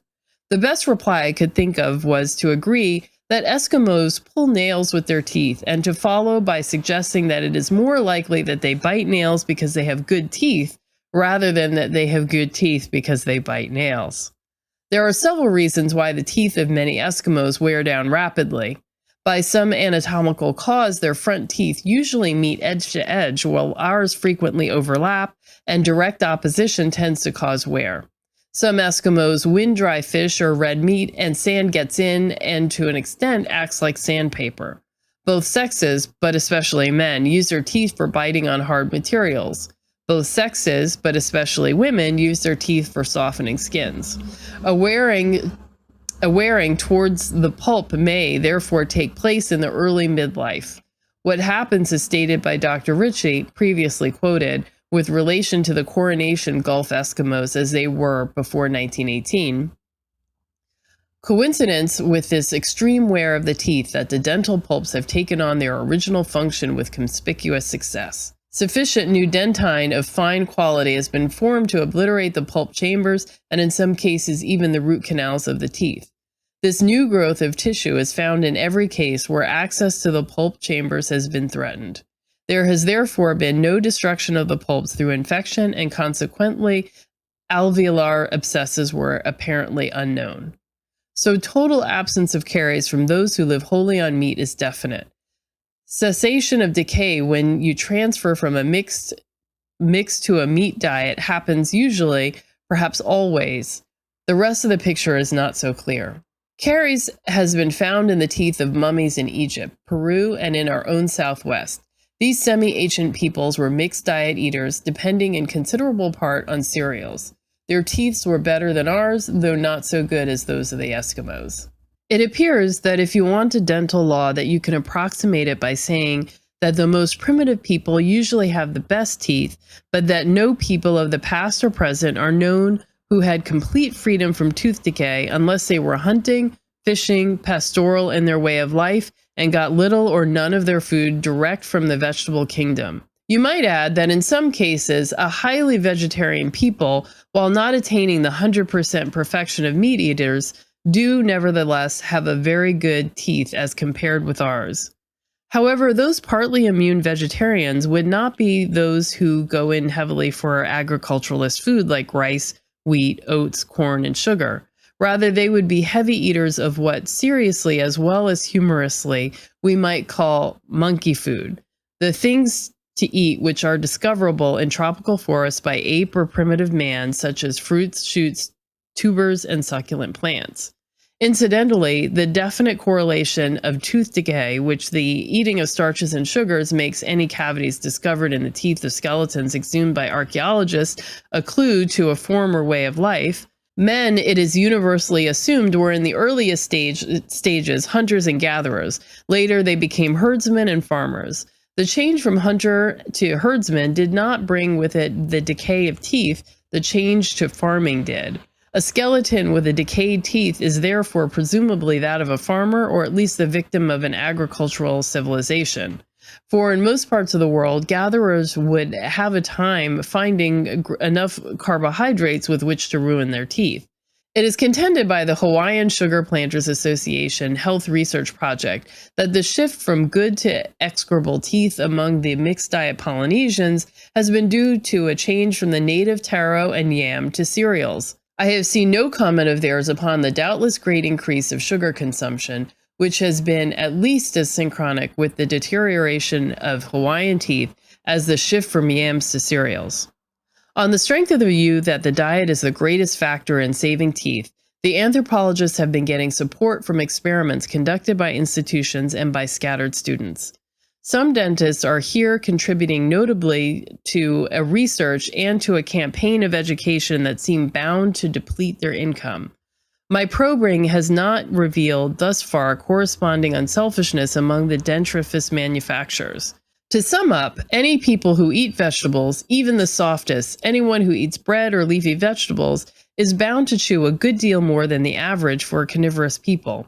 Yet the Eskimos, or meat eaters comparable to the Eskimos, and pastoral people like the medieval Icelanders, all of them mastication slackers, are the only ones ever found in present or former times who can show 100% freedom from caries. There is, accordingly, in the study of such diets and habits of life, no aid or comfort for those who believed that the decadent teeth of our civilization are a result of decreasing chewing. Those who seek explanations for the relative soundness of the teeth of hunting and pastoral man as compared with those of the eaters of mixed diets have suggested that the temperature at which the food is eaten may have something to do with it. Certainly, there are a few differences more striking than those between the usual temperatures at which the Eskimos and we eat and drink. In the drinking of water, the primitive Eskimo was about even with those of us who usually chill our drinks. In summer, he would dip fresh water off the surface of sea ice or would drink from rivers, which, although by no means ice cold, were on the average colder than ours. In winter, when he melted snow or ice, he would usually put snow or ice back in his water before drinking if it was appreciably warm. In warm drinks, the difference was striking. He had nothing to be compared with the tea and coffee that many of us gulp almost scalding hot. He did have broths to correspond to our soups. We like them almost as hot as our tea, but he would set his aside to cool down to what we think of as lukewarm. There was the same difference in cooked food. We like our meats almost as hot as our drinks, and so with baked and boiled potatoes and many other things. But the Eskimo housewife was not supposed to offer a piece of meat to a guest or to a member of the family until by repeated touching she had ascertained that it was nearly the temperature of her hand. True, this rule was not always observed, particularly when appetites were keen, where children or others of small patience were concerned. It was not true, as implied by the usual northern movie and by some writers, that Eskimos preferred to eat their food raw. A few things were preferred raw, among them seal liver, but most were preferred boiled or roasted, and if they were eaten raw, it was usually for convenience. Still, it is true that the Eskimos ate wholly uncooked meats more frequently than we do.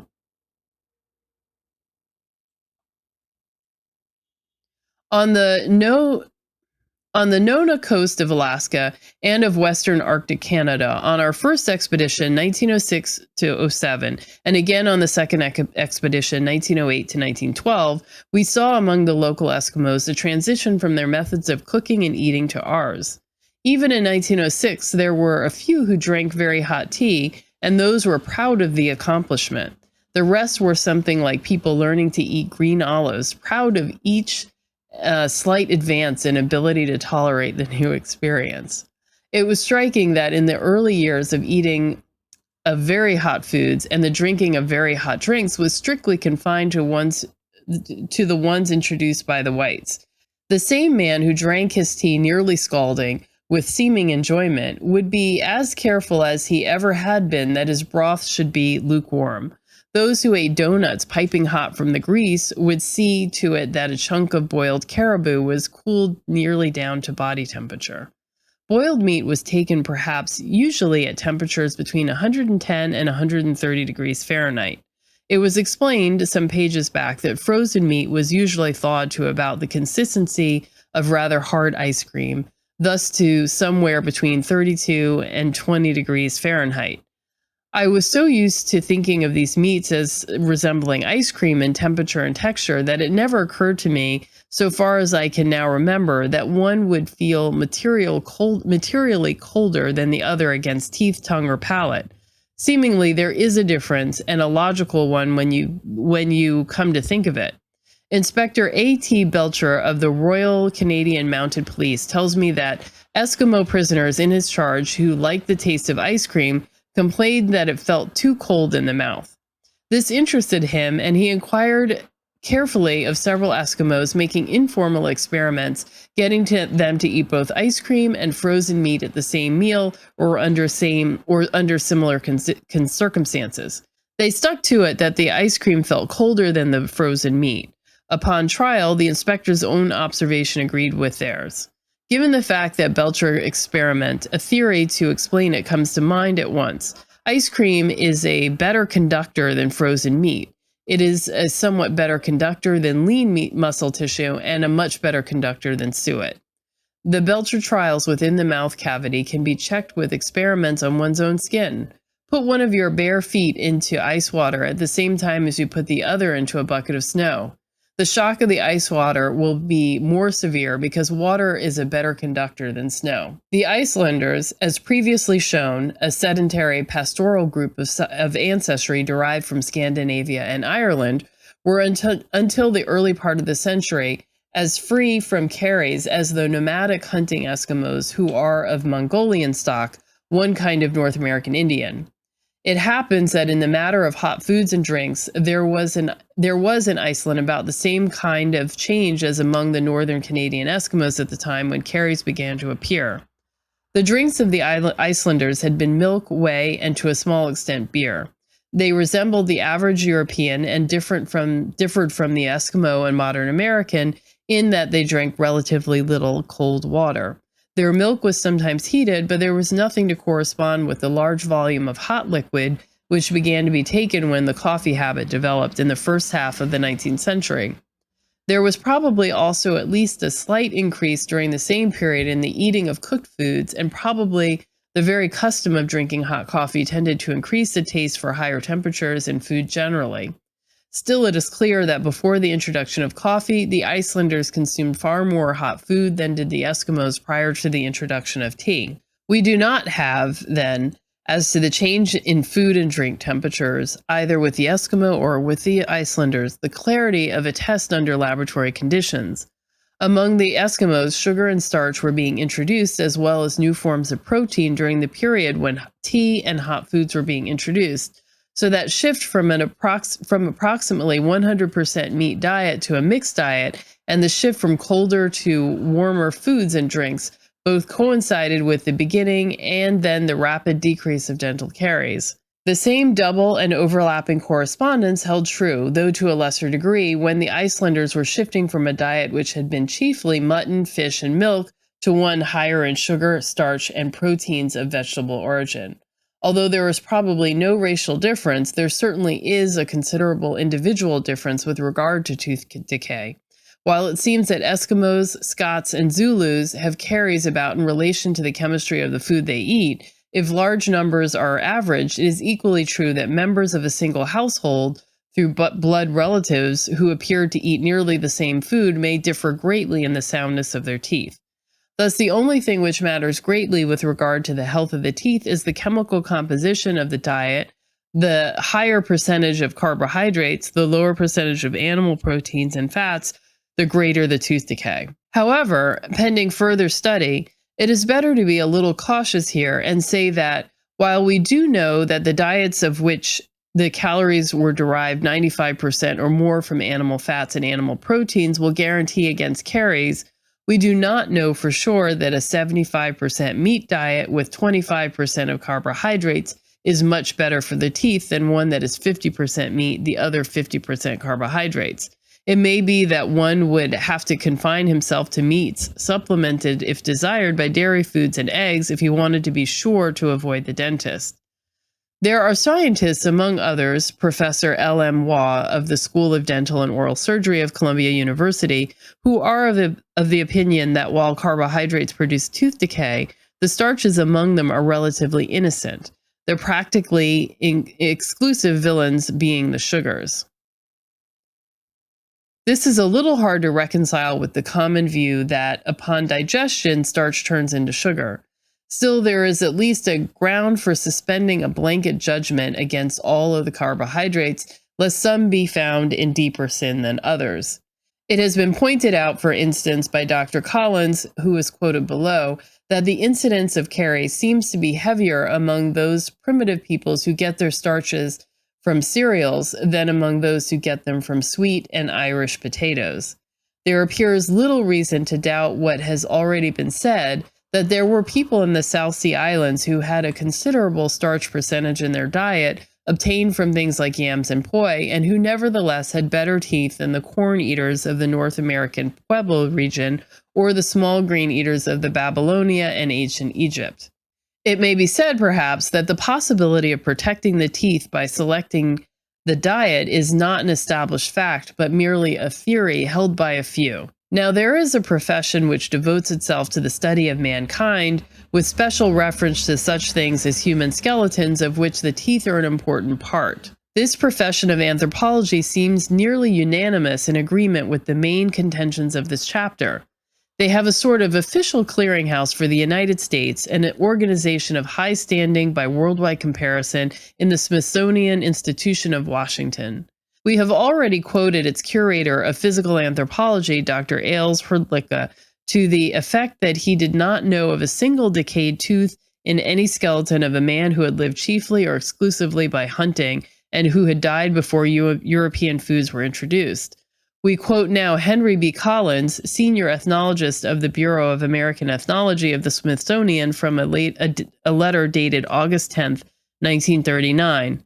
In this letter, Collins refers to the idea that chewing hard, tough, or coarse foods will keep the teeth sound and terms it an old wives' tale. He says that, by his own observation, Eskimos who have the soundest of teeth are more likely to gulp than to chew their food, which is chiefly boiled or raw meats.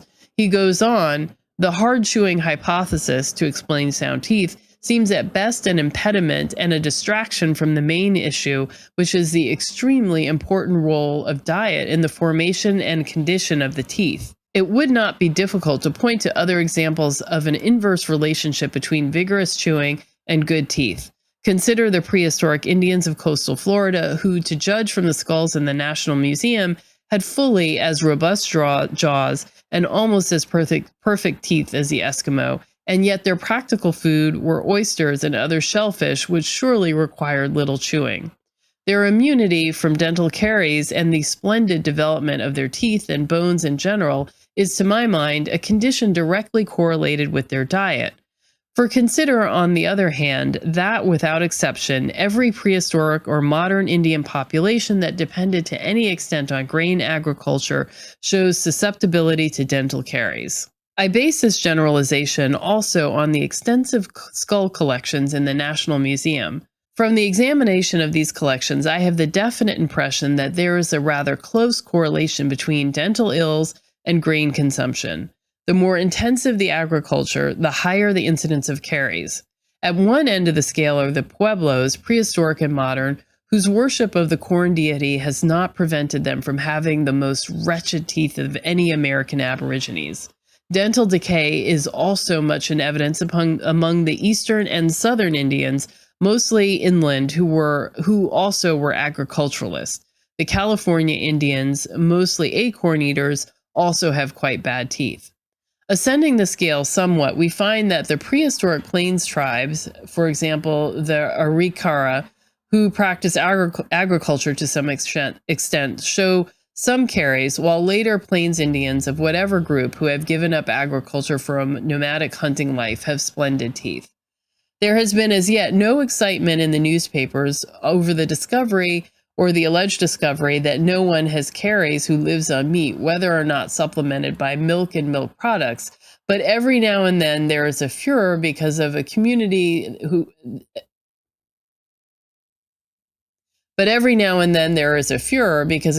has been located where no one has caries, allegedly because of a special chemical composition of the water. This seems to mean that people are not interested in protecting their teeth by changing their food, but they're interested in protecting them by changing their drinking water. This may be one more case of a fundamental subconscious wisdom in mankind. For if we face the issue whether to protect our teeth by an all-meat diet, serious questions arise among them. Teeth are only teeth. A good set comes in handy, but there are not many who fear the dentist so that they would care to make avoiding him the chief concern in life. False teeth individually or by the set are getting better, and the advertisers claim they are so cheap now that practically anyone should be able to afford a complete outfit of uppers and lowers. Meat is costly. Ask the butcher the price of 6 pounds of lean sirloin steak and a pound of suet, for that is about what you will need if you work hard through a long day on an exclusive meat diet. You could do with cheaper cuts, but many of them are bony and you would require more pounds of them. Finally, if we all started living on meat to protect our teeth or some other reason, we would soon come to the end of the world's resources. The most fundamental of all the reasons why it is better to live on pork and corn pone than pork by itself is that if we first feed the corn to a pig and then eat the pig, we waste something like 6/7 or 7/8 of the food value of the corn, not thinking for the moment of vitamins, minerals, and things of that sort, but merely of caloric value. There are, of course, many other good reasons why the world is not about to become one federation of carnivora, among them religious prohibitions, as in India, mixed diet beliefs, established food habits. The main thing is that it could not be done anyway, for we should not be able to produce enough meat in the world, at least not by old-fashioned methods such as ranching cattle or hunting moose. This does not, however, lessen the academic interest of considering how things are and what follows when one omits from his diet sugars, starches, and all that comes direct from the vegetable kingdom, living on meat either exclusively or in combination with things like eggs and milk. A part of what follows is that this meat eater will then have teeth which remain sound throughout the longest life, and that he will visit the dentist, if at all, only for cosmetic purposes, and of course for troubles like pyorrhea, for it is only caries and perhaps malformed jaws and impacted teeth that one avoids by avoiding carbohydrates. Chapter 6. Living on the Fat of the Land. Clara vin feti og mergur med mun far til rieta vet. These are lines from an old Icelandic religious poem and mean, there in paradise, the feast will be set with clear wine, fat and marrow. It is a sentiment proper to Iceland, for, by usual belief, the people of northern countries love fat meats better than sweet meats. Actually, the quotation rests upon Mediterranean sources, for it is a translation from the Hebrew, covering the biblical passage that is rendered in English by Isaiah 25, verse 6 of the King James Version. And in this mountain shall the Lord of hosts make unto all people a feast of fat things, a feast of wines on the lees, of fat things full of marrow.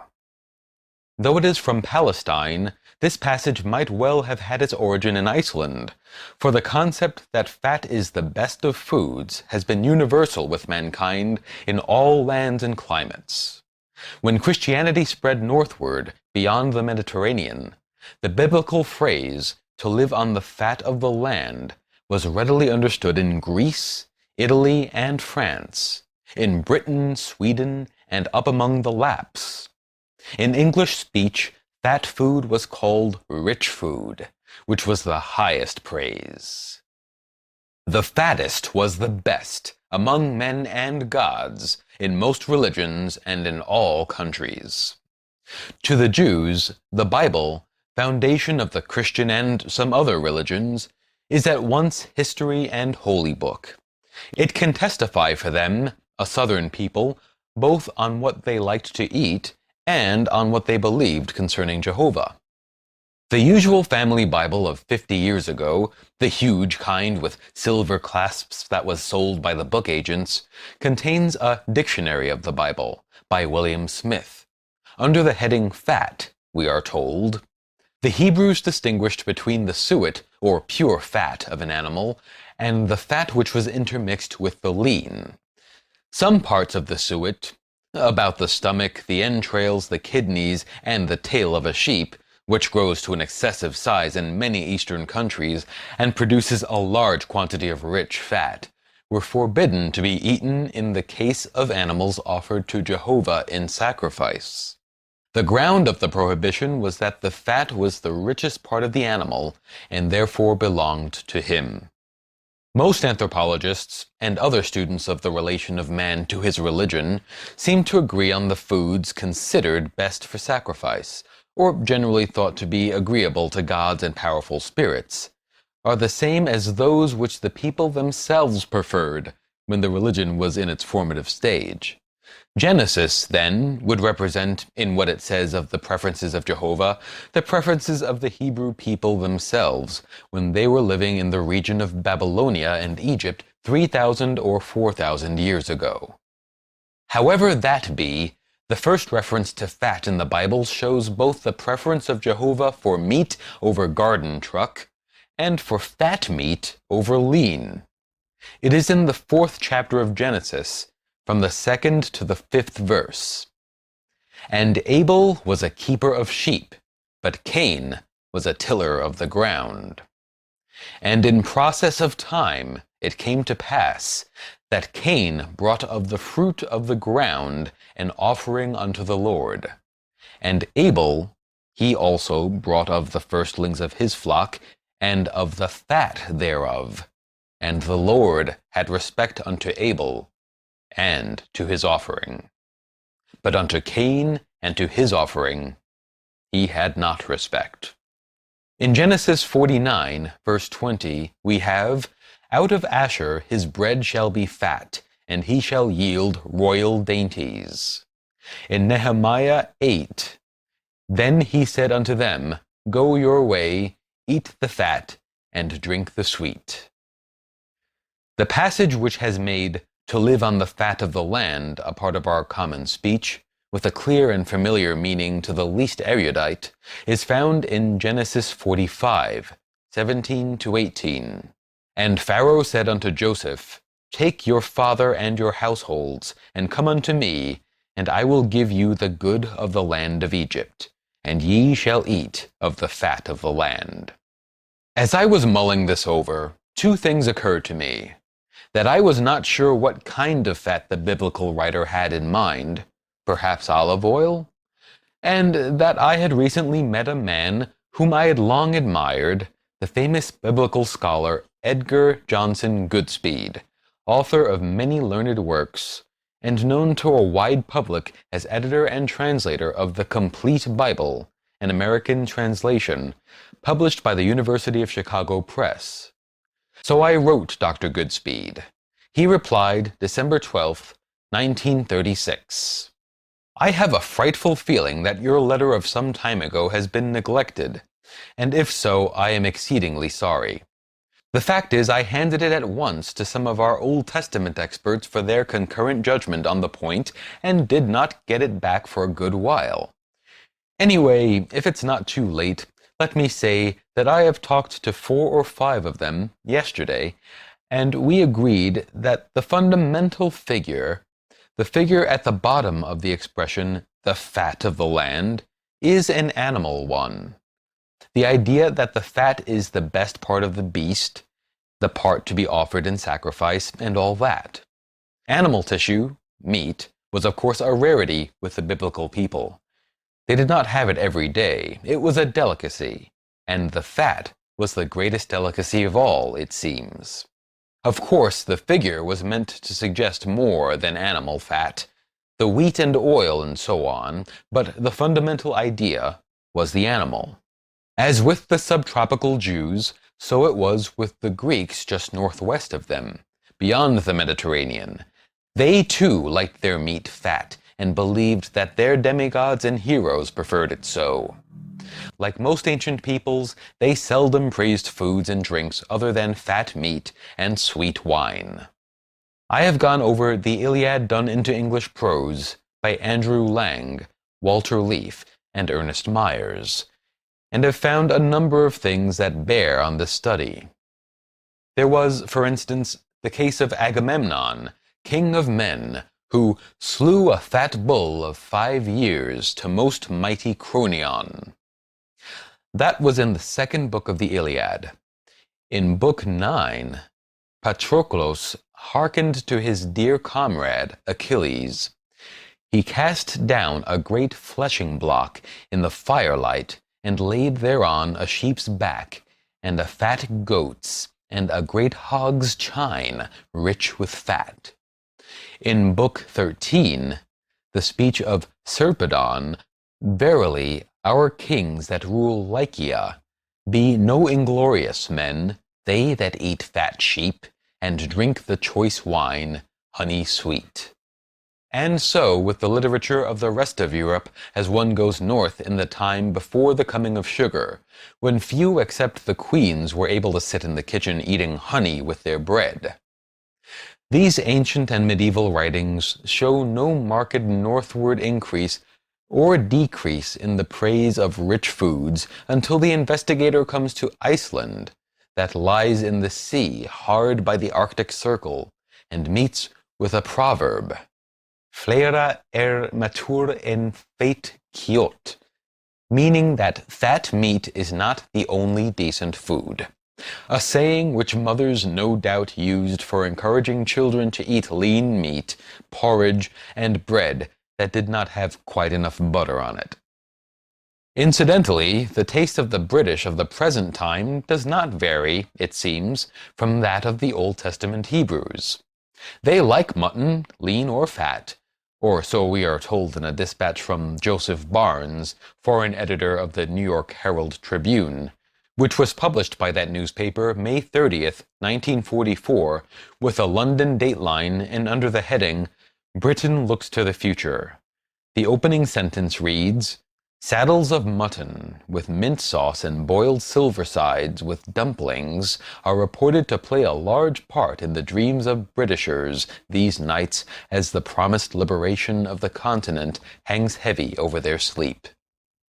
That the British prefer their mutton fat is certified by their prose writers, among them Dickens, and by their poets, among them Thomas Love Peacock, who was beyond doubt in harmony with the national taste when he wrote, The mountain sheep are sweeter, but the valley sheep are fatter. We therefore deemed it meeter to carry off the latter. As shall be shown in subsequent pages, one longs for fat intensely if there is too little of it, and is promptly satiated when he has had enough. However, really intense fat hunger occurs only when one is unable to secure fat's approximate dietetic equivalents, the starches and sugars. Accordingly, little is heard of fat hunger, except from people who are unable to substitute these equivalents for the olive oil, seal oil, cream, bacon, or butter to which they are accustomed. So there are few signs of fat hunger in the records of grain-fed Egypt, although they are not absent. Neither is there much of this in the records of ancient China. Still, the learned Dr. Hu Shi, recent ambassador from China to the United States, tells me that in the fragments of knowledge which still exist about the most remote Chinese religions, there are indications that the people were extremely fond of meats, and particularly of fat meats. In that religion, as in others, there is the implication or assertion that the gods, demigods, and ancient heroes had an abundance of fat on their tables.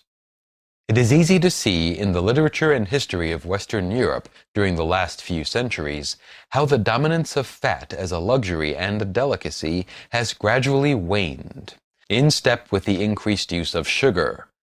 Shakespeare has many references to good food as rich, and of course with the intent that rich means fat. It would have been a compliment for him to say that the cooking in a boarding house was greasy. Indeed, this does not appear to have been a derogatory remark until within the last 100 years, which are the years during which sugar has risen from a negligible to an actually commanding position.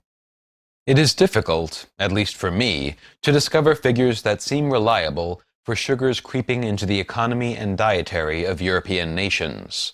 But it is clear that 200 years ago, sugar was as yet negligible. It remained until long after that a compliment to say that food was rich, and the history of the language makes it clear that sweetness is a more recent connotation of that word than fatness. Indeed, we seldom, even now, call a thing rich just because it is sweet. It has to be fat as well. This is not a study of the increase of sugar consumption, except incidentally. Concern is with the decrease in the popularity of fat. It is barely possible that there is no causal relation, but it seems clear that as one of these foods increased in popularity, the other declined. Soldiers, at least those of the United States, are great hands at complaining about food, although it is said that there was less of this formerly. That the real epoch of bellyaching about the grub started with the Spanish-American War, and was at its highest point in World War I. However that be, there was complaining about food even in the Revolutionary War, a good deal of it, for instance, at Valley Forge. But a friend who lives in the Valley Forge neighborhood and has studied the history and local tradition tells me that the distressing winter spent there by the Continental Army brought forth no complaint on the score of sugar, yet they had little or none. It seems that Washington's contemporaries looked upon sugar not as a food, but as a condiment, and one of which they were not sufficiently fond to deplore its absence. In connection with a historical study made for the office of the Quartermaster General, trying to determine why there has sprung up in the Army a prejudice against pemmican, a rich food highly favored by previous generations, I appealed for help to the Department of Commerce, trying to determine how likely it appeared that the declining popularity of fat was due to the growing ascendancy of sugar in the national diet.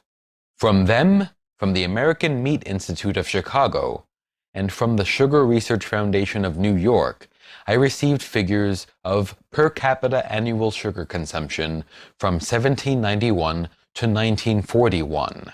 Sugar consumption in the United States. Year 1791. Pounds per capita 7.5.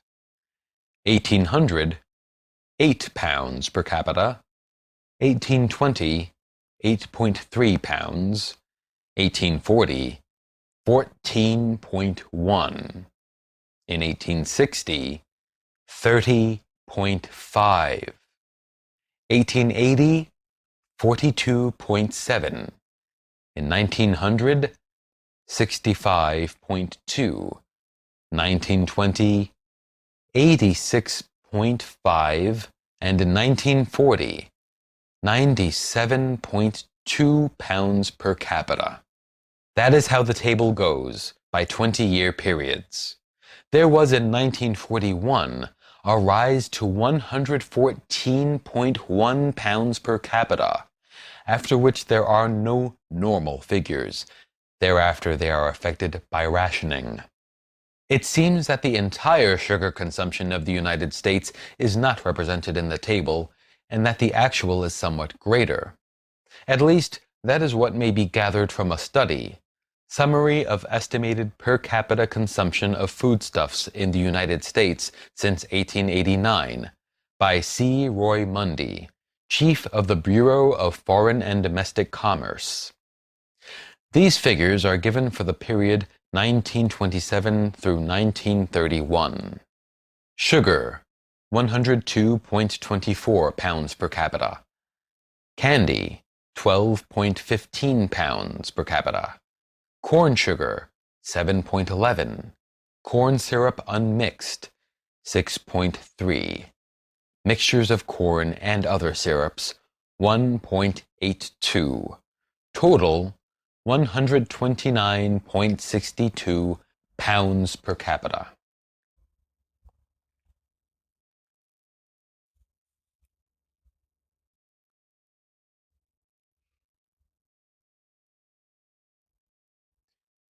Now, the average sugar consumption of the years 1927 through 31 is given in the separate sugar table furnished by the Department of Commerce as 102.26 pounds per capita, essentially the same as the 102.24 found in the Mundy study for sugar alone, which shows that the department does not tabulate candy, corn sugar, and corn syrups as sugar, nor does honey appear to be a sugar in the statistics, and they do not, of course, reckon with the sugar content of fruits that are eaten. Following up the same inquiry, I wrote the librarian of the Army War College, Colonel A. Gibson, saying that I had heard there was neither sugar nor complaint of its lack at Valley Forge, and wanting to know about this food in the dietetic history of the Army. Colonel Gibson replied on June 8, 1944. The following is copied from an article prepared in the office of the Quartermaster General and published in the Quartermaster Review for September-October 1931, pages 9 through 21. Sugar, once a luxury in the Army, now occupies a most important place among the components of the ration. In the Revolutionary War, before its value as an article of food was recognized, and when it was considered a luxury by both soldier and civilian alike, sugar formed no part of the ration of the Continental soldier. In fact, it was not until 1838 that sugar made its first appearance on the authorized rations of the soldiers, and we find in tables issued at that time a daily allowance of 1.62 ounces of sugar per man.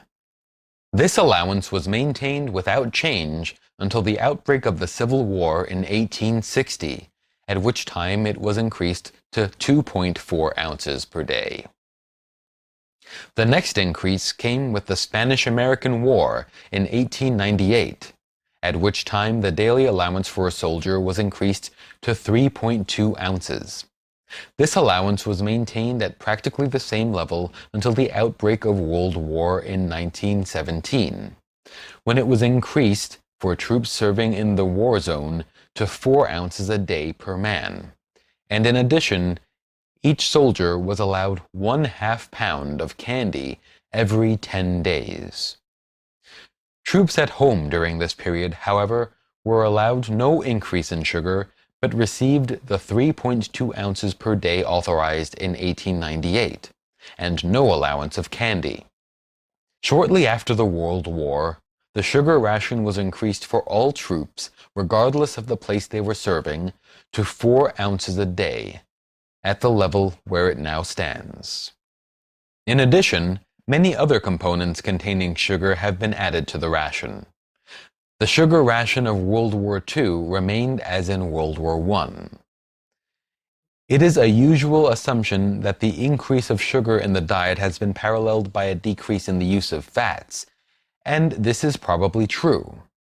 Still, it is possible that what has actually taken place is not so much a decrease in the popularity of fats as a decrease in the attractiveness of certain words used for fats, among them the terms fat, grease, tallow. The same person who tells you he dislikes fat may add that he is very fond of butter, cream, bacon. The man who tells you he dislikes beef fat may be fond of beef gravy and of suet pudding. In fact, he may find that the expression rendered beef suet does not have a disagreeable connotation, but that beef tallow does. Yet the two expressions are synonymous. The word blubber, though you have never tasted blubber or spoken with anyone who has, will likely give you a feeling of revulsion. In these reflections, there is one more answer to the Shakespearean, "What's in a name?"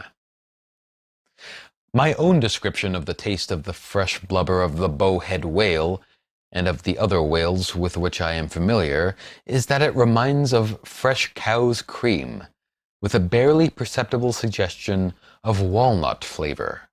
When Dr. Elisha Kent Kane, famous polar explorer and aristocrat of the Pennsylvania Canes, discovered that seal and whale blubber tasted delicious, he was probably right when he protested, "Oh, call it not blubber."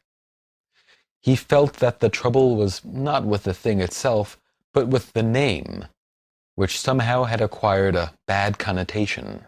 The argument runs that blubber turns rancid easily, and that in the great days of the whale fishery, when animal oil was used in the lamps of Europe and America, people in London and New York occasionally tasted the blubber that was landed from the whaling ships and found it disagreeable. Hence the present connotation of the word.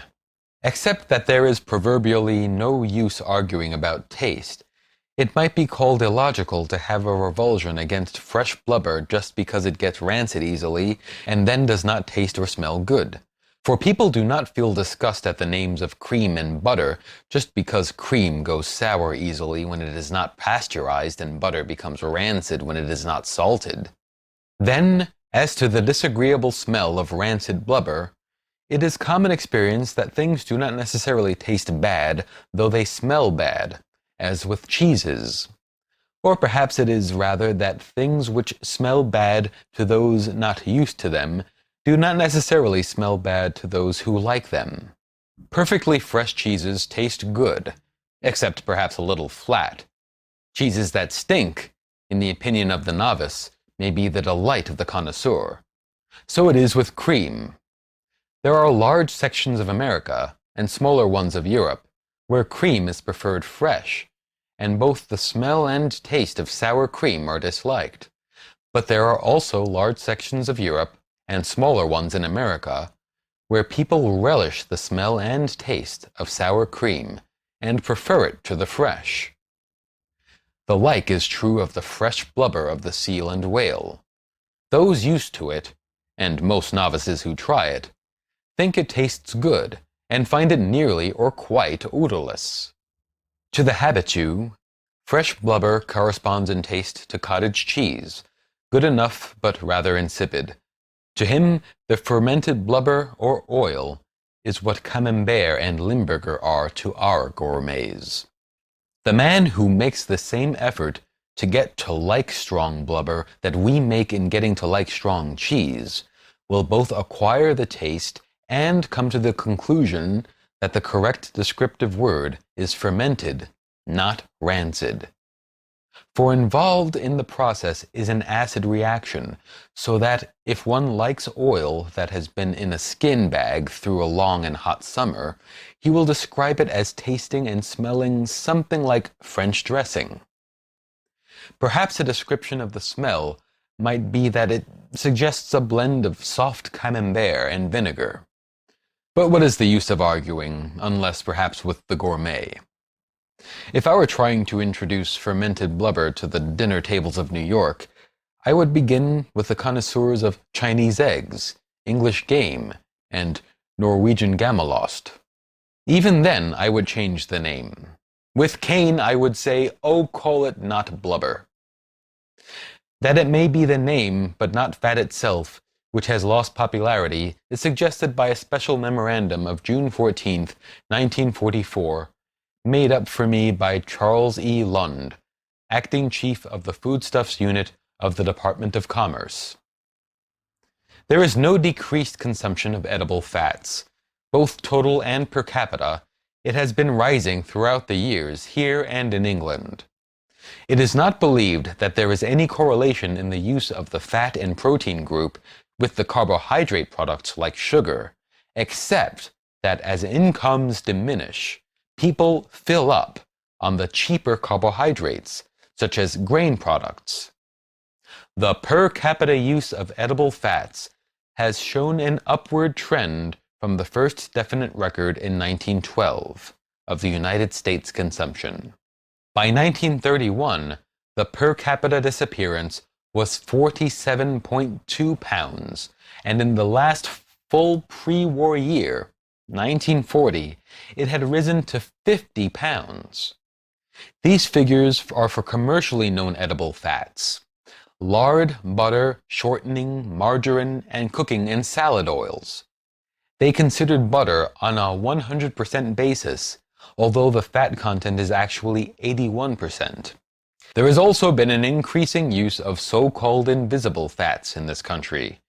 It is estimated that in 1939, the per capita consumption of edible fats in the United States was 95 pounds, of which 46 pounds came from prepared products, butter on an 81% basis, and 49 pounds from invisible fats, including bacon, meat, fish, cheese, milk, ice cream, eggs, cereals, nuts, cocoa, and mayonnaise.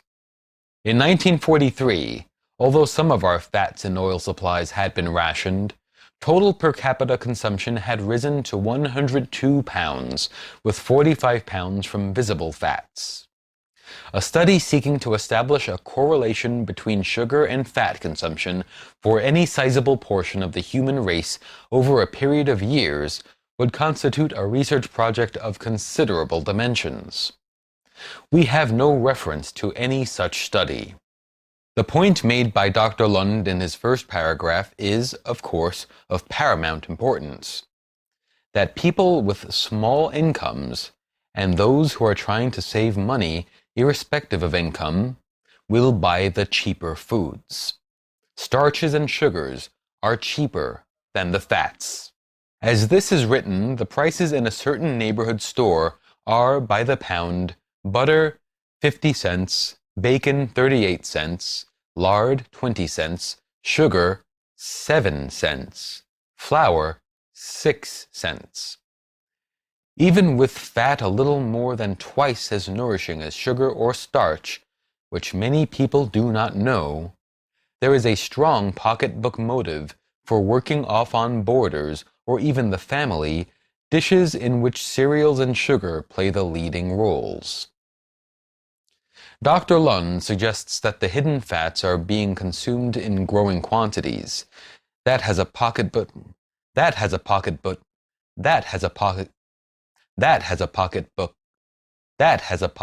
motive too, for they are average cheaper than the other fats. Dr. Lund suggests that the hidden fats are being consumed in growing quantities. That has a pocketbook motive too, for the average. Dr. Lund suggests that the hidden fats are being consumed in growing quantities. That has a pocketbook motive too, for they average cheaper than the other fats. In this study, the significant thing is that people like what they are used to. It may have been poverty or a desire to set money aside for a rainy day that induced one's parents to feed him so largely on bread, potatoes, porridge, cake, jam, syrup, and sugar. But that is what he has grown up on, and he is the victim, or the beneficiary, of established food habits according to which he likes these cheap things because he is used to them. Not only that, he has a strong emotional bias in their favor as, in his opinion, proper food, good food, American food. Lest any reader think that I believe I am presenting here something new in dietetics, I mention that I have myself argued at some length, in at least 3 books, that one likes eating what he is used to eating. Nor did I, as the presentation shows, think this a new doctrine in 1913, when the first of these books was published. Most writers, including me, present the view not as special to dietetics, but as a general principle, a law of taste, applicable to climate, landscape, music, deportment, pretty well everything. As this is being written, the Associated Press carries under a Washington dateline a news story summarizing the findings of the Committee on Food Habits of the National Research Council. They have come to the usual conclusion, which, however, they state in an unusual phrase. Instead of repeating the hackneyed, "You like to eat what you are used to eating," they say, "People like what they eat rather than eat what they like." I quote from the Christian Science Monitor of September 25, 1944.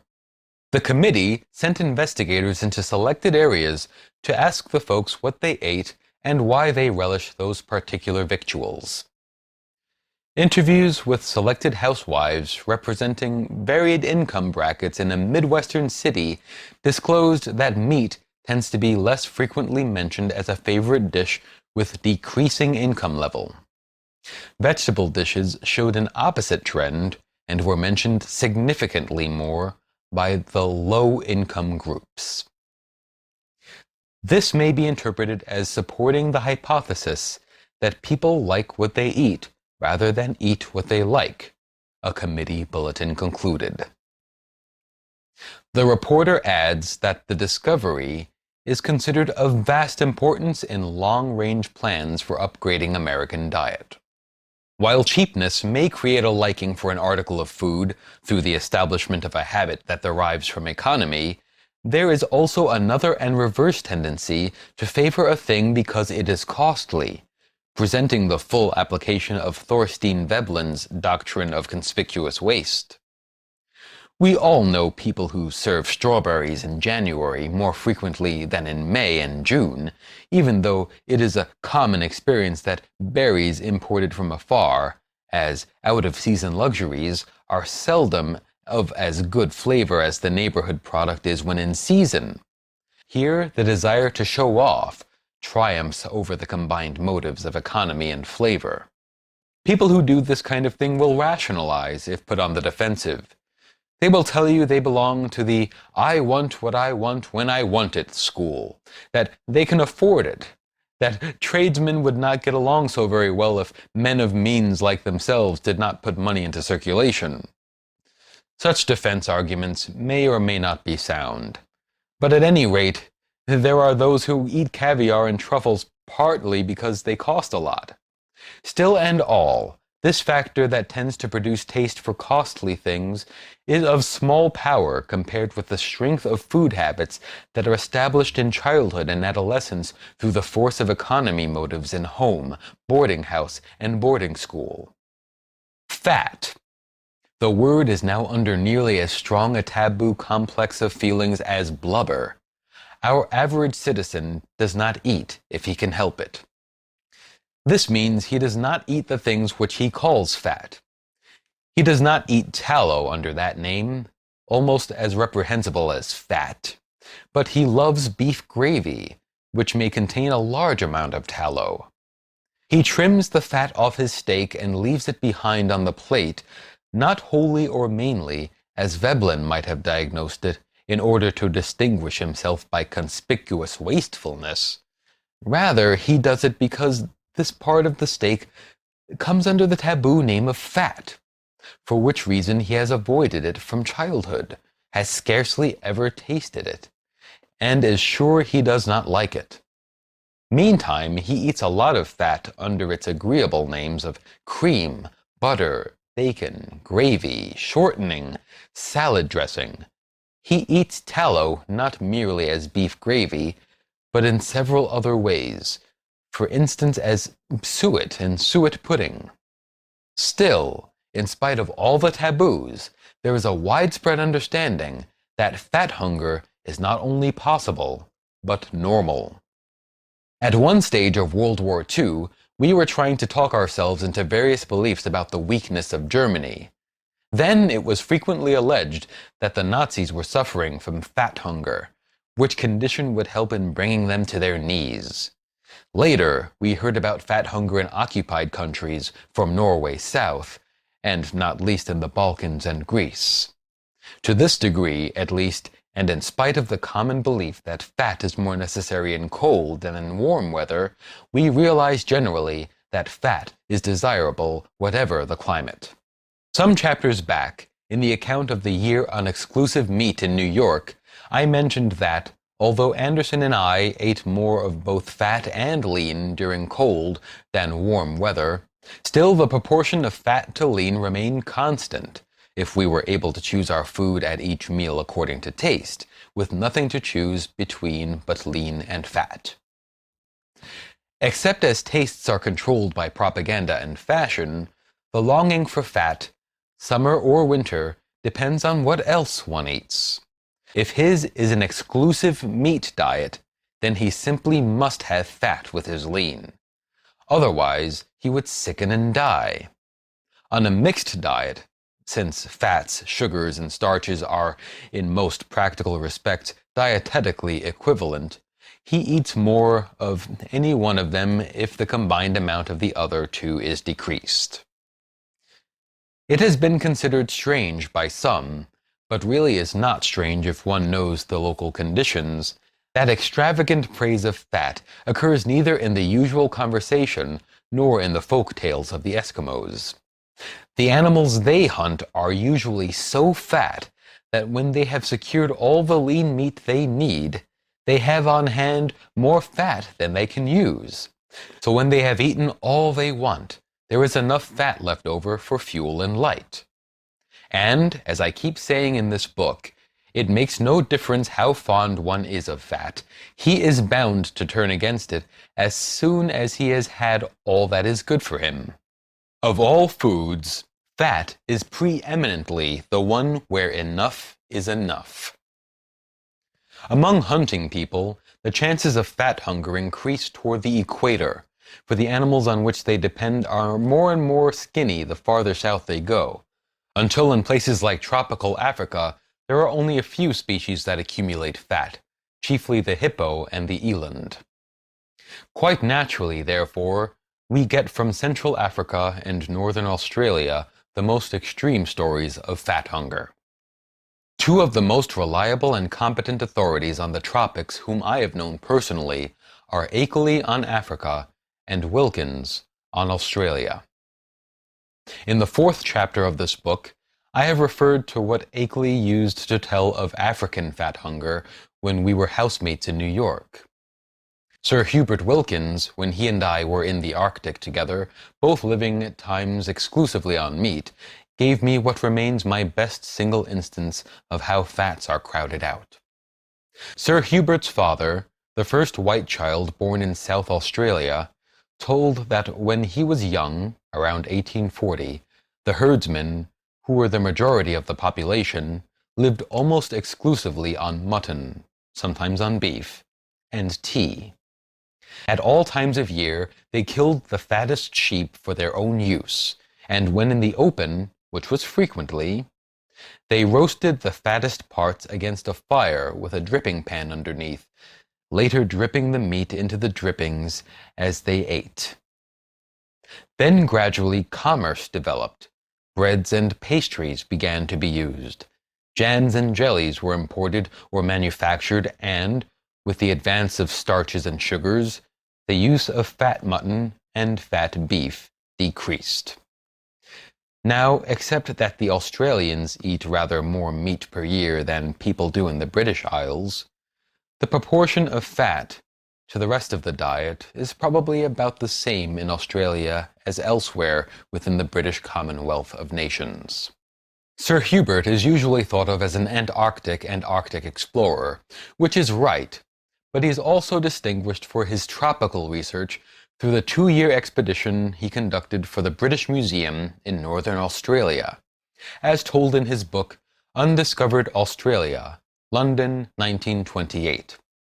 The Swedish explorer Carl Lumholtz was in tropical Australia long before Wilkins and reported that the natives ate their meals on the principle children apply when they raid a cupboard. They used up the best things first and did not eat anything but meat whenever they had enough meat. And the fatter the meat, the better. This Wilkins confirmed and added certain observations along the same line. Wilkins found that the missionaries were having some trouble in breaking the natives of cannibalism, and that the difficulty was serious in proportion to the fatness of the deceased. When an emaciated man died, little was needed beyond a stern admonition. But when a corpulent man was buried, they had to stand watch over the grave, and corpses sometimes disappeared weeks and months after burial. Seemingly, the natives liked their cadavers high, as the English liked their game, and the Norwegians their cheese, or at least did not mind them getting that way if they were fat enough. Background for the tropical fat hunger that drove the Wilkins cannibals of northern Australia to the exhumation of their corpulent dead comes from a particularly tropical section of Western Africa through a letter written by a medical missionary, Dr. G.W. Harley, who has been in Liberia most of the time since 1926, when he founded there the Ganta mission of the Methodist Church, of which he is still, in 1945, superintendent. For his qualifications as a witness, in addition to a residence of 18 years, I looked him up in American Men of Science. From that and other sources, it appears that he was born in North Carolina, graduated from Duke University, received his medical degree at Yale, has studied in the Harvard Graduate School, is Phi Beta Kappa, and has the degrees A.B., M.D., Ph.D. His experience is not wholly tropical, for in 1924 he served at the Harrington Hospital of the Grenfell Mission in Labrador. He has been research associate of the Peabody Museum of Harvard since 1932. He has published numerous medical and geographical articles, is at work on a book about the Negro culture of Liberia for the Peabody Museum, and is author of Native African Medicine, published by the Harvard University Press, 1934. A good deal less than such a record would have created a presumption of competence as a witness for Dr. Harley, who writes from the Peabody Museum, August 31st, 1944, in part, "Meat hunger is striking and constant among the tribes I have contacted. While meat of any kind is in great demand, it is interesting to note that the following are the favorite cuts. 1. Brisket of beef, with the fat and cartilages. 2. The skin and subcutaneous fat of a warthog. Pig skin is never saved for rawhide and leather. It is too valuable as food, and is eaten after singeing off the hair, and prolonged boiling. Plump cow skin is similarly eaten. A lean cow skin will be saved for rawhide and leather. 3. The hogshead. Brains and fat are both delicacies. 4. The liver of any animal. 5. The hands and feet of monkey, because of the fat content. Wild meat in Liberia is seldom fat. Even the fat of warthogs is mostly subcutaneous. Antelope are lean all the way through. Even domestic cattle are lean. Consequently, it is interesting to note that certain animals which normally store more fat than others are preferred for that reason. 1. The giant rat, Chrysotomus gambianus liberii, called possum. 2. The domestic dog, fattened by the Kapele people especially for eating. 3. The cow that has turned out to be sterile and so has never suckled a calf, but grown fat instead. 4. Porcupines. 5. Warthogs. 6. Snakes, e.g. python, Bitis gabonica, and mamba. 7. A leopard in its prime, plump and fat. 8. A snakefish, very fat.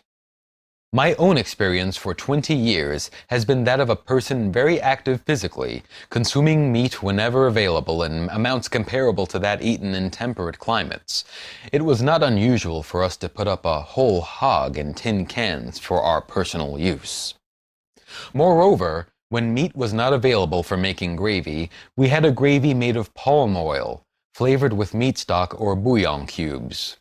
We had gravy 3 times a day and 365 days in the year. We also used all the milk, eggs, and butter we could get, and the 4 of us consumed between 1 and 2 pounds of peanut butter a week.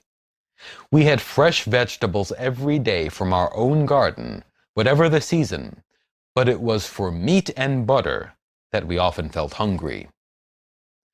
On returning to the United States, I arrived during a heat wave and hungrily devoured fat pork and country sausages in Washington, D.C. Was disappointed when I could not get sausages with pancakes in Boston because it was too hot for sausages. In the tropics, the men who last longest and are happiest are the ones who either get some exercise, golf, tennis, hunting, and fishing, or actually do a reasonable amount of physical work. If they work, they must eat. Calorie requirements are relatively high because the millions of sweat glands are working overtime, and the skin could be termed the largest single organ of the body. Men who work in hot places, stokers, do not avoid meat and fats, rather the opposite. Such are the views of a doctor of medicine with long experience of the humid tropics. From him, turn to George H. Siebold, distinguished for success in the tropics as a businessman rather than scientist. He spent 6 years in the Philippines as a school teacher, more than a decade in Sumatra representing the United States Rubber Company, and then 6 years in Liberia for the Firestone interests.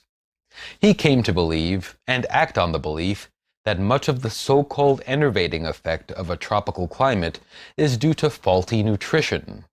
In the case of white men, he believes the enervation traceable to faulty theories of diet that physicians and others bring with them from the temperate zone, particularly the theory that you should go light on meat in hot weather, and that if you do eat meat, it should be lean.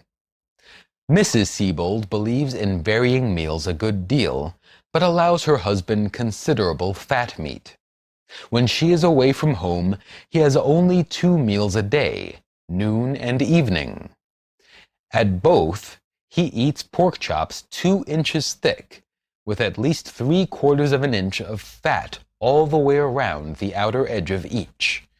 During one absence of his wife, every meal he ate for 6 weeks consisted of these chops. In the United States, Mr. Siebold has trouble getting food he likes at restaurants. The pork chops they serve are not thick enough, and they trim the fat from them before cooking. During the New York Year of Exclusive Meat described in a previous chapter, my impression was that we endured the heat of the city and neighborhood, which in summer can be uncomfortable to most New Yorkers, somewhat better than did the average of our fellows. We were frequent victims of the commiseration of friends who knew that meat is bad for people in hot weather, that fat is a good food in winter and bad in summer, things of that sort. We rather took pleasure in undeceiving our friends, doubtless parading more than was called for in our relative comfort in the heat. Another situation was embarrassing. One of the most famous members of the Who's Who medical committee that supervised our test was Dr. Graham Lusk, a distinguished physiologist, part of whose distinction rested on work he had done to show that body temperatures might be controlled to advantage in summer by the food one ate. According to him, a person could be relatively comfortable if he ate things like fruits, green vegetables. What had to be avoided, particularly, was meat. Here we were, with the summer heat coming on, forced to live wholly on meat. At first, Dr. Lusk showed, as we understood it, kindness and commiseration. He was worried about us and was trying to hearten us. The summer might not be so hot. We were going to have a cottage up near Croton and could lie around in the shade of the trees, avoiding exertion. On the whole, he felt that we would get through all right. But when a spell of hot weather came early in the season, while we were still in the city, and when we assured Dr. Lusk we were not feeling it particularly, we had the impression that he was at first puzzled and later wistful in his questions, hoping he could elicit from us some confirmation of his theory that meat was a food which made people feel specially uncomfortable on a hot day. We also had the feeling that, in spite of being sponsor of the theory, Dr. Lusk was more open-minded about it than our lay friends.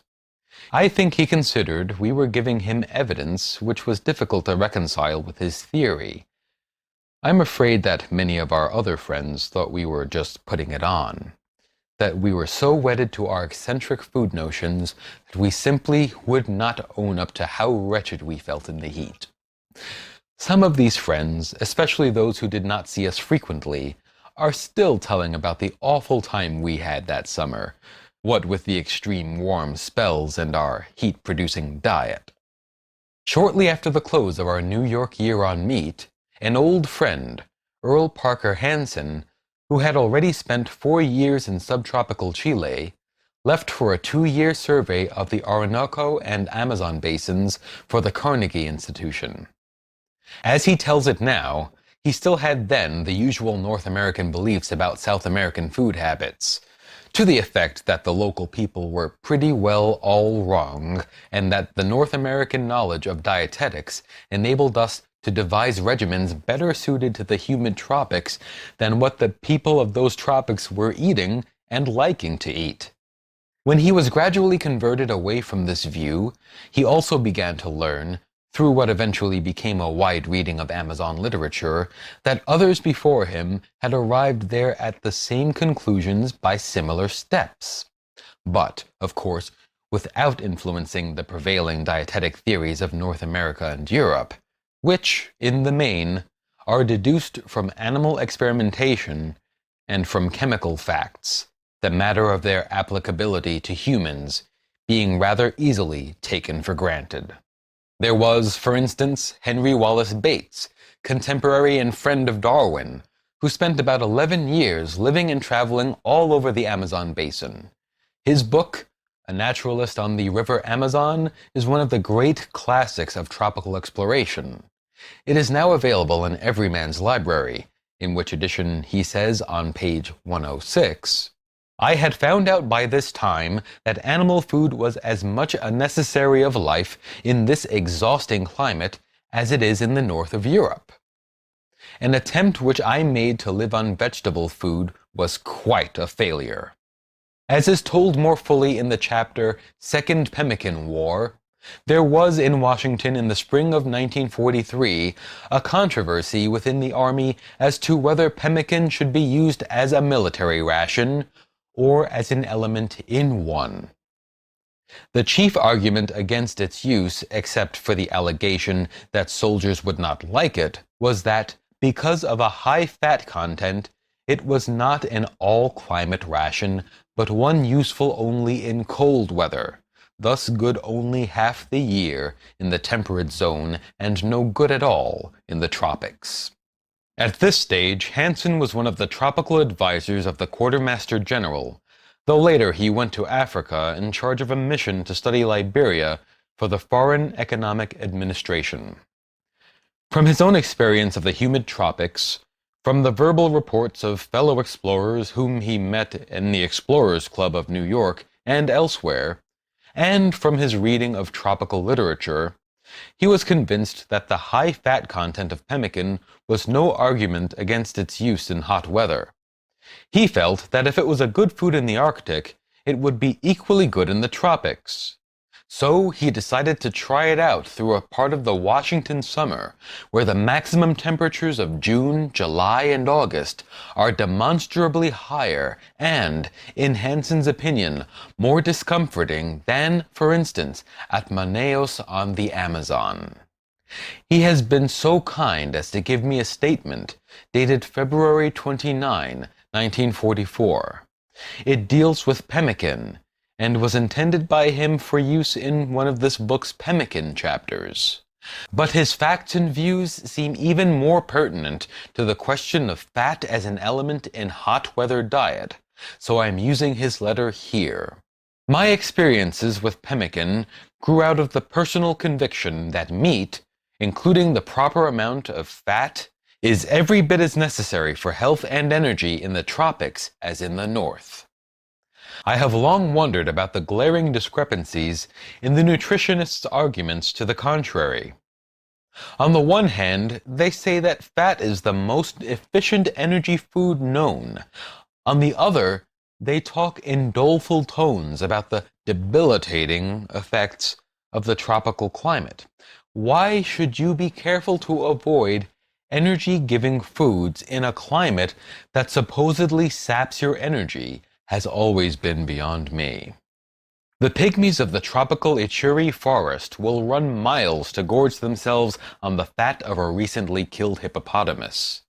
That sort of evidence from natives in various parts of the tropics, both humid and dry, you have in plenty. So I confine myself to giving my own experiences and stating my own conclusions. My first personal experience with fat shortage came on my Orinoco Amazon expedition of 1931 through 1933, when my canoe Indians practically went on strike because I hadn't included sufficient lard or other fat in my supplies. Almost every newcomer to the Orinoco runs into that situation. His Indians make sure, before starting a journey, that he has with him plenty of fats. I bought enough fat to please my Indians, and then proceeded to eat on the journey from a separate pot, because I couldn't stand their greasy food. It wasn't many weeks, however, before I avidly grabbed at every turtle egg I could get hold of, for its rich oil, as I now realize, and at every Brazil nut, avocado, pear, and every other source of vegetable fat when I couldn't get animal fats. In those days, I did not correlate that craving with my food tastes and habits. Now I do. If today I were to go on another extended journey through the Amazon basin, I would either take pemmican with me from the United States or spend some time, first of all, making it down in Brazil. Recently, a lady ethnologist told me that I was all wrong in my claim that any white man can stay in perfect health, as far as food alone is concerned, on any diet that keeps native populations and primitive peoples in health. She said she had tried it for a number of weeks in Mexico, with almost disastrous results. But when I asked her if she hadn't had trouble adjusting her taste to the greasy food of the Mexicans, she stipulated that, of course, she and her companions, while eating exactly what the Mexicans ate, had taken pains to prepare the food in an appetizing way by leaving out the grease. Then she went on to describe her own subsequent troubles in the typical terms of fat shortage, constant hunger, a vague discomfort, lack of energy, distended stomach, etc. With such convictions to start with, growing out of years of personal experience in the tropics, I went on a pemmican regimen in the summer of 1943, staying on it for 9 weeks. I was leading a sedentary life of office work, and it was one of the hottest summers on record in New York and Washington, where my activities were mainly centered, with temperatures that went higher on a number of occasions than I have ever experienced them in the Amazon basin. In the beginning, I took sugarless tea with my pemmican, but later I saw no sense in brewing tea and simply drank water. There were 6 occasions on which I didn't have pemmican with me and ate something else. On all of those, I simply ate fresh fat meat, which is dietetically the same as pemmican. Some of the results of the test are listed below. Vitamins. When I first started, you warned me that the kind of pemmican I was using had been overcooked, and was therefore probably deficient in vitamin C, with the danger that it might, for reasons of faulty preparation and not because it was all meat, result in scurvy. So you advised me to add vitamin pills to my diet. Foolishly, I replied that I wasn't afraid of scurvy, knowing how to cure it, and that it would be interesting to find out whether this type of pemmican would bring it on, how long that would take, what the disease would be like in its early stages, and how quickly it could be cured. I still think my reasoning was right, except that I hadn't counted on the nutritionists. When I did develop the preclinical symptoms of scurvy, after a little more than 4 weeks, the nutritionists took it to mean that pemmican was no good. For a week at this stage, I did have a rather difficult time with the diet, but I added vitamin pills as well as a number of lemons, which have practically no food value outside their anti-scorbutic properties, got back on an even keel, and stayed on pemmican for something like 5 weeks longer, using pharmaceutical vitamin preparations as the only supplement to the exclusive pemmican. In any event, The experience with vitamin shortage has nothing to do with the suitability of fat meat in the tropics, where plenty of anti-scorbutic animal and vegetable foods are available. Fat content.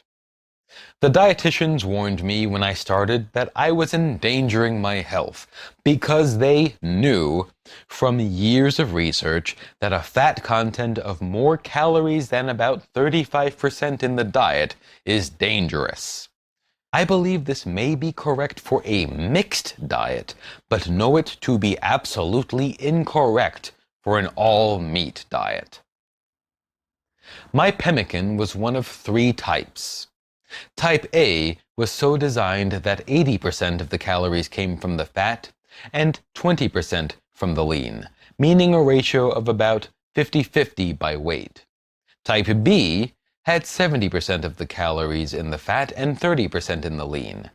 Type C had 60% of the calories in the fat and 40% in the lean.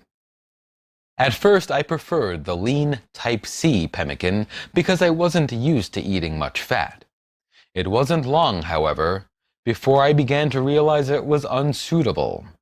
I tried the other kinds and found that where 3/4 pound per day of the fat pemmican, Type A, was absolutely satisfying, I would eat well over 1 pound per day of the lean pemmican, Type C, and still feel hungry with a craving for fat. In one period of a few days, when I had nothing on hand but Type C, I added bacon grease and roast beef drippings to this pemmican, and so got along very well. After 16 days, some of the nutritionists got hold of me, showed me figures provided by the National Research Council to the effect that man can't assimilate more than 35% of fat in his diet, and so proved to me that I was either dead or coasting along on my last reserves of energy. It was a gorgeous battle, especially in view of the fact that I had more pep for such purposes as arguing with nutritionists than I remembered ever having had before. I was in the very pink of condition, with all the minor difficulties of the first, mainly psychological, adjustment to an all-meat diet behind me. I finally gave up such fruitless argument, however, when the nutritionists asked me in despair whether I didn't even believe the National Research Council. The important thing is that during the entire 9 weeks, in very hot weather, my appetites and cravings constantly demanded a high fat content of around 75 to 80% by calories. That was, to me, one of the most striking results of my experiences. Being highly concentrated, pemmican is tricky stuff, resulting in almost immediate cravings to warn of shortcomings, where less concentrated foods seem to take much longer to give warning signals. In the beginning, it took only an hour or so after eating the lean pemmican before I knew from the way I felt that I had had too little fat. Later, after I had learned to trust my own appetites and reactions, that adjustment was automatic. Quantities taken. I had learned from you that when a man considerably overeats of fat, in hot weather or cold, he becomes nauseated and vomits, and is then all right again, but that if he overeats of starches and sugars, he may feel bloated, get a stomach ache, etc., but will not be nauseated, or at least not easily. I also reasoned that in the beginning of the pemmican regimen, I would not have the juices inside me to take care of an all-meat diet, and that what would amount to overeating during the first days might actually be undereating later on. I therefore made it a rule to trust my own appetites rather than the nutritionist's rules, and to eat only when hungry, and as long as hungry. The first 3 or 4 days I ate almost every hour, nibbling just a little. I became nauseated only once, and that was when I forced myself to eat more than my appetite called for, just as a test. During that period, I several times started eating with a gusto, only to find, after a few bites, that the pemmican was extremely distasteful. By merely interpreting that distastefulness as nature's warning that I'd had enough for the time being, I ate with gusto again the next hour. During the first 5 days, I ate about half a pound or less per day. By then, I was on an even keel, where I ate about 3/4 of a pound per day and ate at regular mealtimes only. In other words, the nutritionists had been perfectly right when they had explained to me that the Eskimos can assimilate an all-meat diet perfectly because they have been conditioned to it. They were wrong in claiming that such conditioning takes centuries. It actually takes about 5 days. 3/4 of a pound per day was my normal consumption, almost without variation, while I was doing office work. But when I went to the country weekends and indulged in rather heavy physical exercise, my consumption immediately went up about 9/10 of a pound per day. It never did exceed 1 pound of the fat pemmican, as against the unsatisfactory lean. Water. In the beginning, I drank rather large quantities of water, not necessarily because I was thirsty, but primarily because I was not used to the lack of bulk, and felt rather empty. As I approached the point where the lack of bulk no longer bothered me, I drank less and less water, and surprised myself at the small quantities consumed. That I drank less during the second half of the period than during the first was no doubt in part because of my initial prejudice against fat, and because of the other circumstances which made me use the lean pemmican, type C, in the early part of the test. For I have no reason to doubt those who say that a high protein intake requires a large water consumption. It was when I was getting the highest percentage of my calories from fat that I drank least. It is this which makes me suggest that a high-fat pemmican, type A or fattier, would likely prove an excellent life raft or desert survival ration. Those are, I think, the main points about my experiences to be brought out in a letter of this kind. I might add that, except during 1 week of repairing the damage done by vitamin deficiency, I never once had a craving for anything but pemmican. In fact, I attended several dinner parties during the 9 weeks and was perfectly content to eat my pemmican while the rest ate their roasts and vegetables. It is now about 6 months since I returned to a mixed diet.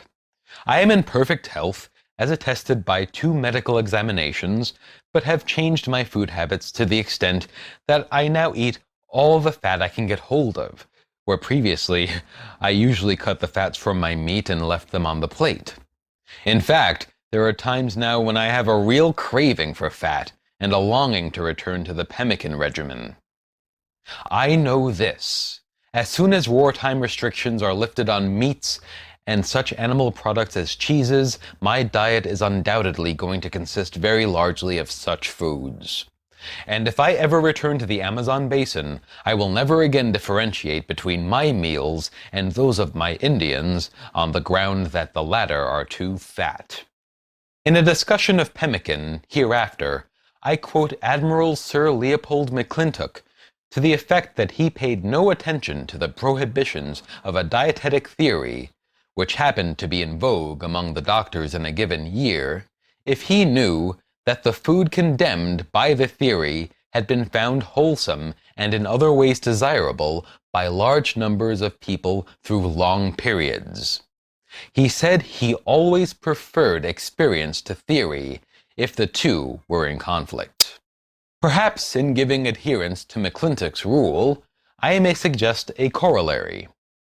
It is that when a precept of the nutritionists, like the one against fat in warm weather, is in conflict with the tastes and practices of many people in many countries through many centuries, then it is likely that the nutritionists themselves will eventually learn, probably through animal experimentation or by deduction from some recently announced or recently noticed chemical fact, that the opposite of the previously held theory is true.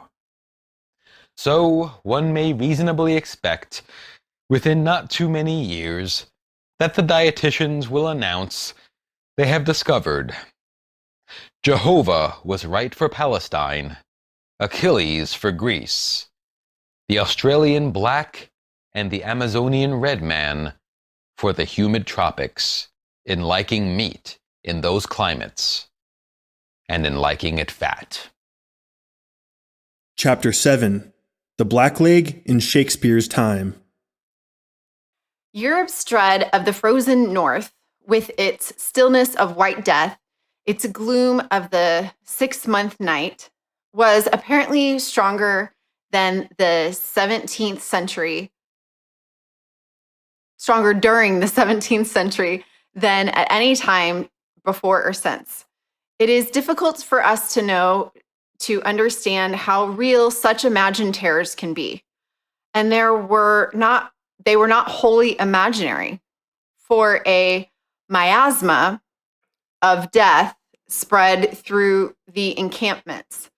And miasma is a highly unpleasant or unhealthy smell or vapor. So like the smell of death. For a miasma of death spread through the encampments of those who wintered in the north, the more terrifying because the doctors of the time imagined they knew how to prevent the scourge. And the scourge, that means a thing that causes great trouble or suffering.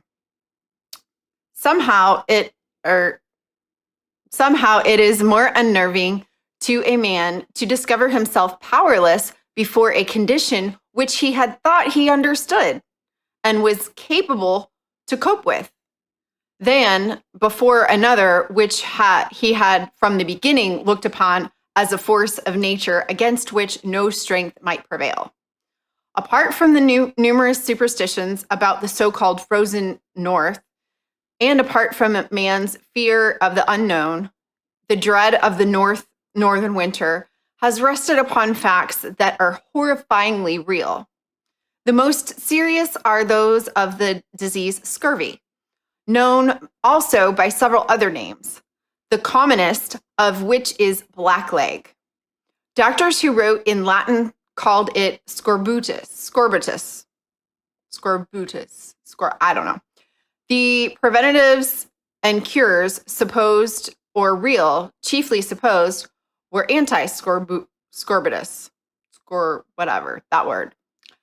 The doctors of the late Middle Ages and early modern times were more familiar than we are now with the symptoms of scurvy, and their descriptions might be used, except that it is now considered they included a number of other diseases, most of them less serious, an inclusion which confuses their descriptions since it introduces symptoms that do not belong to the proper scurvy.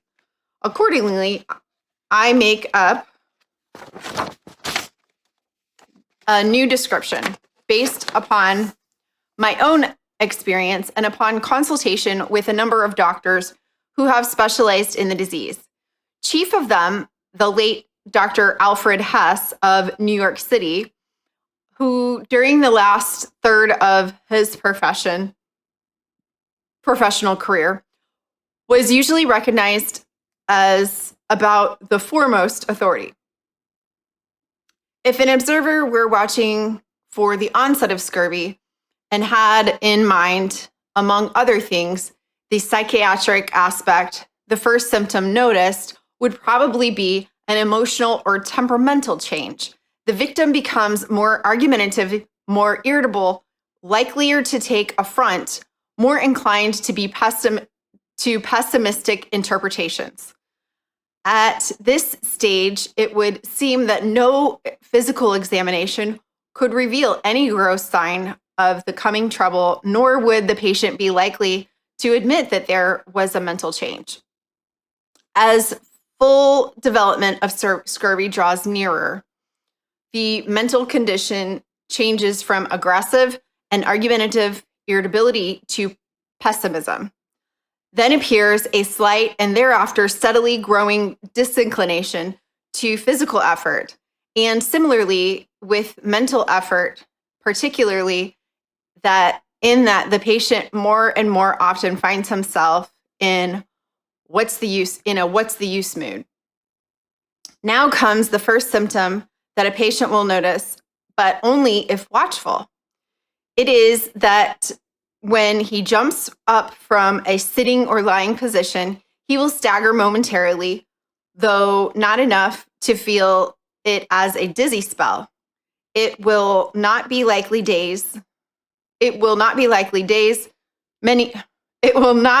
many days, however, until this is recognized as dizziness, and likely the patient will fall back into the seat from which he has just risen.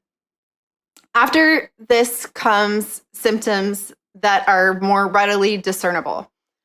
There will be a tendency to bleed from the gums, as when the teeth are brushed. The patient begins to feel a stiffness and perhaps a slight pain in one or another of his joints. He may identify the bleeding from the gums as pyorrhea, and so may his doctor or dentist. The soreness of joints will be labeled a touch of rheumatism. The pain in a joint will disappear first where there is most use. A blacksmith would feel it in his arm, a mail carrier in his leg. Irrespective of use, the trouble spreads from joint to joint until finally there is pain in every one of them. As the pain is spreading among the joints, the other symptoms develop. And presently, the one that gave the disease its sailor's name, black leg, tiny blood vessels rupture beneath the skin, usually first and most conspicuously on the calf of the leg. No doubt because of the strain, since all of us do more or less walking. The dead blood is visible through the translucent skin as black spots. The spots increase in size, spread, and coalesce, I don't know what that word means, until there are patches. The legs are getting black, and the patient is a black leg. The mental symptoms are now rapidly aggravated. The victim is no longer quarrelsome. He is too gloomy for that, too lacking in energy. Perhaps 3 weeks or a month before death, the gloom is as deep as humanly possible, except that there is no tendency toward suicide. It appears the patient, as he thinks back after the cure, that he has not so much powerless to move as powerless to decide that he wanted to move. In 2 cases which I have observed and which never got quite to the full depths of gloom, one man was unable to walk while the other was able to stagger along, holding on behind a sledge. Holding on behind a sledge. At this time, the gums were as soft as American cheese. Gross. You could cut them about as readily as Edam cheese if you pressed on them with a sliver of wood like a toothpick. Gross. Sorry. One of the men, when he thought he was actually pulling something between his teeth, was actually pulling on a tooth, and it came out so that he found himself looking at it between his fingers. This was nearly or quite without pain. The gums had then receded from the teeth. When the cure had been worked so that these 2 men were perfectly well, the qualification had to be that the gums never did regain their former position. It was noted in late medieval and early modern times, though, it is not found in all of the commentaries that the appetite remains normal or that it increases. Those writers who speak of it as ravenous are no doubt exaggerating. According to the cases I have seen or heard of intimately, and in my opinion reliably, there is not likely to be serious digestive disturbance until a few weeks before death, perhaps 3 or 4 weeks. The progress of the disease seems very rapid toward the end, increasing with something like a geometric ratio. This may perhaps be explained on the assumption that from a previously adequate diet, the patient has stored in his body antisorbutic elements, which are gradually used up. In that view, when the stored antisorbutics are gone, the worsening of the patient is likely to be rapid. Death is from hemorrhage, usually of the digestive tract or lungs. No doubt, sudden deaths from scurvy are from ruptured blood vessels in the brain. With this description, or one at all similar, it is difficult to see how the epithets, and it says a scurvy fellow and black leg, got their meaning. This is somewhat clarified if the reader remembers first that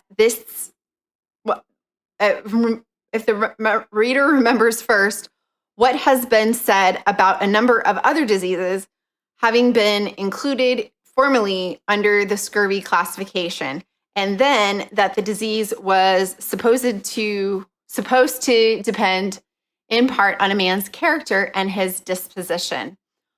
From our point of view, this last is putting the cart before the horse. To us, the quarrelsomeness of the patient, the fault-finding, suspicion, lack of energy, amounting to what some nowadays call a breakdown in willpower, are symptoms or results of the disease. To the 17th and 18th centuries, these were causes of the disease. We think that a man is cranky, suspicious, lazy, because he already has scurvy. They thought that men who were lazy, cranky, and suspicious were thereby predisposed to the contraction of the disease. On that reasoning, the doctors classified as preventatives such as exercise, cultivation of a cheerful disposition, music, parlor games, any suitable entertainment. These moral considerations explain somewhat the meaning of black leg. The differing connotations of scurvy fellow is perhaps due to a verbal confusion. The Oxford Dictionary first defines scurvy along the lines of what has here been said.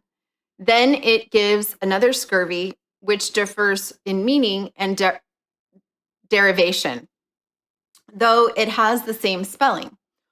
For this second scurvy, the Oxford has the first meaning, covered with scurf, suffering from or of the nature of skin disease, scurfy, scabby.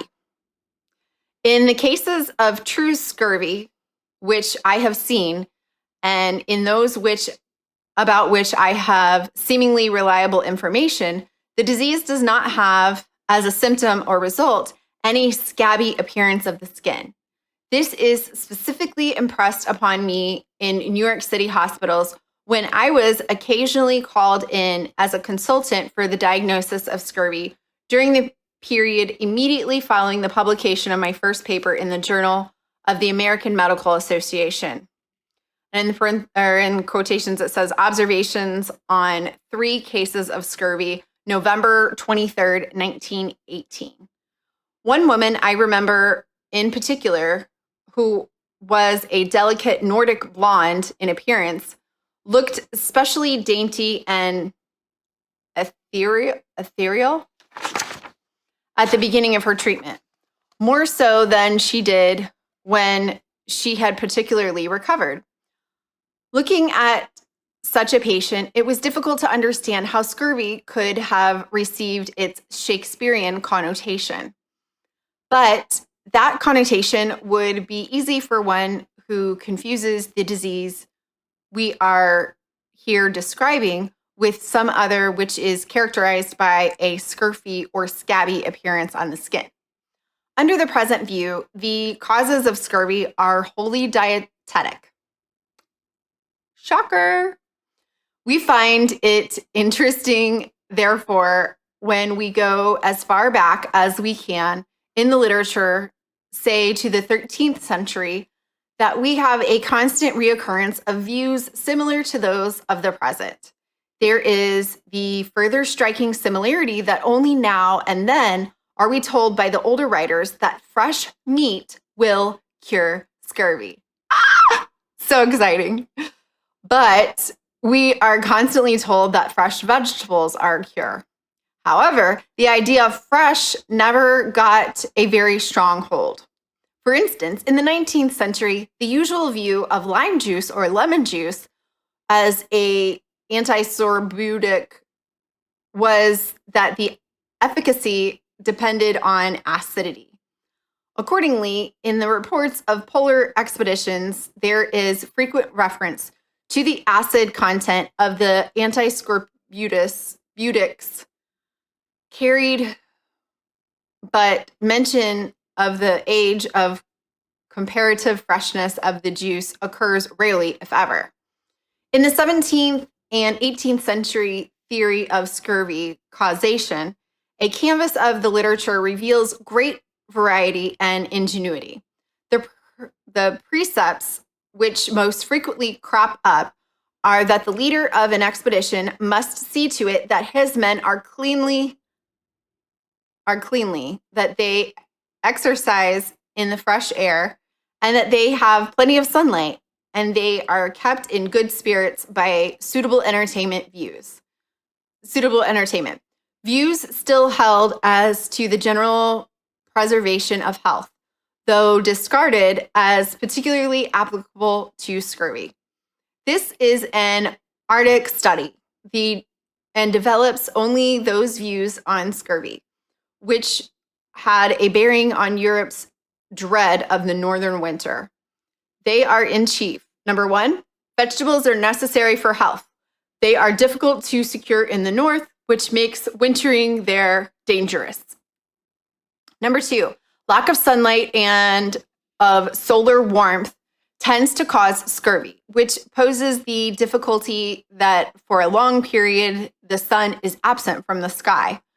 If one is wintering far north, and that the winters are long and cold, there would seem to be no reason for disagreeing with the opinion common down through the centuries and held today that vegetables, nowadays fresh vegetables are usually specified, that vegetables are an excellent preventative and cure for scurvy. Accordingly, I confine myself here to a few remarks on the views that were generally held by the medical profession concerning the relation of meat to scurvy. Not merely was it usual during the 17th and 18th century for the medical books to change that salted meats were among the leading causes of scurvy. There were also those in high places who considered fresh meat an active cause. Fresh vegetables were nearly always praised as curative agents. Dried vegetable foods, such as bread and porridge, were rarely blamed and at least occasionally praised. Preserved meats were seldom, if ever, praised, and fresh meats rarely. I present first the average view on meat and then the extreme, before passing on to sunshine and tropical warmth as preventatives and cures. In Britain, a leader of the 18th century medical science, a great teacher, though perhaps not one of the great innovators, was William Cullen, whose first lines of the practice of physic appeared in 4 successive volumes during the years of 1776 to 1784. I quote and paraphrase from volume 3 of the new edition as published in Boston in 1790. Animal food, says Cullen, is difficult to digest. Contrariwise, foods like bread and porridge, which are in a great portion of food of infants and of women and of the greater part of mankind can hardly be supposed to be food of difficult digestion. And with respect to the production of scurvy, there are facts which show that unfermented farinaceae employed in large proportion have had a considerable effect in preventing the disease. According to this, bread, porridge, and other such standard foods of semen were preventative of scurvy. They would have a curative tendency. Of meat, Cullen says, it must, however, be allowed that the principal circumstance in causing scurvy in the living is the living very much and very long upon animal food, especially where in a putrescent state. So meat in any form is bad, especially bad if not fresh. By implication, foods of the vegetable kingdom are in a state better than meats in a corresponding state. The only classic of foods properly curative is fresh vegetables. As has been said, the charge that fresh meat is a chief villain was leveled occasionally. I quote from page 15 of Free Observation on the Scurvy, Gout, Diet, and Remedy by Francis Spilsbury, chemist of London in 1780. It is well known that could the mariners have a constant supply of fresh meat only to feed on, they would expose themselves more to the hasty inroads of the scurvy and much sooner sink under its baneful influence. It seems strange when the literature of the 17th and 18th century is scanned that anybody could think fresh meat a direct cause of scurvy, in view of the sporadic references to it as a cure. It is even more strange that warmth and sunlight could have been thought as preventatives and cures. For not many stories can have been better known to Europeans in the broad aspects than those of tropical voyages, whether of discovery or of commerce. Magellan, the first known circumnavigator, lost a third of his men from scurvy in the tropics. And there were times when everyone aboard was so affected that the men barely had strength for handling the sails and rudder. From the time of Columbus, there was an unbroken chain of these tropical narratives with scurvy as villain. I have choice of many and select for quotation only because it is the best known of this. It is the best known, the story of Anson's circumnavigation, which started from Britain in 1740 and which ended there in 1744. Quoting from the expedition of G. Laird Clowes, Boston and London, 1928, reproduce the description at the end of the Southern Hemisphere summer in the latitudes of the subtropics. Soon after passing Straits Le Maire, the scurvy began to make its appearance amongst us. And our long continuance at sea, the fatigue we underwent, and the various disappointments we met with had occasioned its spreading to such a degree that the latter end of April, there were but a few on board who were not in some degree afflicted with it. And in that moment, no less than 43 died of it on board the Centurion. But though we thought that the distemper had then risen to an extraordinary height, and were willing to hope that we advanced to the northward toward the equator, its malignity would abate. We found, on the contrary, that in the month of May, we lost near double that number. And as we did not get to land till the middle of June, the mortality went on increasing, and the disease extended itself so prodigiously that after the loss of about 200 men, we could not at last muster more than 6 foremast men in a watch capable of duty. The Centurion, separated from the rest, cruised in a vain search for relief. On May ZS, it was resolved to take advantage of the present favorable season and to make the best of our way for the island of Juan Fernandez. We were by this time reduced to so low a condition that instead of attempting to attack the places of the enemy, our utmost hopes could only suggest to us the possibility of saving the ship and some part of the remaining enfeebled crew by our speedy arrival to Juan Fernandez.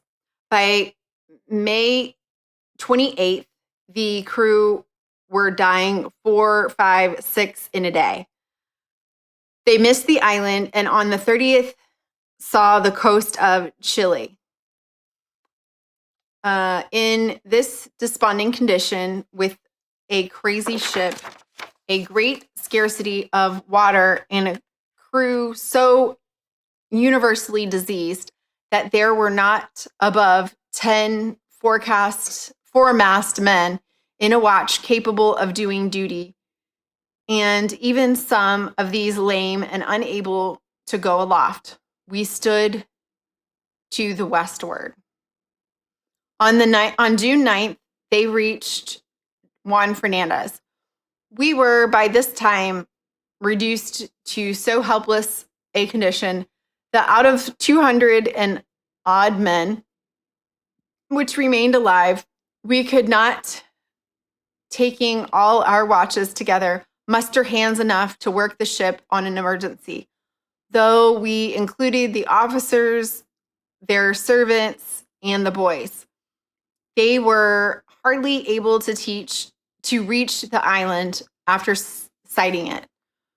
To so wretched a condition was the 60-gun ship reduced, which had passed Straits Le Maire but 3 months before, with between 400 and 500 men, almost all of them in health and vigor.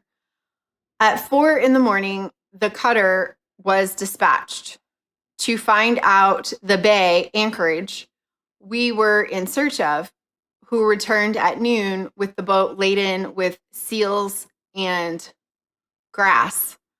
For though the islands abounded with butter vegetables, yet the boat's crew, in their short stay, had not met with them, and they well knew that even grass would prove a dainty.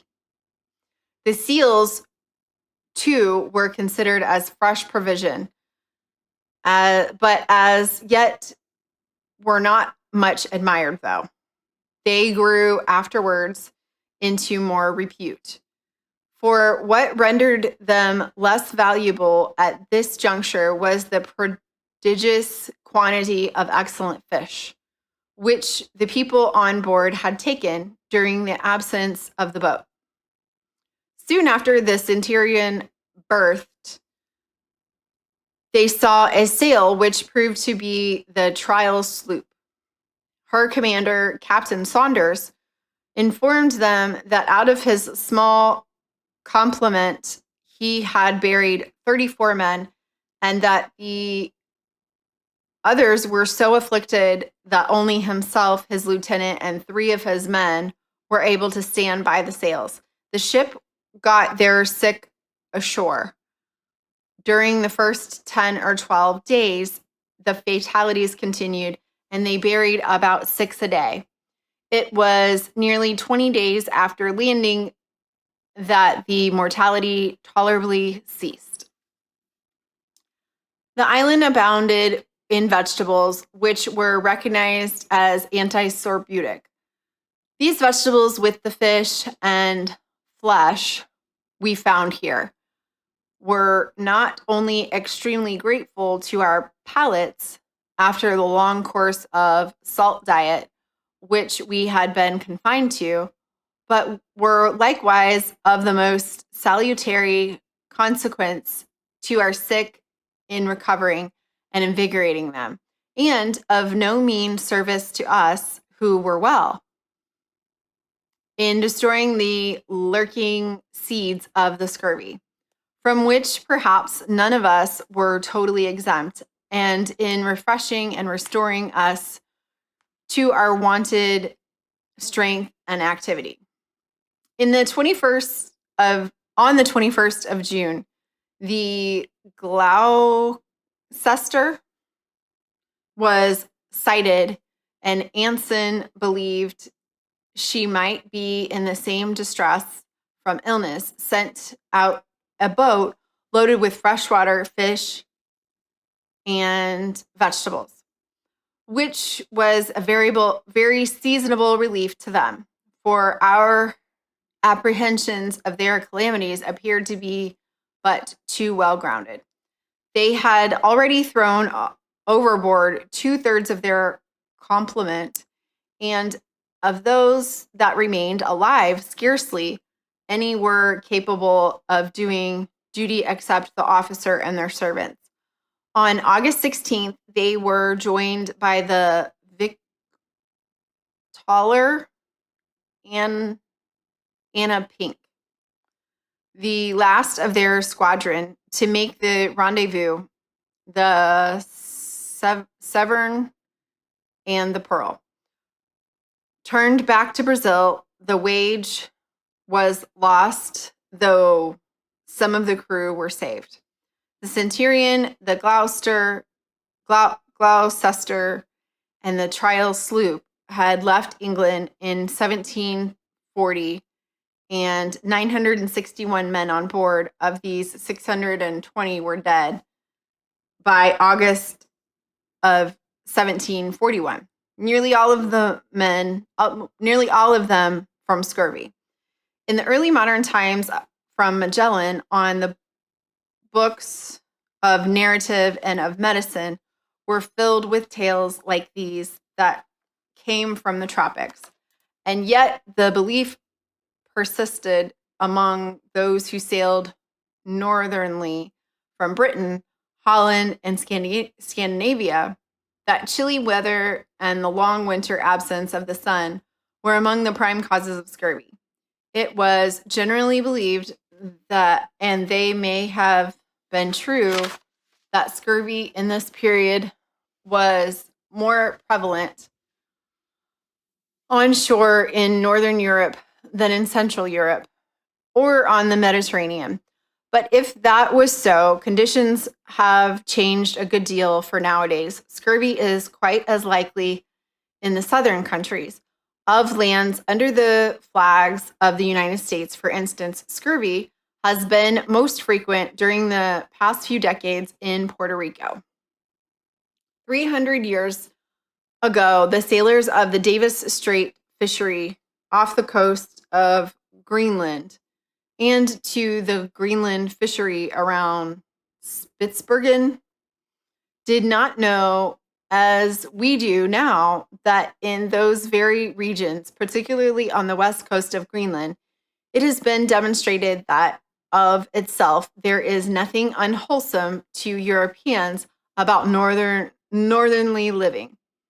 For the medieval European colony, as we know from archaeological and historical studies, moved northbound along the west coast of Greenland through the 11th, 12th, and 13th centuries, until some of them were living around and beyond Smith Sound, more than 1,000 miles north of the Arctic Circle. The northern stories, which the mariner of Shakespeare's and Milton's time knew, who cultivated the Spitzbergen fishery, were such as those of the Englishman Willoughby, the Hollander Barents, and Dane Monk. Of Sir Hugh Willoughby, the 17th century had no connected narrative, nor have we today.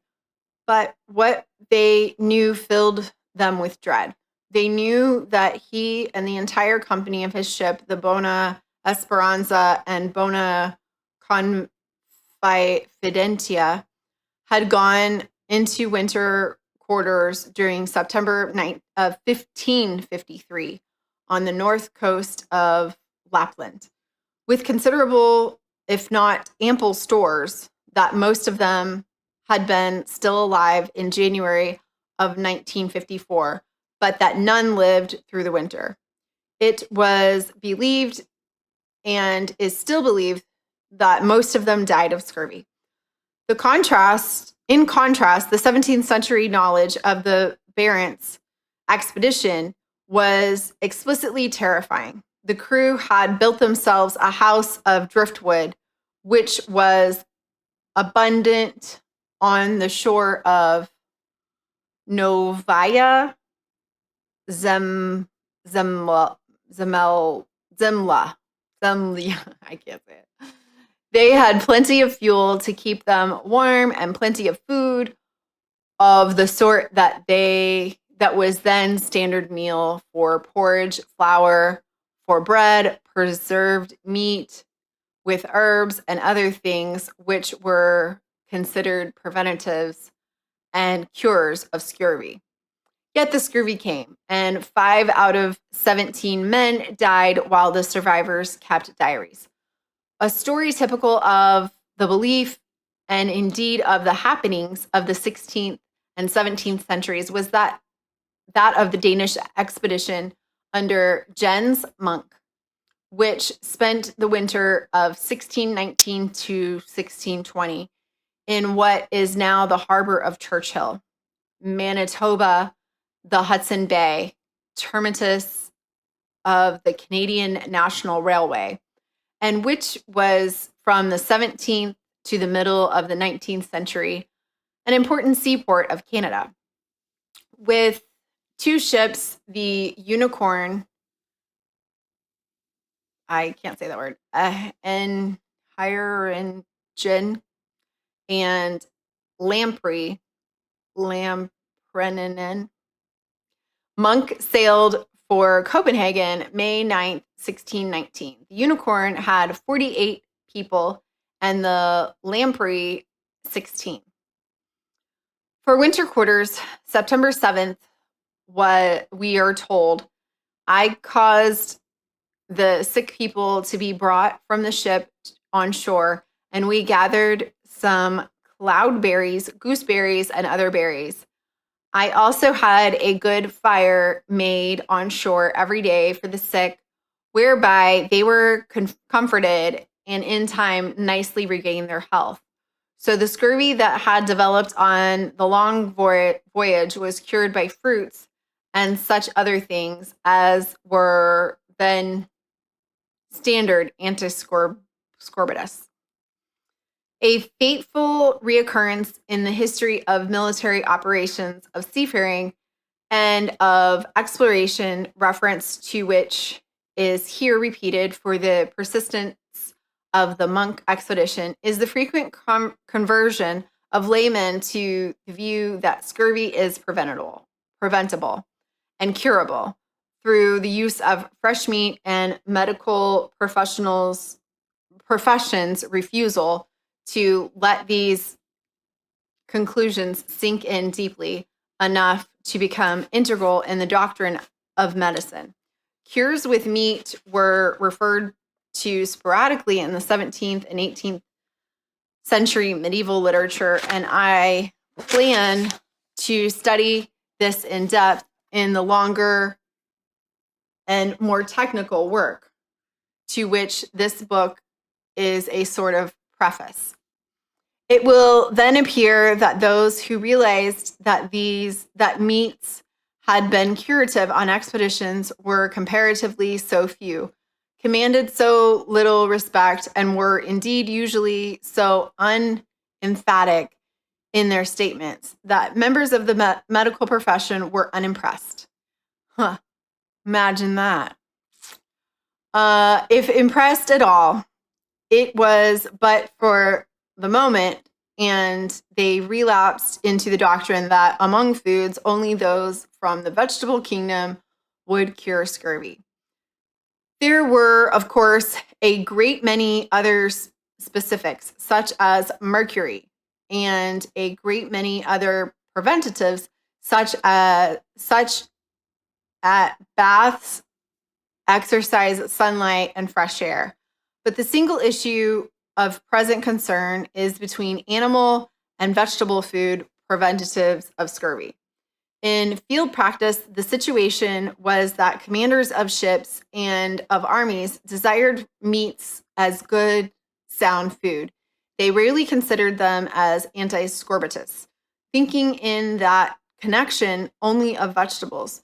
The members of Monk Danish expedition did their best to secure meat as food. The entry for September 12th says, in the morning early, a large white bear came down to the water near the ship, which stood and ate some beluga flesh off a fish, a whale, which I had caught the day before. I shot the bear, and the men all desired the flesh for food, which I also allowed. I ordered the cook just to boil it slightly and then to keep it in vinegar for a night.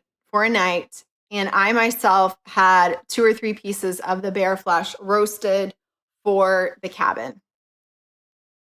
It was of good taste and did not disagree with me. On October 22nd, after this day, the crew commenced to go ashore in the daytime in pursuit of game. Some trapped, others lay in ambush, some went shooting because there was plenty of ptarmigan, a small northern type of grouse, and hares, as well as all kinds of birds, as long as the snow was not too deep. At that time, all the men liked to go into the forest or open country for shooting because they never went on shore when the weather was fine, but that they carried home something good. November 10th, which was St. Martin's Eve, the men shot some ptarmigan with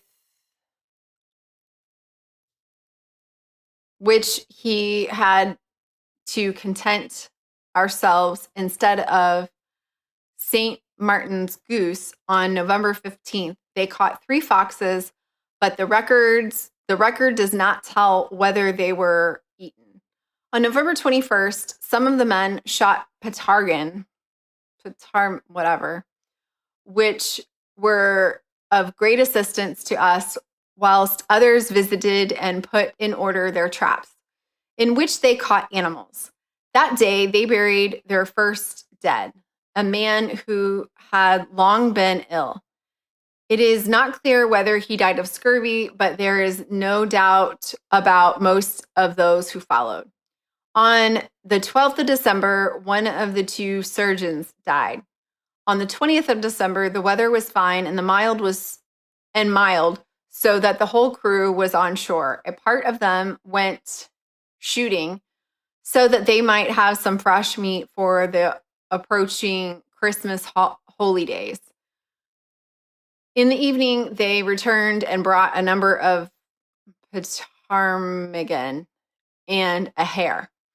The early part of January, the men were catching foxes in stables, but there is no mention of their being eaten. So probably the usual taboo of North Europeans was observed. On January 10th, the chief cook died. The priest and the remaining surgeon took to their beds. Monk asked the surgeon if he had any idea of a remedy for the scurvy. He replied that he had already tried them all. January 18th, the men who were still in health were in the forest, each about his business, but principally shooting in order to get some ptarmigan for the sick. On January 23rd, the priest sat up in his berth and preached his last sermon. That day, one of the mates died. On January 27th, the lieutenant and a seaman died. Tracks of reindeer caribou were seen, but there was no success in the hunt. On February 2nd, 2 ptarmigan were very welcome for the use of the sick. 2 ptarmigan are about equal to a single grouse, and a full antiscorbutic value, as we recognize it today, would not have been much to divide among 4 dozen men, even if everything had been eaten raw or slightly cooked, thus with its full virtue. But one of the unfortunate beliefs of Monk's day was that while the healthy might eat foods that were medium or undercooked, the sick must use only meat that was thoroughly boiled. By reference, it was cooked to pieces. The invalid drinking the bone broth, or the broth, the invalid drinking the broth.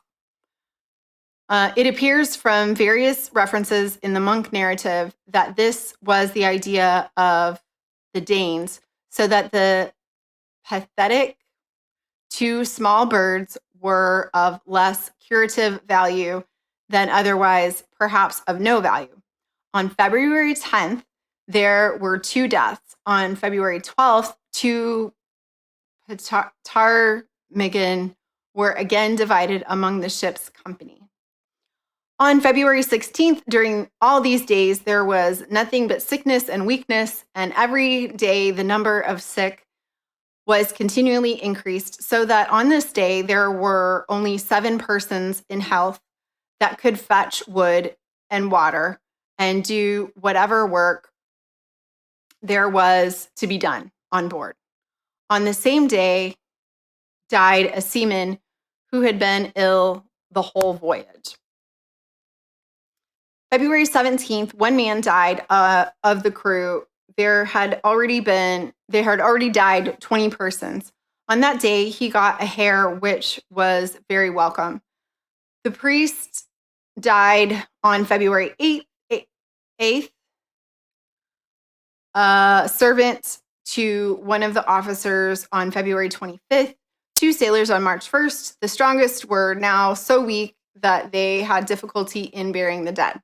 On March 4th, they secured 5 ptarmigan, or whatever. The 6 sick men drank the broth, but were unable to eat the flesh because their teeth were loose with the scurvy and dropping out. 2 men died on these 2 days, March 8th and 9th.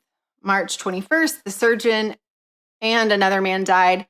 Now and afterwards, the sickness raged more violently every day, so that we who were still left suffered great trouble before we could get the dead buried. On March 25th, the skipper of one of the ships died. Monk gathered some frozen berries that he picked from their stalks up to the land. The next day, he gathered a few more. They were given to the sick, which now meant everybody. March 29th, 2 seamen died. On the 30th, the carpenter, Monk says, I was now obliged myself to run about in the ship to give drink to the sick, to boil drink for them, and to get for them what I thought might be good for them, to which I was not accustomed and of which I had but little knowledge.